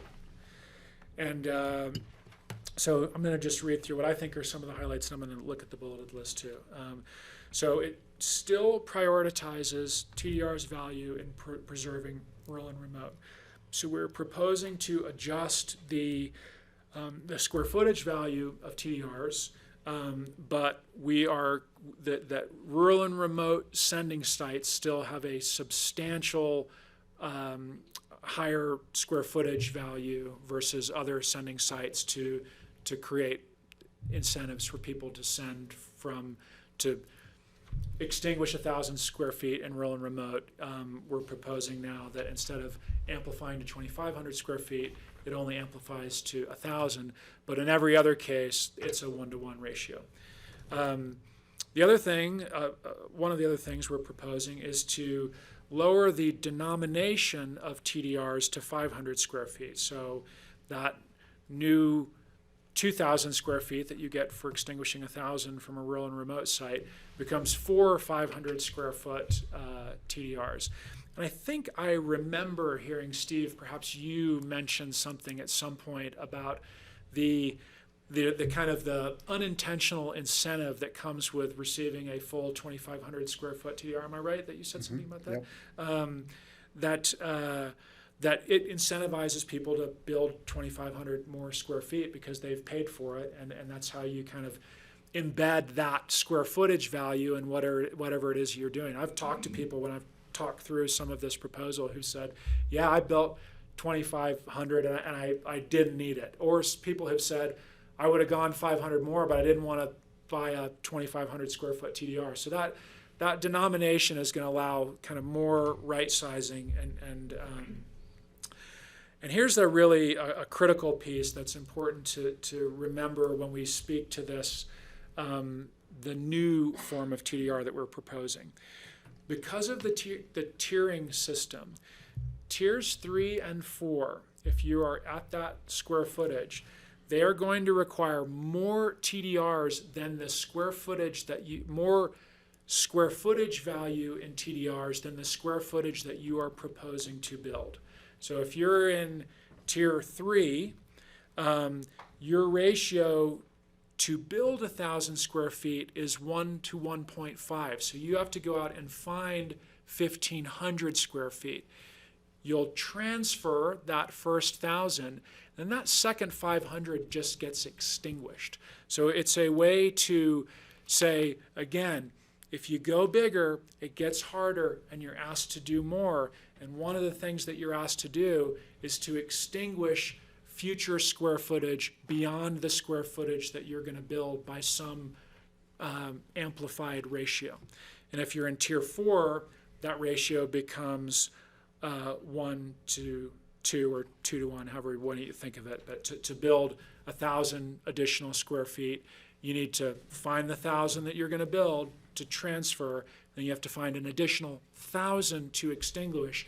And the logic is that additional 1,000 square feet of extinguishment starts to offset and extinguish the additional impacts that come with going big, because again, we know from energy use to vehicle miles traveled to workforce generation that as the homes get bigger, there is a geometric progression in terms of the impacts generated. But you can get there. You can get to what are still big house numbers. As someone pointed out that 9,250 is still a very big house. So let me make sure I hit everything on this list. Can I just add a couple clarifications? I'm accountable to 26 people in this room right now, forever.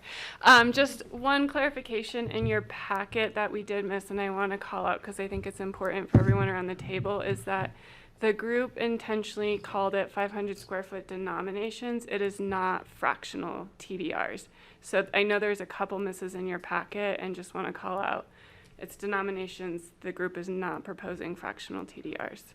So basically one TDR is the equivalent of 500 instead of 2,000 or 2,500 or whatever. Correct. Except for the existing ones, which can be sold in 500 square foot increments, correct? Correct. It's like a stock Correct. split. Yeah. Exactly. That's a great way to put it. It's like a stock split with no appreciation.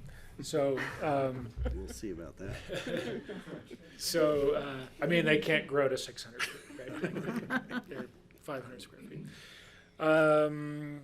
And I think that this one of the things that this achieves, again, because of the tiering system, that the use of TDRs now requires eliminating more square footage that is built than is built, thus reducing future developments, greenhouse gas emissions, and other associated impacts.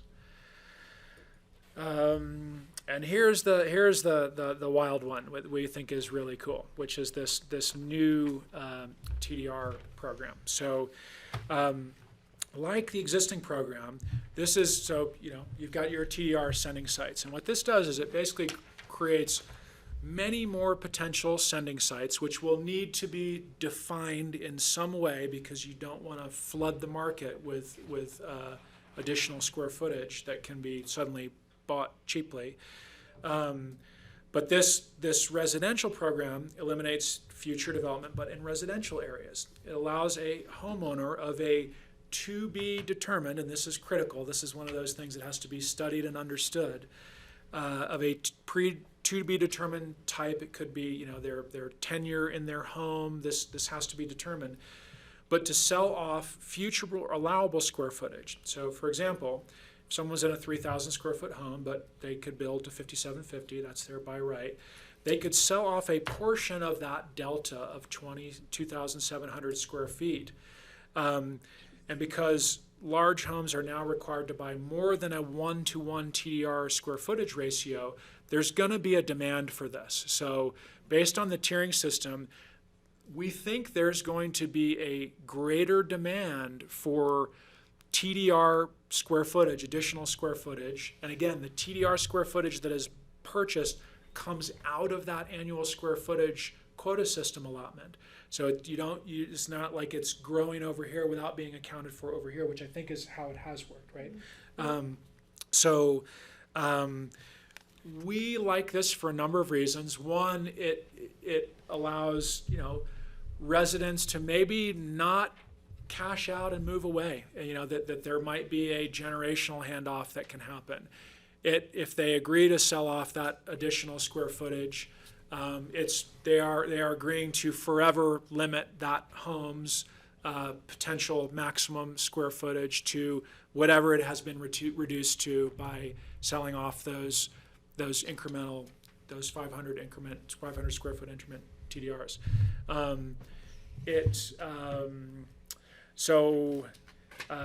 This isn't like these sending sites, these potential residential sending sites. This is in all caps here, so you can tell how important it is. I mean, we could have bolded it, but we thought all caps was enough.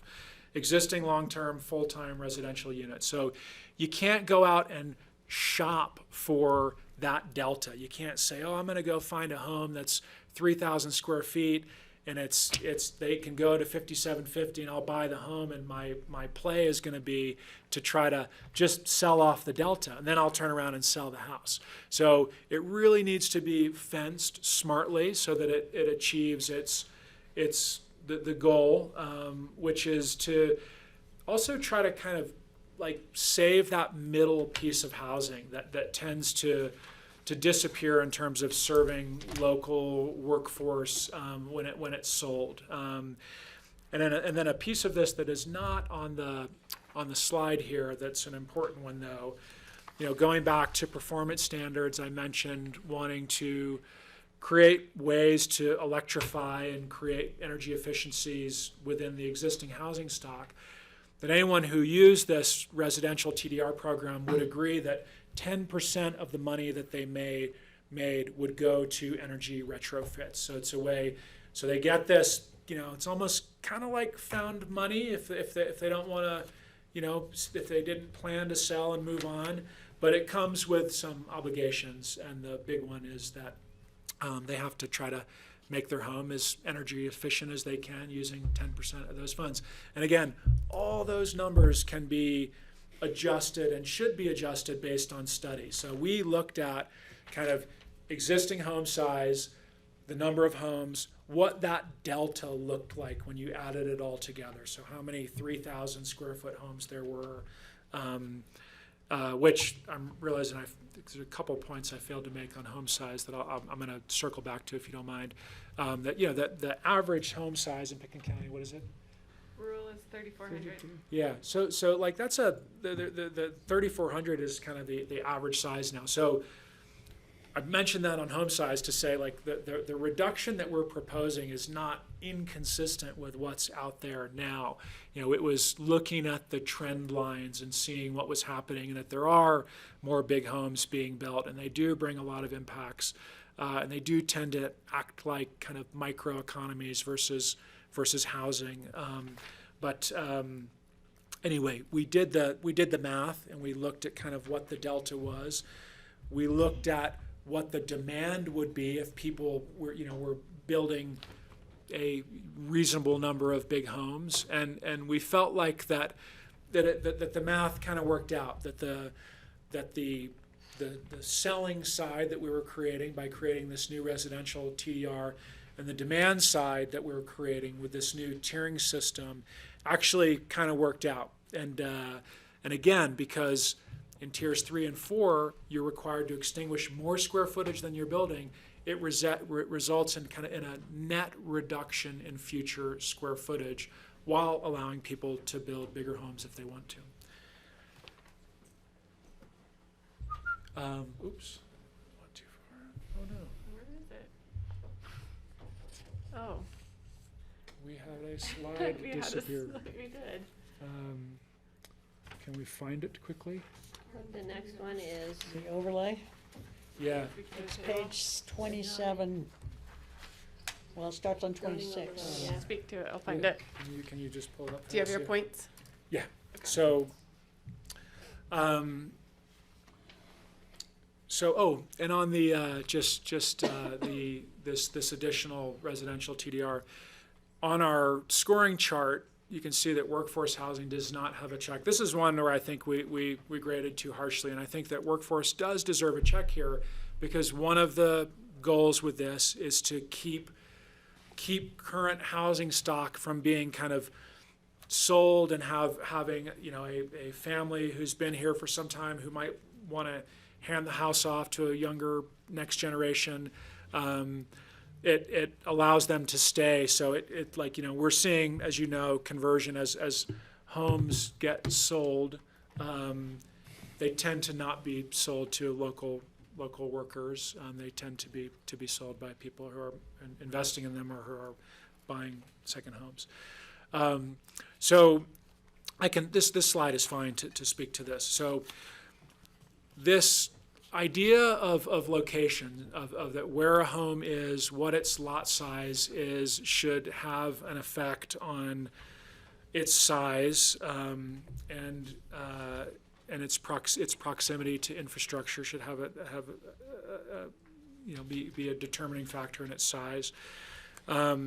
This zoning overlay takes that idea and really puts it to the map.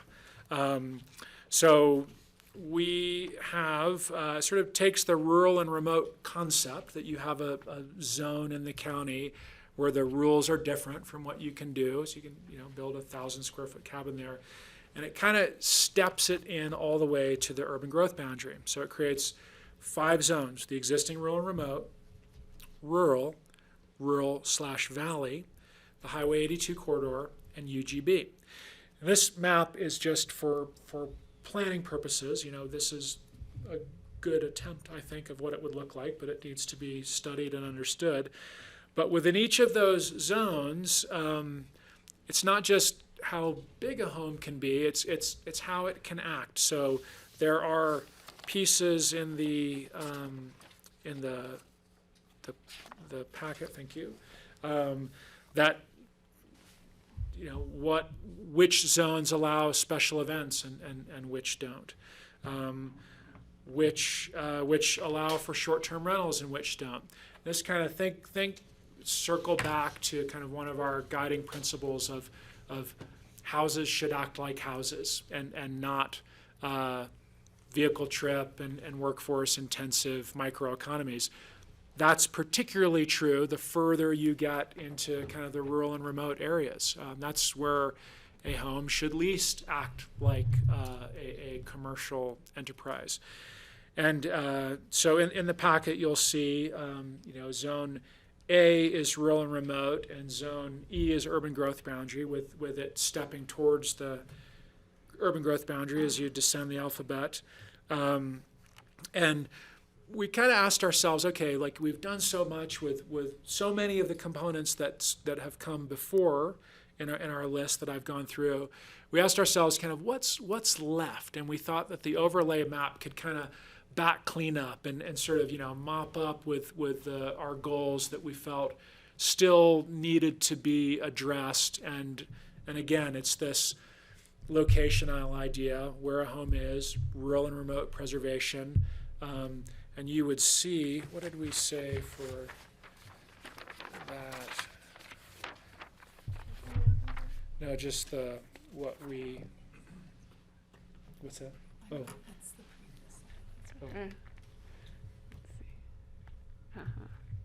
Thank you. Mavis got it in there. There you go. So you can see that this really checks out, no pun intended, on the community character column. The rural wild preservation, the rural traffic and highway congestion. So again, back to what I said at the beginning. Looking at the whole impacts table, and where we managed to score the big wins. This rural and wild preservation, this zoning overlay really nails it for us there. And it includes, the zoning overlay includes stipulations and limitations on where TDRs can land. So in some of these zones, you can't land a TDR. You can't go that fast track because, again, we wanted to make that TDR program, we wanted it to give us what we wanted as a community. We don't really want big houses back in the rural areas. It's why we have the 1,000 square foot cap in rural and remote, right? So we're not putting a hard cap on what you can build in some of these other zones, like the zone B and C say. But we're saying that you can't land TDRs to do it, so you have to get in line as part of the square footage allocation system. So it's a way to kind of come at what we want using a couple different tools. Yeah, I think that speaks to that one, yeah. There's the map again. Okay, affordable housing. So this came up a lot, and let's see, I'm doing a typo. Okay. And it's a big deal because you're talking about it a lot too. So I think a couple key points to make. One is that one of the things that we learned is that the workforce generation, the vehicle miles traveled that are attributable to the residential sector, and the amount of housing that the county has been able to have a hand in building, there's a pretty significant delta there between jobs generated within this sector and housing built to house that workforce. So that felt like there was a clear kind of strong driving rationale to say you got to build more housing and you got to revise the land use code in ways that are going to let you do it. So and I think this line, the first bullet, I'm just going to read it because I think it's a really powerful statement, which is the committee's work has largely focused on managing the types of development that are inconsistent with community values. However, more affordable housing is the type of development we do want and that should be incentivized. So the first bullet is revise the land use code so that you can do it. Allow affordable housing beyond the urban growth boundary. One of the reasons I think we can feel comfortable with this is that that's where the jobs are, right? Like allowing for a little fourplex townhome complex to be built that is smaller in its total square footage, bless you, than an allowable home could be there. And the jobs are there, you know, like that's where the workforce generation in the county is happening. Allowing people to wake up there, that might be the shortest commute. Like, you're not going to be able to perfectly match up the person with where the work's happening, but that's where the work's happening. So allowing for affordable housing to be landed in some of those locations, we think is pretty defensible. And it also, it's got to be in the urban growth boundary. It kind of feels like it pushes the responsibility away a little bit for the workforce generation and where the jobs are happening. We are proposing an affordable housing certificate system similar to the City of Aspen's, additional mechanisms for funding affordable housing, and also preserving the existing stock, which we have been told has been a focus of yours, and we think that continues to be a good tactic. Let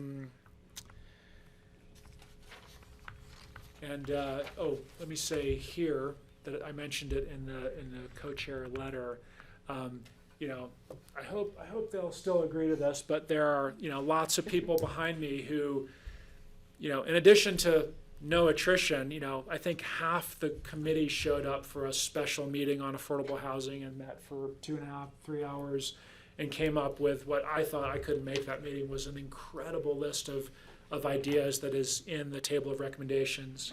And some of them have said, we're willing to keep going. We'll keep working on this to try to figure out how to get this right. So you got them. And got 2 more to go. Redevelopment.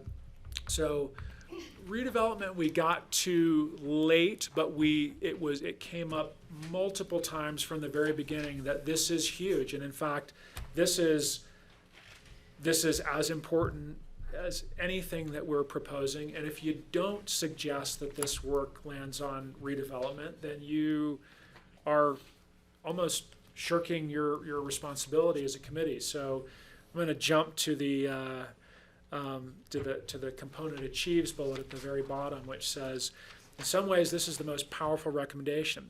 Applying all of the table of recommendation changes to redevelopment achieves all the positives we get with new development, but on a considerably larger scale because there's just way more redevelopment. What did we say? We didn't put that number in there.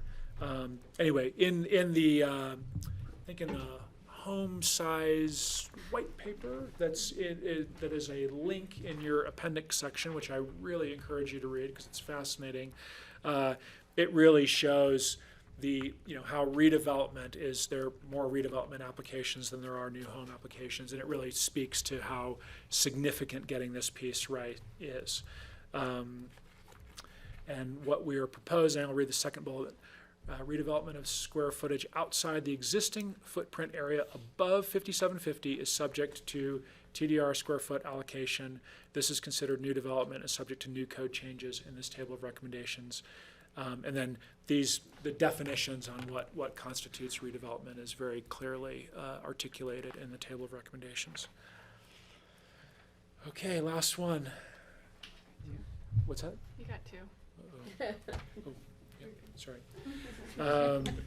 Second to last one. Penultimate one. So mitigation and impact fees. So one thing that we said was, well, we don't want to let people just sort of pay their way around the problem, and we don't because that's kind of been what's been happening a little bit is that you get to pay for a situation you're creating or some impacts that you're generating, and then the burden of solving it moves to the county. They're the core, the recipient of those mitigation fees. But we didn't want to get away with them because several people said, hey, there are people willing to spend big money to build homes that they want here, and you'd be crazy to not extract some money from them to help reach your community goals and make this place better, and they probably would want that too. So we're looking to kind of reassess the mitigation and impact fees. So I'll read the third bullet because I think it captures it, which is a reevaluation. We are proposing a reevaluation of existing impact fees, which currently exist for road, renewable energy, and affordable housing, but also an analysis of additional impacts that are not currently accounted for: embodied carbon, vehicle miles traveled, and other large home impacts. So keep using them.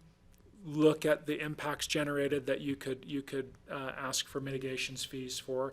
And again, back to the tiering system, the fourth bullet there. If you're in tier 1, you don't have to pay them because you're building a home under $3,250. And if you're in tier 2, you pay some.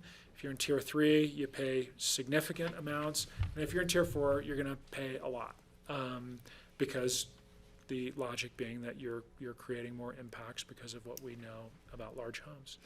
And then the achievement bullet there at the very bottom, mitigation funds are versatile and can pay for community benefits we might not otherwise be able to afford. So again, this was a point made by a lot of people, which is don't discount the value of these, because as it gets more expensive to do the things that you want to do and build the community you want, figuring out ways to pay for it is important, as you guys are going to find out when you float an affordable housing tax, right? And then the last one is administrative policies. So this is kind of, it's not framed specifically to the tiering system, but it is implied here that you incentivize and prioritize permit review by house size, so that, tier 1, easy, fast track, tier 2 gets harder, and so on. And the review gets more stringent as homes get bigger. It incentivizes smaller, which again is something we said we wanted in our more of, less of list when you read through those. And you can see that this one, scores pretty big on the checks, because it fast tracks what we want, and it just makes it harder to get to what we don't. And with that, I will Well done. turn it back over to. Well, I just have to do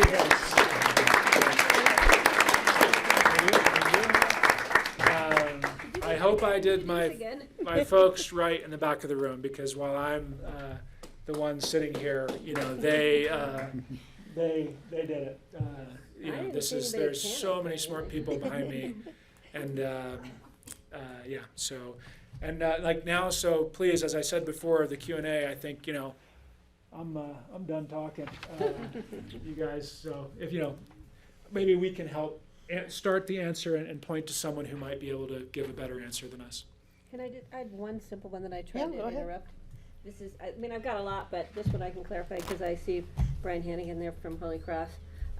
We talk about electrification, and my question always remains, do we have the infrastructure in place now to provide what we're going to need if everything in the county becomes electrified? Come to the front. I'm putting you in the hot seat there. You have 15 minutes. 15 minutes is all you have, Brian. Nothing wrong with a hot seat. Thank you, Commissioner. The answer is yes. We have the infrastructure in place to support electrification of a considerable amount now, and on the timescales envisioned for the construction, we can obviously work with the community. We can work with the construction community to build the infrastructure that we need. That being said, I think one of the values of these recommendations is that the electrification that we're encouraging is encouraged to be smart, because it has to meet all the other performance requirements under the tiering system related to materials and waste and water and so on. And you can't do that if you're simply just stacking electric uses on top of one another. Particularly as we get into a world as soon as next spring where we're over 90% carbon-free electricity, and we will have large periods of particularly the spring and the fall where we'll have honestly too much solar on our system during the midday and too much wind in the afternoon. We really do have to work on focusing with the building community, with planning and zoning, to make sure that when we are electrifying, we're doing it in a flexible and smart way that saves money for the consumer, but doesn't also force us to overbuild infrastructure that would otherwise sit idle. Or load shed. Yeah. Yeah, and the other thing is to incentivize the on-site renewables, which I hope will. Yeah, and we were very careful in this not to say it absolutely has to be on the building in question. Just said renewable energies. Yeah, and renewable energy, especially in a world where we're focused more on the delivery and the operability of the grid, we can actually source the renewables from a community solar and a community storage garden or something that is nearby, like the Pitkin County Solar Array or the microgrid. Yeah, I think the recommendations of the committee really leave open that space so that while we want to have net zero carbon, net zero energy on the building may not be the most efficient way to go about it. There may be more optimal ways of balancing all the requirements that we're seeking to meet with growth management overall. Yeah, I just want to add one thing to that. So when we were looking to go to heat, help me out here. Heat pumps? No, heat pumps. We didn't have the amps Right. coming into our property, so we would have had to start at the edge of our property and bring in a whole lot more amps to go electric. So I imagine there's a lot of places with that issue. There are a lot of places, existing buildings with that issue. There are a number of new technologies and new approaches that are on the horizon that we're investigating where you can actually manage the overall, I'm going to use a technical word here, ampacity, the capacity of amps, the flow rate. You can manage that flow rate so that you don't need to upgrade the equipment nearly as much. And that's what I mean about smart electrification. We did a study with RMI a couple years ago where if we just did dumb electrification, we would be looking at, and I use that term deliberately, we would be looking at a 1/3 growth in overall electric consumption, which is not insurmountable, but we'd be looking at a 45% increase in winter peak. And the way that our systems are designed, it's like building a church for the Sunday crowd, right? If we have to build to meet that peak, then the rest of the system, the rest of the year sits idle. And that's a cost we're passing on to the members, which we don't need to do. So this is really where I think the advisory committee did a great job in sort of balancing all these considerations and saying, we want to put a thumb on the scale of electrification, but it needs to be done in a way that meets all these other requirements that we've laid out that are part of the growth management process. So is ampacity, is that what? Ampacity, is that yes, it's a real word I don't use at most parties, but since we're here. Well, I don't have enough ampacity at my house to even do a plug-in electric car, if that tells you. Steve.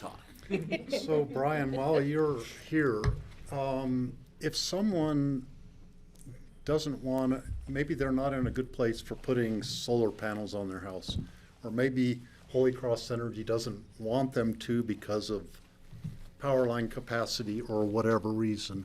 If that person, in the way you see it, could that person put in battery storage system and that would qualify as increasing the sort of the efficiency of their house, would get them closer to achieving net zero. So they would be using electrons during the daytime provided by Holy Cross, storing it and then using it in their house in the evening when you have everything turned on and everybody's using the hot water and everything. Yeah. And does that work for you? That works great for us, and that's actually what we want to encourage now as we take the last step of our journey from 90+% on to 100, because we won't be needing renewable energy at all times and at all places. It'll be much more locally and time-based.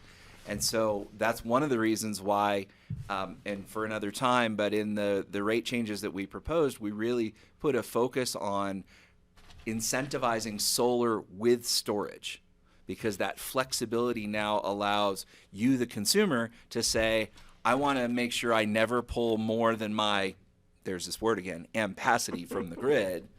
But if I'm going to run everything, maybe I'm not pulling it all directly from the grid. I'm pulling some of that stored energy out of my battery on site, so that as far as the grid's concerned, I'm only using this much, when in fact I'm actually using this much. I'm just drawing on the resources that I collected earlier in the day. And what that does is that makes the solar investment that much more valuable, because instead of just pushing the extra solar that you've created over to others, you're actually storing it and using it yourself, and you're avoiding a lot of that extra charge that we pay to build the grid when you're, kind of moving things around and using it inefficiently. But that's not the focus of tonight. We can have another discussion about that. What I will say, though, is that we're very happy with the way that these these guidelines have came out, and we fully support you moving forward on implementing them to the degree that you see fit. Thanks, Brian. Thanks, Brian. Kelly? Thank you. I have a lot of questions, but I'll just say one for now. Maybe we'll go around or Yeah, you I have a know. lot too. I'm wondering, just sort of foundationally, I could use some more explanation on the FAR. I get how net parcel size is envisioned to be calculated. I think that's smart. It's sort of how we think about what the developable area of a parcel is.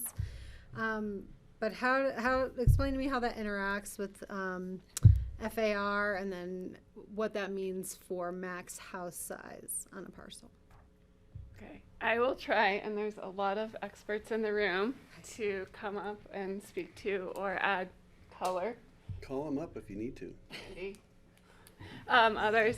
So I will speak to how the committee brought it as part of the conversation, which is, again, house size across the board was a blunt tool, right? It was a not one size fits all, and more that house size as it relates to your parcels, maybe it is more appropriate the larger the land or the type of land you have. And so that is where the conversation about how does a floor area ratio and net parcel size, maybe you're in an AR20, but actually your developable land, maybe you don't actually, maybe the 8750 isn't appropriate because of how your parcel interacts. And so I think that was the germination of how it came as part of a consideration for the committee. Especially if you reduce it because of slope. Correct. Yeah, the other part of the germination idea came from the simple fact that we've got a variety of zone districts, AR10, RS20, RS30, that are unregulated. That's where you can do 15,000 square foot houses, and it doesn't matter if you've got a 2-acre lot in AR10 or a 500-acre lot in AR10. And so the thought was, well, why are these zones unregulated? That's basically the starting point. And so we have it, it's already in the code for AR2, and it just made sense to like, well, some of those numbers probably need to be studied a little more on how they actually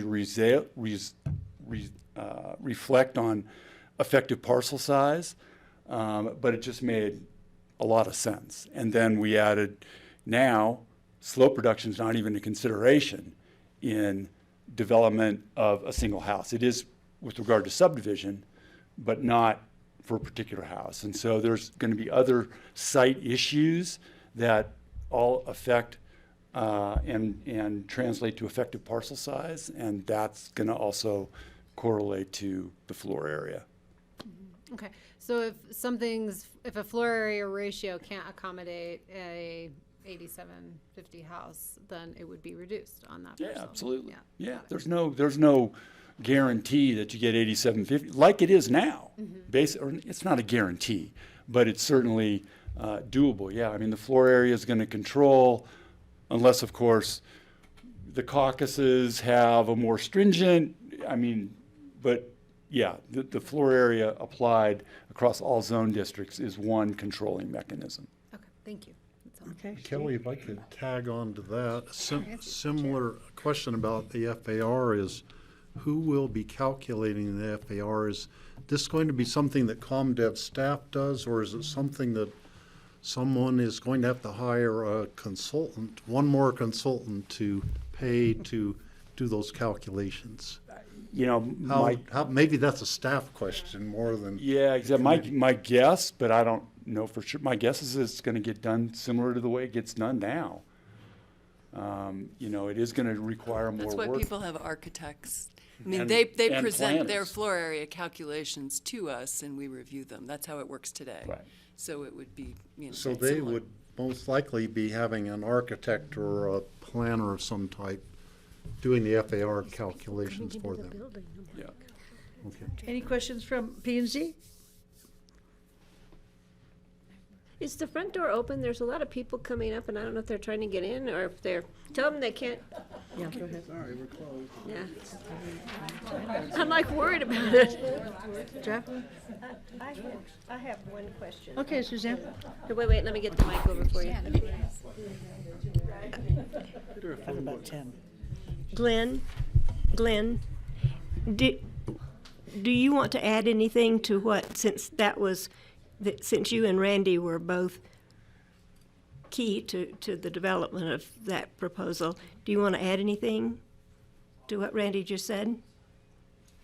I think he covered it. I think the most important thing is that there be some studies before you come up with think he's just whatever the gonna- slope no. formula is, or whatever the floor area formula will be. It needs a lot of thought. Well, Glenn, could you come up and re-articulate He's that, trying just so not we have it to on say record? anything. But also, please go into detail, because this is important. This is, how are we going to implement? And my questions kind of lead to those sort of things, too. It's going to be hard. First off, someone's going to have to look at different formulas for the slope reduction to go from gross area to lot area. And, we threw out some examples, but the only way to do that is to study some parcels, go look at the land, go look at the formulas, and, see how it feels, in terms of how much reduction occurs. So it's going to take quite a bit of work, and I think you can't just do it at your desk. You got to do it and then go look at the piece of land. Like, for example, Greg, where you live, Brush Creek Village, think about, slope reduction there. That it's going to take a lot of thought to figure out what that formula is, and a lot of study. Then the whole thing about coming up with a floor area formula, it may not be a ratio, it may be a formula where as a lot gets bigger, you get more, but it may not be just a flat ratio. There may be exponential growth as the lots get bigger. And that's similar to the reduction because of slopes. It's going to have to be studied. You're going to have to go look at the parcel. A lot of it's going to be to see how it feels. And it's just going to be a lot of work and probably some site visits to take a look at it. Got it.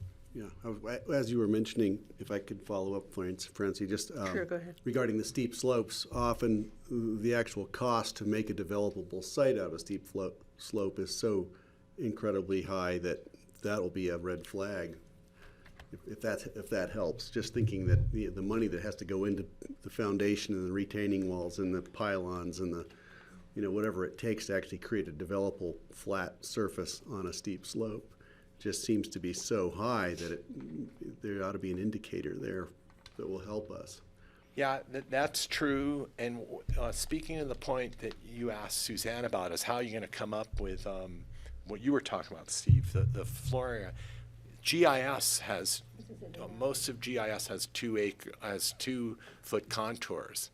And a lot of times surveyors just plug that in, and they, you have a software program that calculates, the different slopes, and then they produce a drawing. So it's not going to be that hard to do, and it maybe even is something the GIS department could do, because they could get the software and do slope analysis for people as a service.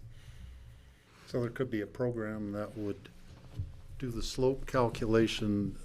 There's a stream running through it, so it does the 100-foot setback from that, et cetera, et cetera. Yeah, I don't know whether setback from the county road or whatever, and then just kicks out a number, how many developable acres are there? Yeah, like what the net lot area is. UMDEV already has programs like that. Yeah. They show us stuff like that a lot. with the Surveyors do it. setbacks. I don't know what GIS could do, but there are probably a lot of things that the GIS could do to provide that information to a property owner at a relatively low cost. I have a question on a totally different subject. So on your rural overlay, you have no STRs and no TDRs. I mean, I get the TDRs, but the STRs, when I look at your overlay map, including my own property, which is rural now, I'm wondering what the justification for that is, because there are a lot of places on here where STRs wouldn't bother anybody. It seems, a lot of the complaints we get about STRs are neighbors, like Redstone and Woody Creek, and places where people who rent the STRs offend the neighbors, and so they don't want STRs. But you're putting it on the overlay, the zoning overlay map.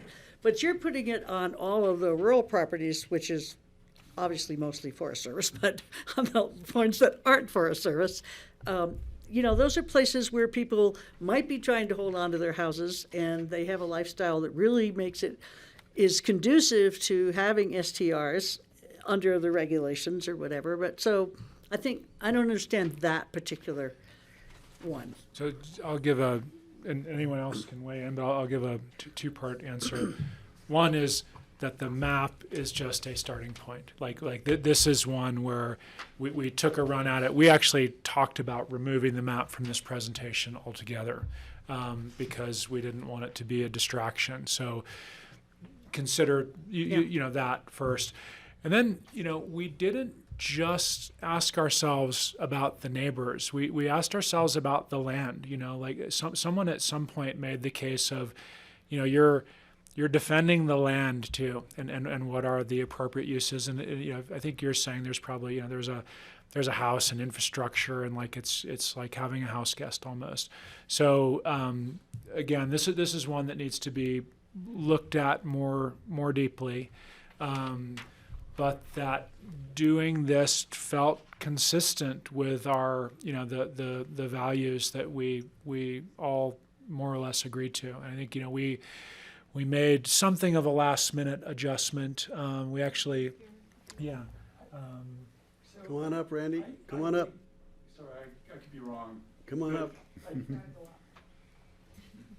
I think that the intention was prohibition of short-term rentals only in rural and remote.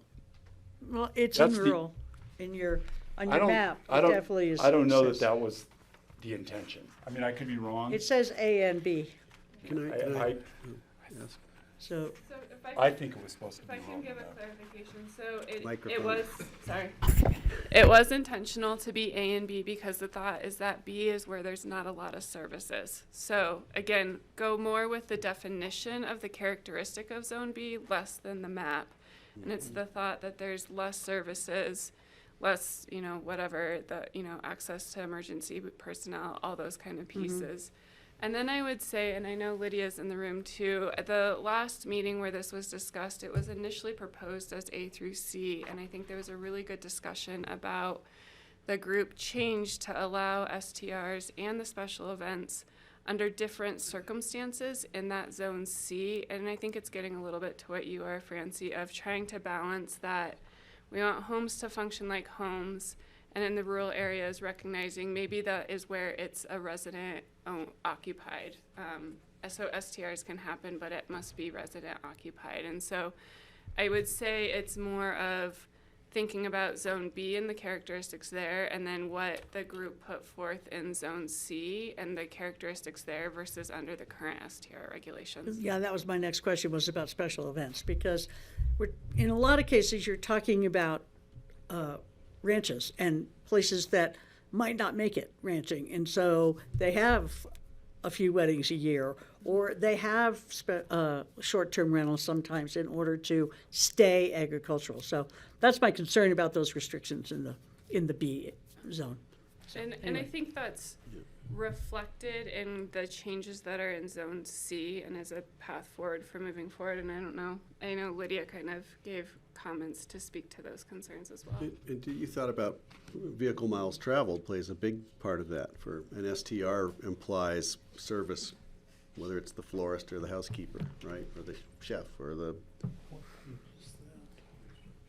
ski instructor coming to Hi, I'm Lydia, and I'm in Zone C, and I did have a problem, big problem. I was the voice in the room who was against basically the risking taking those special use permits that obviously we function, our ranch functions under a special use permit, and we're allowed a certain amount of events a year, and it goes on, you know, with restrictions and such.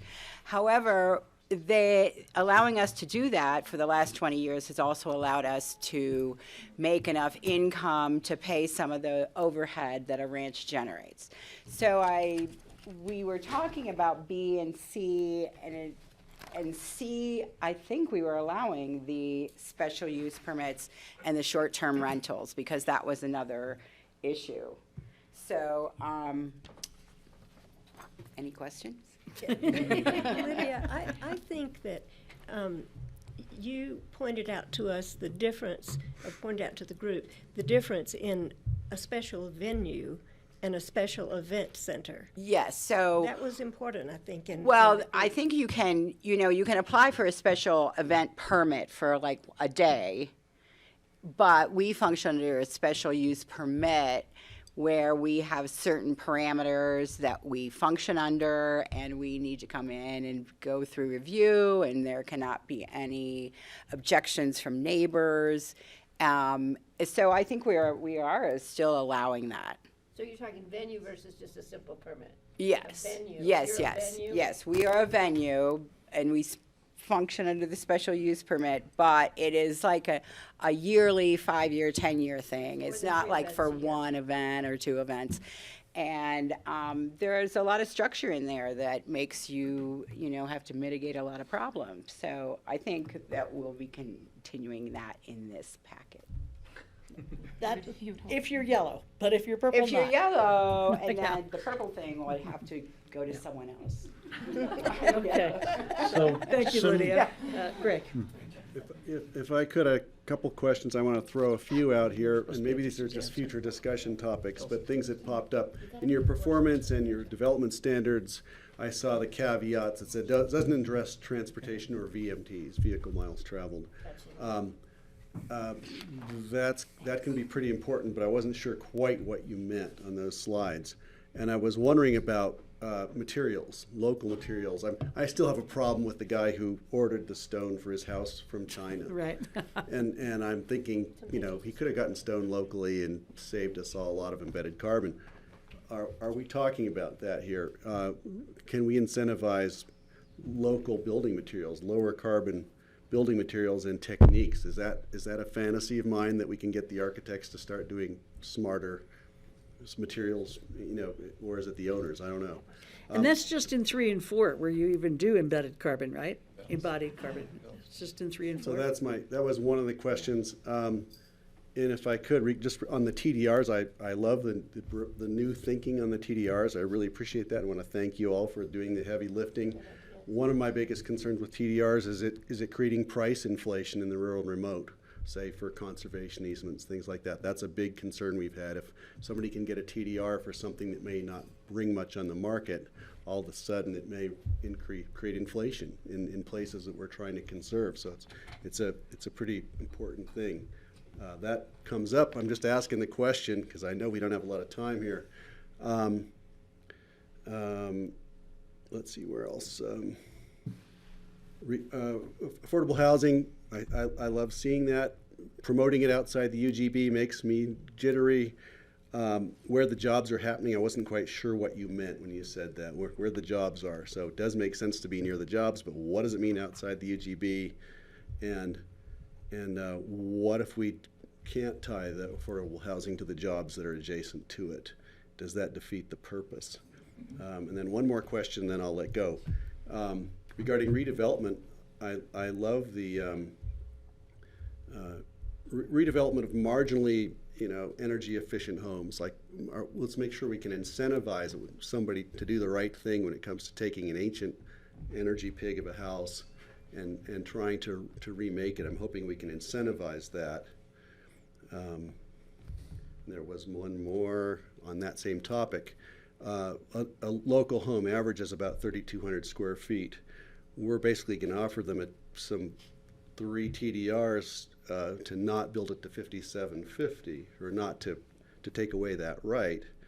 I'm assuming that's going to create, even if it's a slightly bigger house, up to 5,750, it seems like that would create more vehicle miles traveled. And are we going to be looking at mitigating that?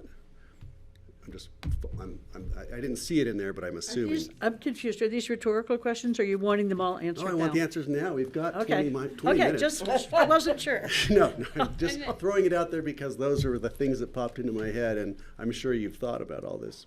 So at some And I'm point. not going to answer. I'm just going to say this is the first bite. Obviously, Yeah. we're going to dive a lot deeper. In the coming But it's weeks. super, very exciting. I'm so enthusiastic about this. Thank you.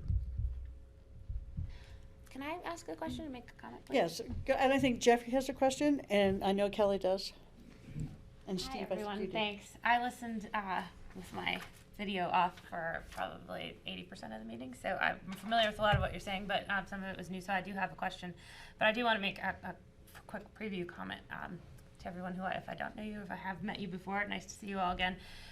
In March of 2020, when this issue was first proffered to the P&Z, it was like my first time having to co-chair for Jeffrey, and I was scared out of my mind because there was so much resistance from the community, and it was obvious that there was a huge need for community outreach, more than obvious. And so it proves to me now that we're all sitting in this room with this beautiful body of work that you've very well drafted, that was the right thing to do. Just stop, to not make broad brush decisions, to not make decisions in the middle of a pandemic either, and to not overlook the importance of community outreach and the time and the feedback. And so with all this in mind, I think it'll be really important for us to work very closely with staff with every red line, with every deletion, with every insertion of new language and new proposals into the new land use code, which will be forthcoming, that each one of those changes, whether it's one deletion, needs to tie to something that you've recommended in this proposal. And as the chair of the P&Z, I will commit to making sure of that and asking those questions. But I really hope that you will continue to come back to our meetings for the next 6 months, although you've already committed 8 months, 9 months of time, because I have a feeling that we'll have just as many questions as Greg just listed, and we're going to need your feedback on each of these subjects, particularly from experts like those from Holy Cross. And so I'm glad Patty asked that question, because I had the same question, but we will need your feedback on a continual basis. And I hope that we'll see you some more.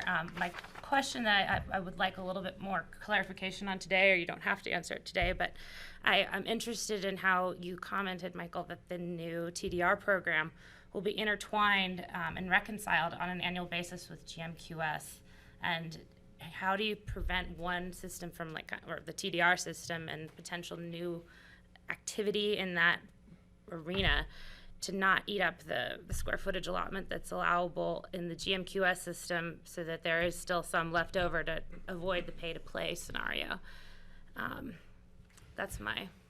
So there, you might have already addressed it in a meeting I missed. No, there is still, and that obviously needs a lot of, what is the new ground floor for the allotment, but what is in there is still a caveat, and I know there's others in the room, that there still is a minimum allocation even if the TDR eats it up. So we don't know what that minimum, but there is still making sure that there's a minimum annual allotment if the TDRs are used in the prior years. Great. Okay.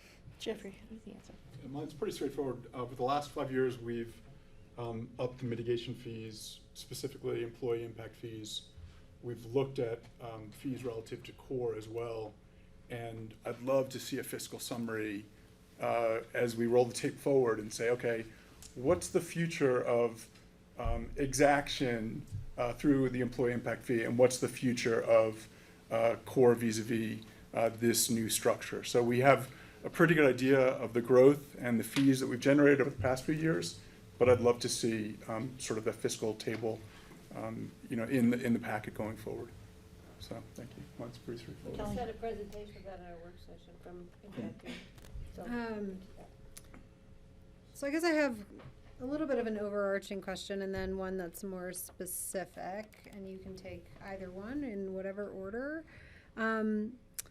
Specifically, I want to understand a little bit about in the GMQS system how this special review will be treated, how it will be qualitatively different from like the competition process. Because it sounds to me like we're still going to have a quota, there's still going to be criteria for subdivision, new development.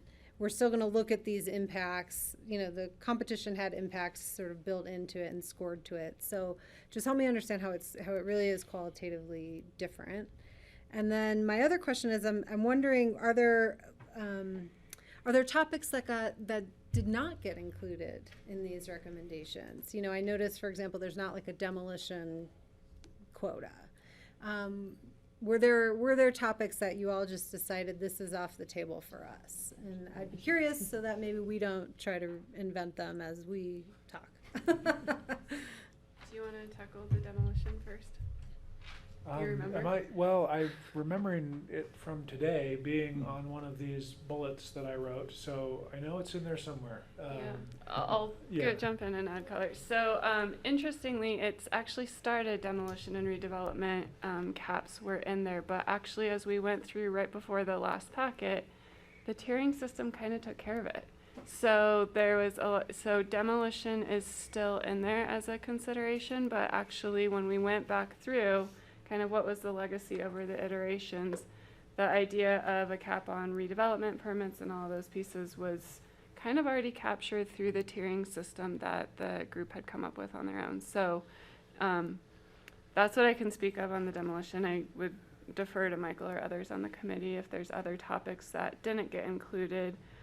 On the GMQS piece, just real quick, I don't know that we have a definite answer to you. What I can share is that the conversation with the committee, and others feel free to jump in here, is that there is a desire to revise the special review criteria in all these other aspects to get the benefits that we want. And the recognition was there still is value in competition. And so as we go forward revising that special review criteria, also look at the criteria in GMQS and don't forget about it as you make all these changes along the way. And so does that need to modernize just as the special review criteria modernizes? But what it specifically looks like is yet to be determined. Thank you. Steve, do you have something? Yeah, Yeah. One question. Come on up. Yeah. Wait for Rick. Thank you for Hi, Rick. putting this together, but to your point, Chelsea, about our commitment going forward, I think this, I got him.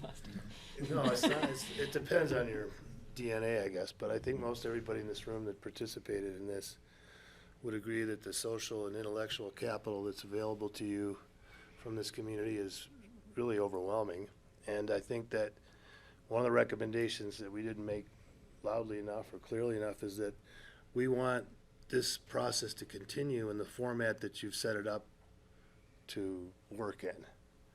In other words, I think that this could snowball into the community and bring really positive impact to the changes you're going to try to make. And I know what the resistance is about at your level from the people that don't think these are very good ideas. But I do think that this committee would recommend strongly that if we could continue to get citizen engagement to the top of the list, you'll have success with the changes that we've recommended. And I can't say that strong enough. And I think this is going to spread not to just the boundaries of Pickens County, but to the boundaries of the Roaring Fork Valley and beyond. And I think it's pretty significant. So thank you again for. Thank you. Thanks for saying that. I appreciate that optimism. Yeah, thank you. Well, we have no choice. Steve and then Patty. So the statement was made about still having another way to acquire more square footage without buying the TDR certificate by going through the square footage allotment process. I disagree with doing that. I would rather have the people have to buy a TDR. For one thing, it's not free to do an expensive land use application and go through the whole process of acquiring a square footage allotment. The people who are making money in that process are, I'm sorry, Glenn and other land planners, the land planners, the specialists, the consultants are the ones making the money in that process because it's expensive to do a land use application. The people who will be being hurt by the TDRs not being bought are the ordinary people who have a 2,500 square foot house and want to participate in the program and get a couple of the TDRs worth 500 square feet each that they can sell. If you don't create enough of a market for those people are the ordinary people who I want to support are going to be the ones being left out and maybe eventually holding TDRs that they can't sell. So I would only have one way to get more square footage, and that's purchasing a TDR. So it's my understanding is that you can't do that. That really, legally, you have to have a non-pay-to-play way as a path to being able to do what you're allowed to do. Is that? More or less, I think it becomes a policy decision for the board because as the committee, fairly enough, wanted to explore that same thing, but then what we got caught up on and legal, and we didn't dive all the way deep into it, is are you essentially calling it a 5750 house cap? If there's not a way to not pay to play, are you changing the house cap? And that's not where the group was at, right? And so I think that is the two different it's the two different paths forward as it relates to the house size cap and all the other recommendations that are out there. I do think using the word quota is going to be a little dicey with 1255. However, it's another conversation. Steve's comment made a perfect segue. Go ahead. Because first of all, you guys did an amazing job, and I'm very proud of you. And we did a great job selecting all of you. To be You part did. of it. So it's kind of a win-win on all sides. But I'm looking at this as the game Jenga. You guys have built the tower, and now if we start pulling out the pieces, the tower is going to crumble. So we have to be very careful in making changes because of the impact from what we change here is going to impact here, it's going to impact here. Because from what I've read through this, is that's how you built this tower, was you started it here and then it reflected here, here, and here. And if we start taking out the pieces, what are we going to do to the end result? So I think when we review this and start to discuss it, we have to keep that in mind as we move forward. I think that's critical for us. Kelly? Thank you. I have another question. I understand the discussion related to the max house size. I'm curious what your conversation was related to keeping the exempt house size at 5750.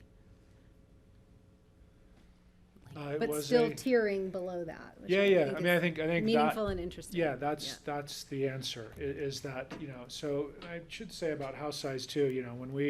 When I said we didn't reach complete unanimity on the range of house size, that there were some people who didn't like that 9750 came down to 9250. There were more who were unhappy that the range was as high as it was. So there was give on both sides. And I think that you answered your question, which is that by creating the administrative incentives, by creating a tiering system that is biased towards houses below 5750, we thought that, again, you've got to give to get, as you move up through the tiers, and we felt that balance was right. And if anybody else wants to weigh in on that, please do. That's my recollection. Come what on do up. you remember? Well, I was going to do it from here, but Yeah. Patty, You can't do it from there because it's a public meeting. think about the broader the base, the higher the peak. We're trying to set a group of new ideas in a wide platform as opposed to building it on a tower that's on a minimum amount of square footage. So I think that this committee did a great job of just taking everything that was thrown at us. We had no boundaries, really, to speak of. There were no guidelines other than to show up and give your 2 cents or 10 cents or whatever it was. And everybody did. I think this thing represents a huge base to build off of. I don't think it's a tower at all. I think it's a platform. And I think when you look across the community, if we're promoting diversity and equity and all those other things, this is a good start. So This thing was built on, Yeah, we it's started tough. here and built it up, and Yeah, then we we started did. taking pieces out. well, when we take them out, the base is still there. So we'll fill it. If we take one out, we'll figure out how to fill one in. Yeah, we'll call you back on Yeah. that. Well, there'll be a few calls. There's that next 6 months. But the great thing about this format is that we're not limited to 3 minutes. I think just one. We're not in a public hearing with an applicant and whatever you want to call it, the other opponent side, opposing point of view. So this, just stay the course. I have a couple of questions. So I know there's a big difference between 15,000 and 9,000 square feet. I mean, it's more like 2.5 of my houses difference. That's like a lot of difference. But in terms of impact on employees, Do you think there's a big difference between 15,000 and 9,000? Because I'm kind of thinking those people in the 9,000 square foot house are still going to have their landscapers and their cleaners and the person who washes their car every Thursday and all the things that they have. Yeah, and you're not the only person who's asked that question. We had committee members, making almost that very point verbatim. We talked about it. We looked at the white paper, the home size white paper, and it's impossible to say for sure, right? But we had a committee member who's a landscaper who was going to a house in the summer who said she was counting 22 cars routinely at the home that was built, there to take care of things. And I think, we had to draw a line somewhere. We tried to make the choice rational. But again, I'll point to that bolded line of here's the committee member I was alluding to. That doing nothing was not an option. No, I don't mean that you shouldn't have gone down to 9,000. I was just thinking about the mitigation fees and stuff in terms of, I still think there's going to be a lot of employees. But yeah, go ahead. But just remember that the top line is tier 4 is 7,750. Yeah. So it's not 9,250. If you're above 7,750, you're having to do a lot. Right. That's right. Thanks for that. Yeah. I think there are people on the committee that believed even taking it down to 5,750 wouldn't maybe change that much the desire and the thirst and the hunger for the masseuse and the chef and the landscapers. And especially if you make all the houses about the same size, then the wealthy will be in the smaller houses, but they'll still have the same desire for that level of help and vehicular traffic. They'll probably be in Jackson Hole, actually.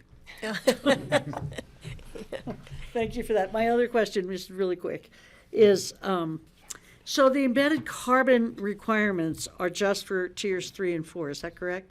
So below that, there's not a a performance standard for materials? There still is, but capturing the embedded carbon costs, again, on theory, on principle, right? There's a whole host of changes to building code standards that are going to capture higher expectations for materials that are used, but actually capturing, the thought with the tiering is that capturing those embedded carbon costs, costs being more than just dollars, obviously, right, is you are more responsible in tier 3 and tier 4 to capture those additional embodied carbon costs. It's not to say that, with the updates to just the baseline performance standards, that there are not pieces of waste and materials that are going to just be a baseline standard as well. Okay, and then with that, there really won't be any rent fees anymore with the new building codes, right? I mean, everybody has to reach a certain standard, and that standard is where we had the rent fee, correct? And then there's some discussion of how can you look at rent fees for embodied carbon, right? So how can, just like the building code is maturing and the energy code is maturing, how can REMP or some version of that, right, mature into the next phase of, our goals? Steve. Pretty important. Well, I still have lots of questions, but maybe now's not the time to go into any more questions. You have about 2 minutes for your lots of questions. I get 5 minutes. Well, there might be more. One more concern, I'll just do it briefly. It touches on what Francie said earlier about the difference between the valley rural. The valley rural and it seems like the ones in the purple zone are on dirt roads, and the ones in the yellow part are on paved county roads. Sometimes I've advocated for just tearing up the chip and seal and turn a lot of the roads back into gravel roads. I don't think the type of road should be what determines that. Because there are a lot of people who live on dirt roads who live in a place that would be appropriate for having a special event once in a while, or that they could have an STR there. So I do have a concern about just how the purple and the yellow zones are designated. Also, it doesn't touch on all the lands that are conservation easement that are green. Where do those fit into that, the mix? So maybe their conservation easement allows for special events or for, you know, those kind of things. But like, I think that's something that needs to be figured out. So I'll just leave that concern there. When I first looked at this, I was completely blown away by how well written and how well thought out this report was. And I wrote to my wife that this is going to be a seminal work in the future of Pitkin County land use decisions and documents. This is such an amazing thing that you all have put together, and that's all I can say. I'm just about speechless about how good it is, so thank you all. But it's only 70 pages. That's Thank you, Steve. That is a wonderful compliment. Thank you. And it should land on everyone in the room. With 3 minutes left, we're all speechless. And the ones who aren't in the room. There are a few. You're right. Thank you. We have a meeting next Tuesday. Yeah, so just a couple next steps. And I want to give thanks to Michael and Mona, who's not here, as co-chairs. This committee selected amazing co-chairs that they pushed our planning team. They carried the voice of the committee. They made this document theirs. What you have before you is truly this committee's recommendations, and it's pretty remarkable how they stepped into what was supposed to be 6 months, one meeting a week. I didn't say how long the meetings had to be. And so just from the staff and the planning perspective, thank you to the co-chairs for all that you did for carrying the voice of the committee. Thank you. It was hard but fun. And we're not done with them, so. And I also just want to, we didn't call out, but I do want to recognize having Suzanne and Chelsea and Joe be a part of those liaisons to the committee throughout the time, giving kind of the perspectives and from P&Z too, to really say, what is it going to take to carry this forward? Those voices were important all along the way, so. That was such a pleasure and a privilege. I would go home after every one of those meetings, and I could not sleep. I was so excited. I was so proud of them. I wanted to call all of them numerous times a week, and I thought, I shouldn't be getting that close to it. But the way they went about it, the way they took your charge, and then went about it piece by piece by piece, backwards, forwards, again, and the civility. You know what emotion can come up when you're talking about things like this, and I'm sure emotion will come up in the future when the public is hearing more about it.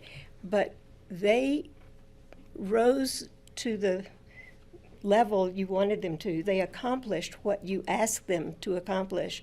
And they did it not based on, oh, I think this or I think this. They did it based on hard data. So I would urge you, the people who come in and argue against this, as you're seeing it, this complex work, if they're going to complain about it, they need to bring the same kind of hard data on the other side.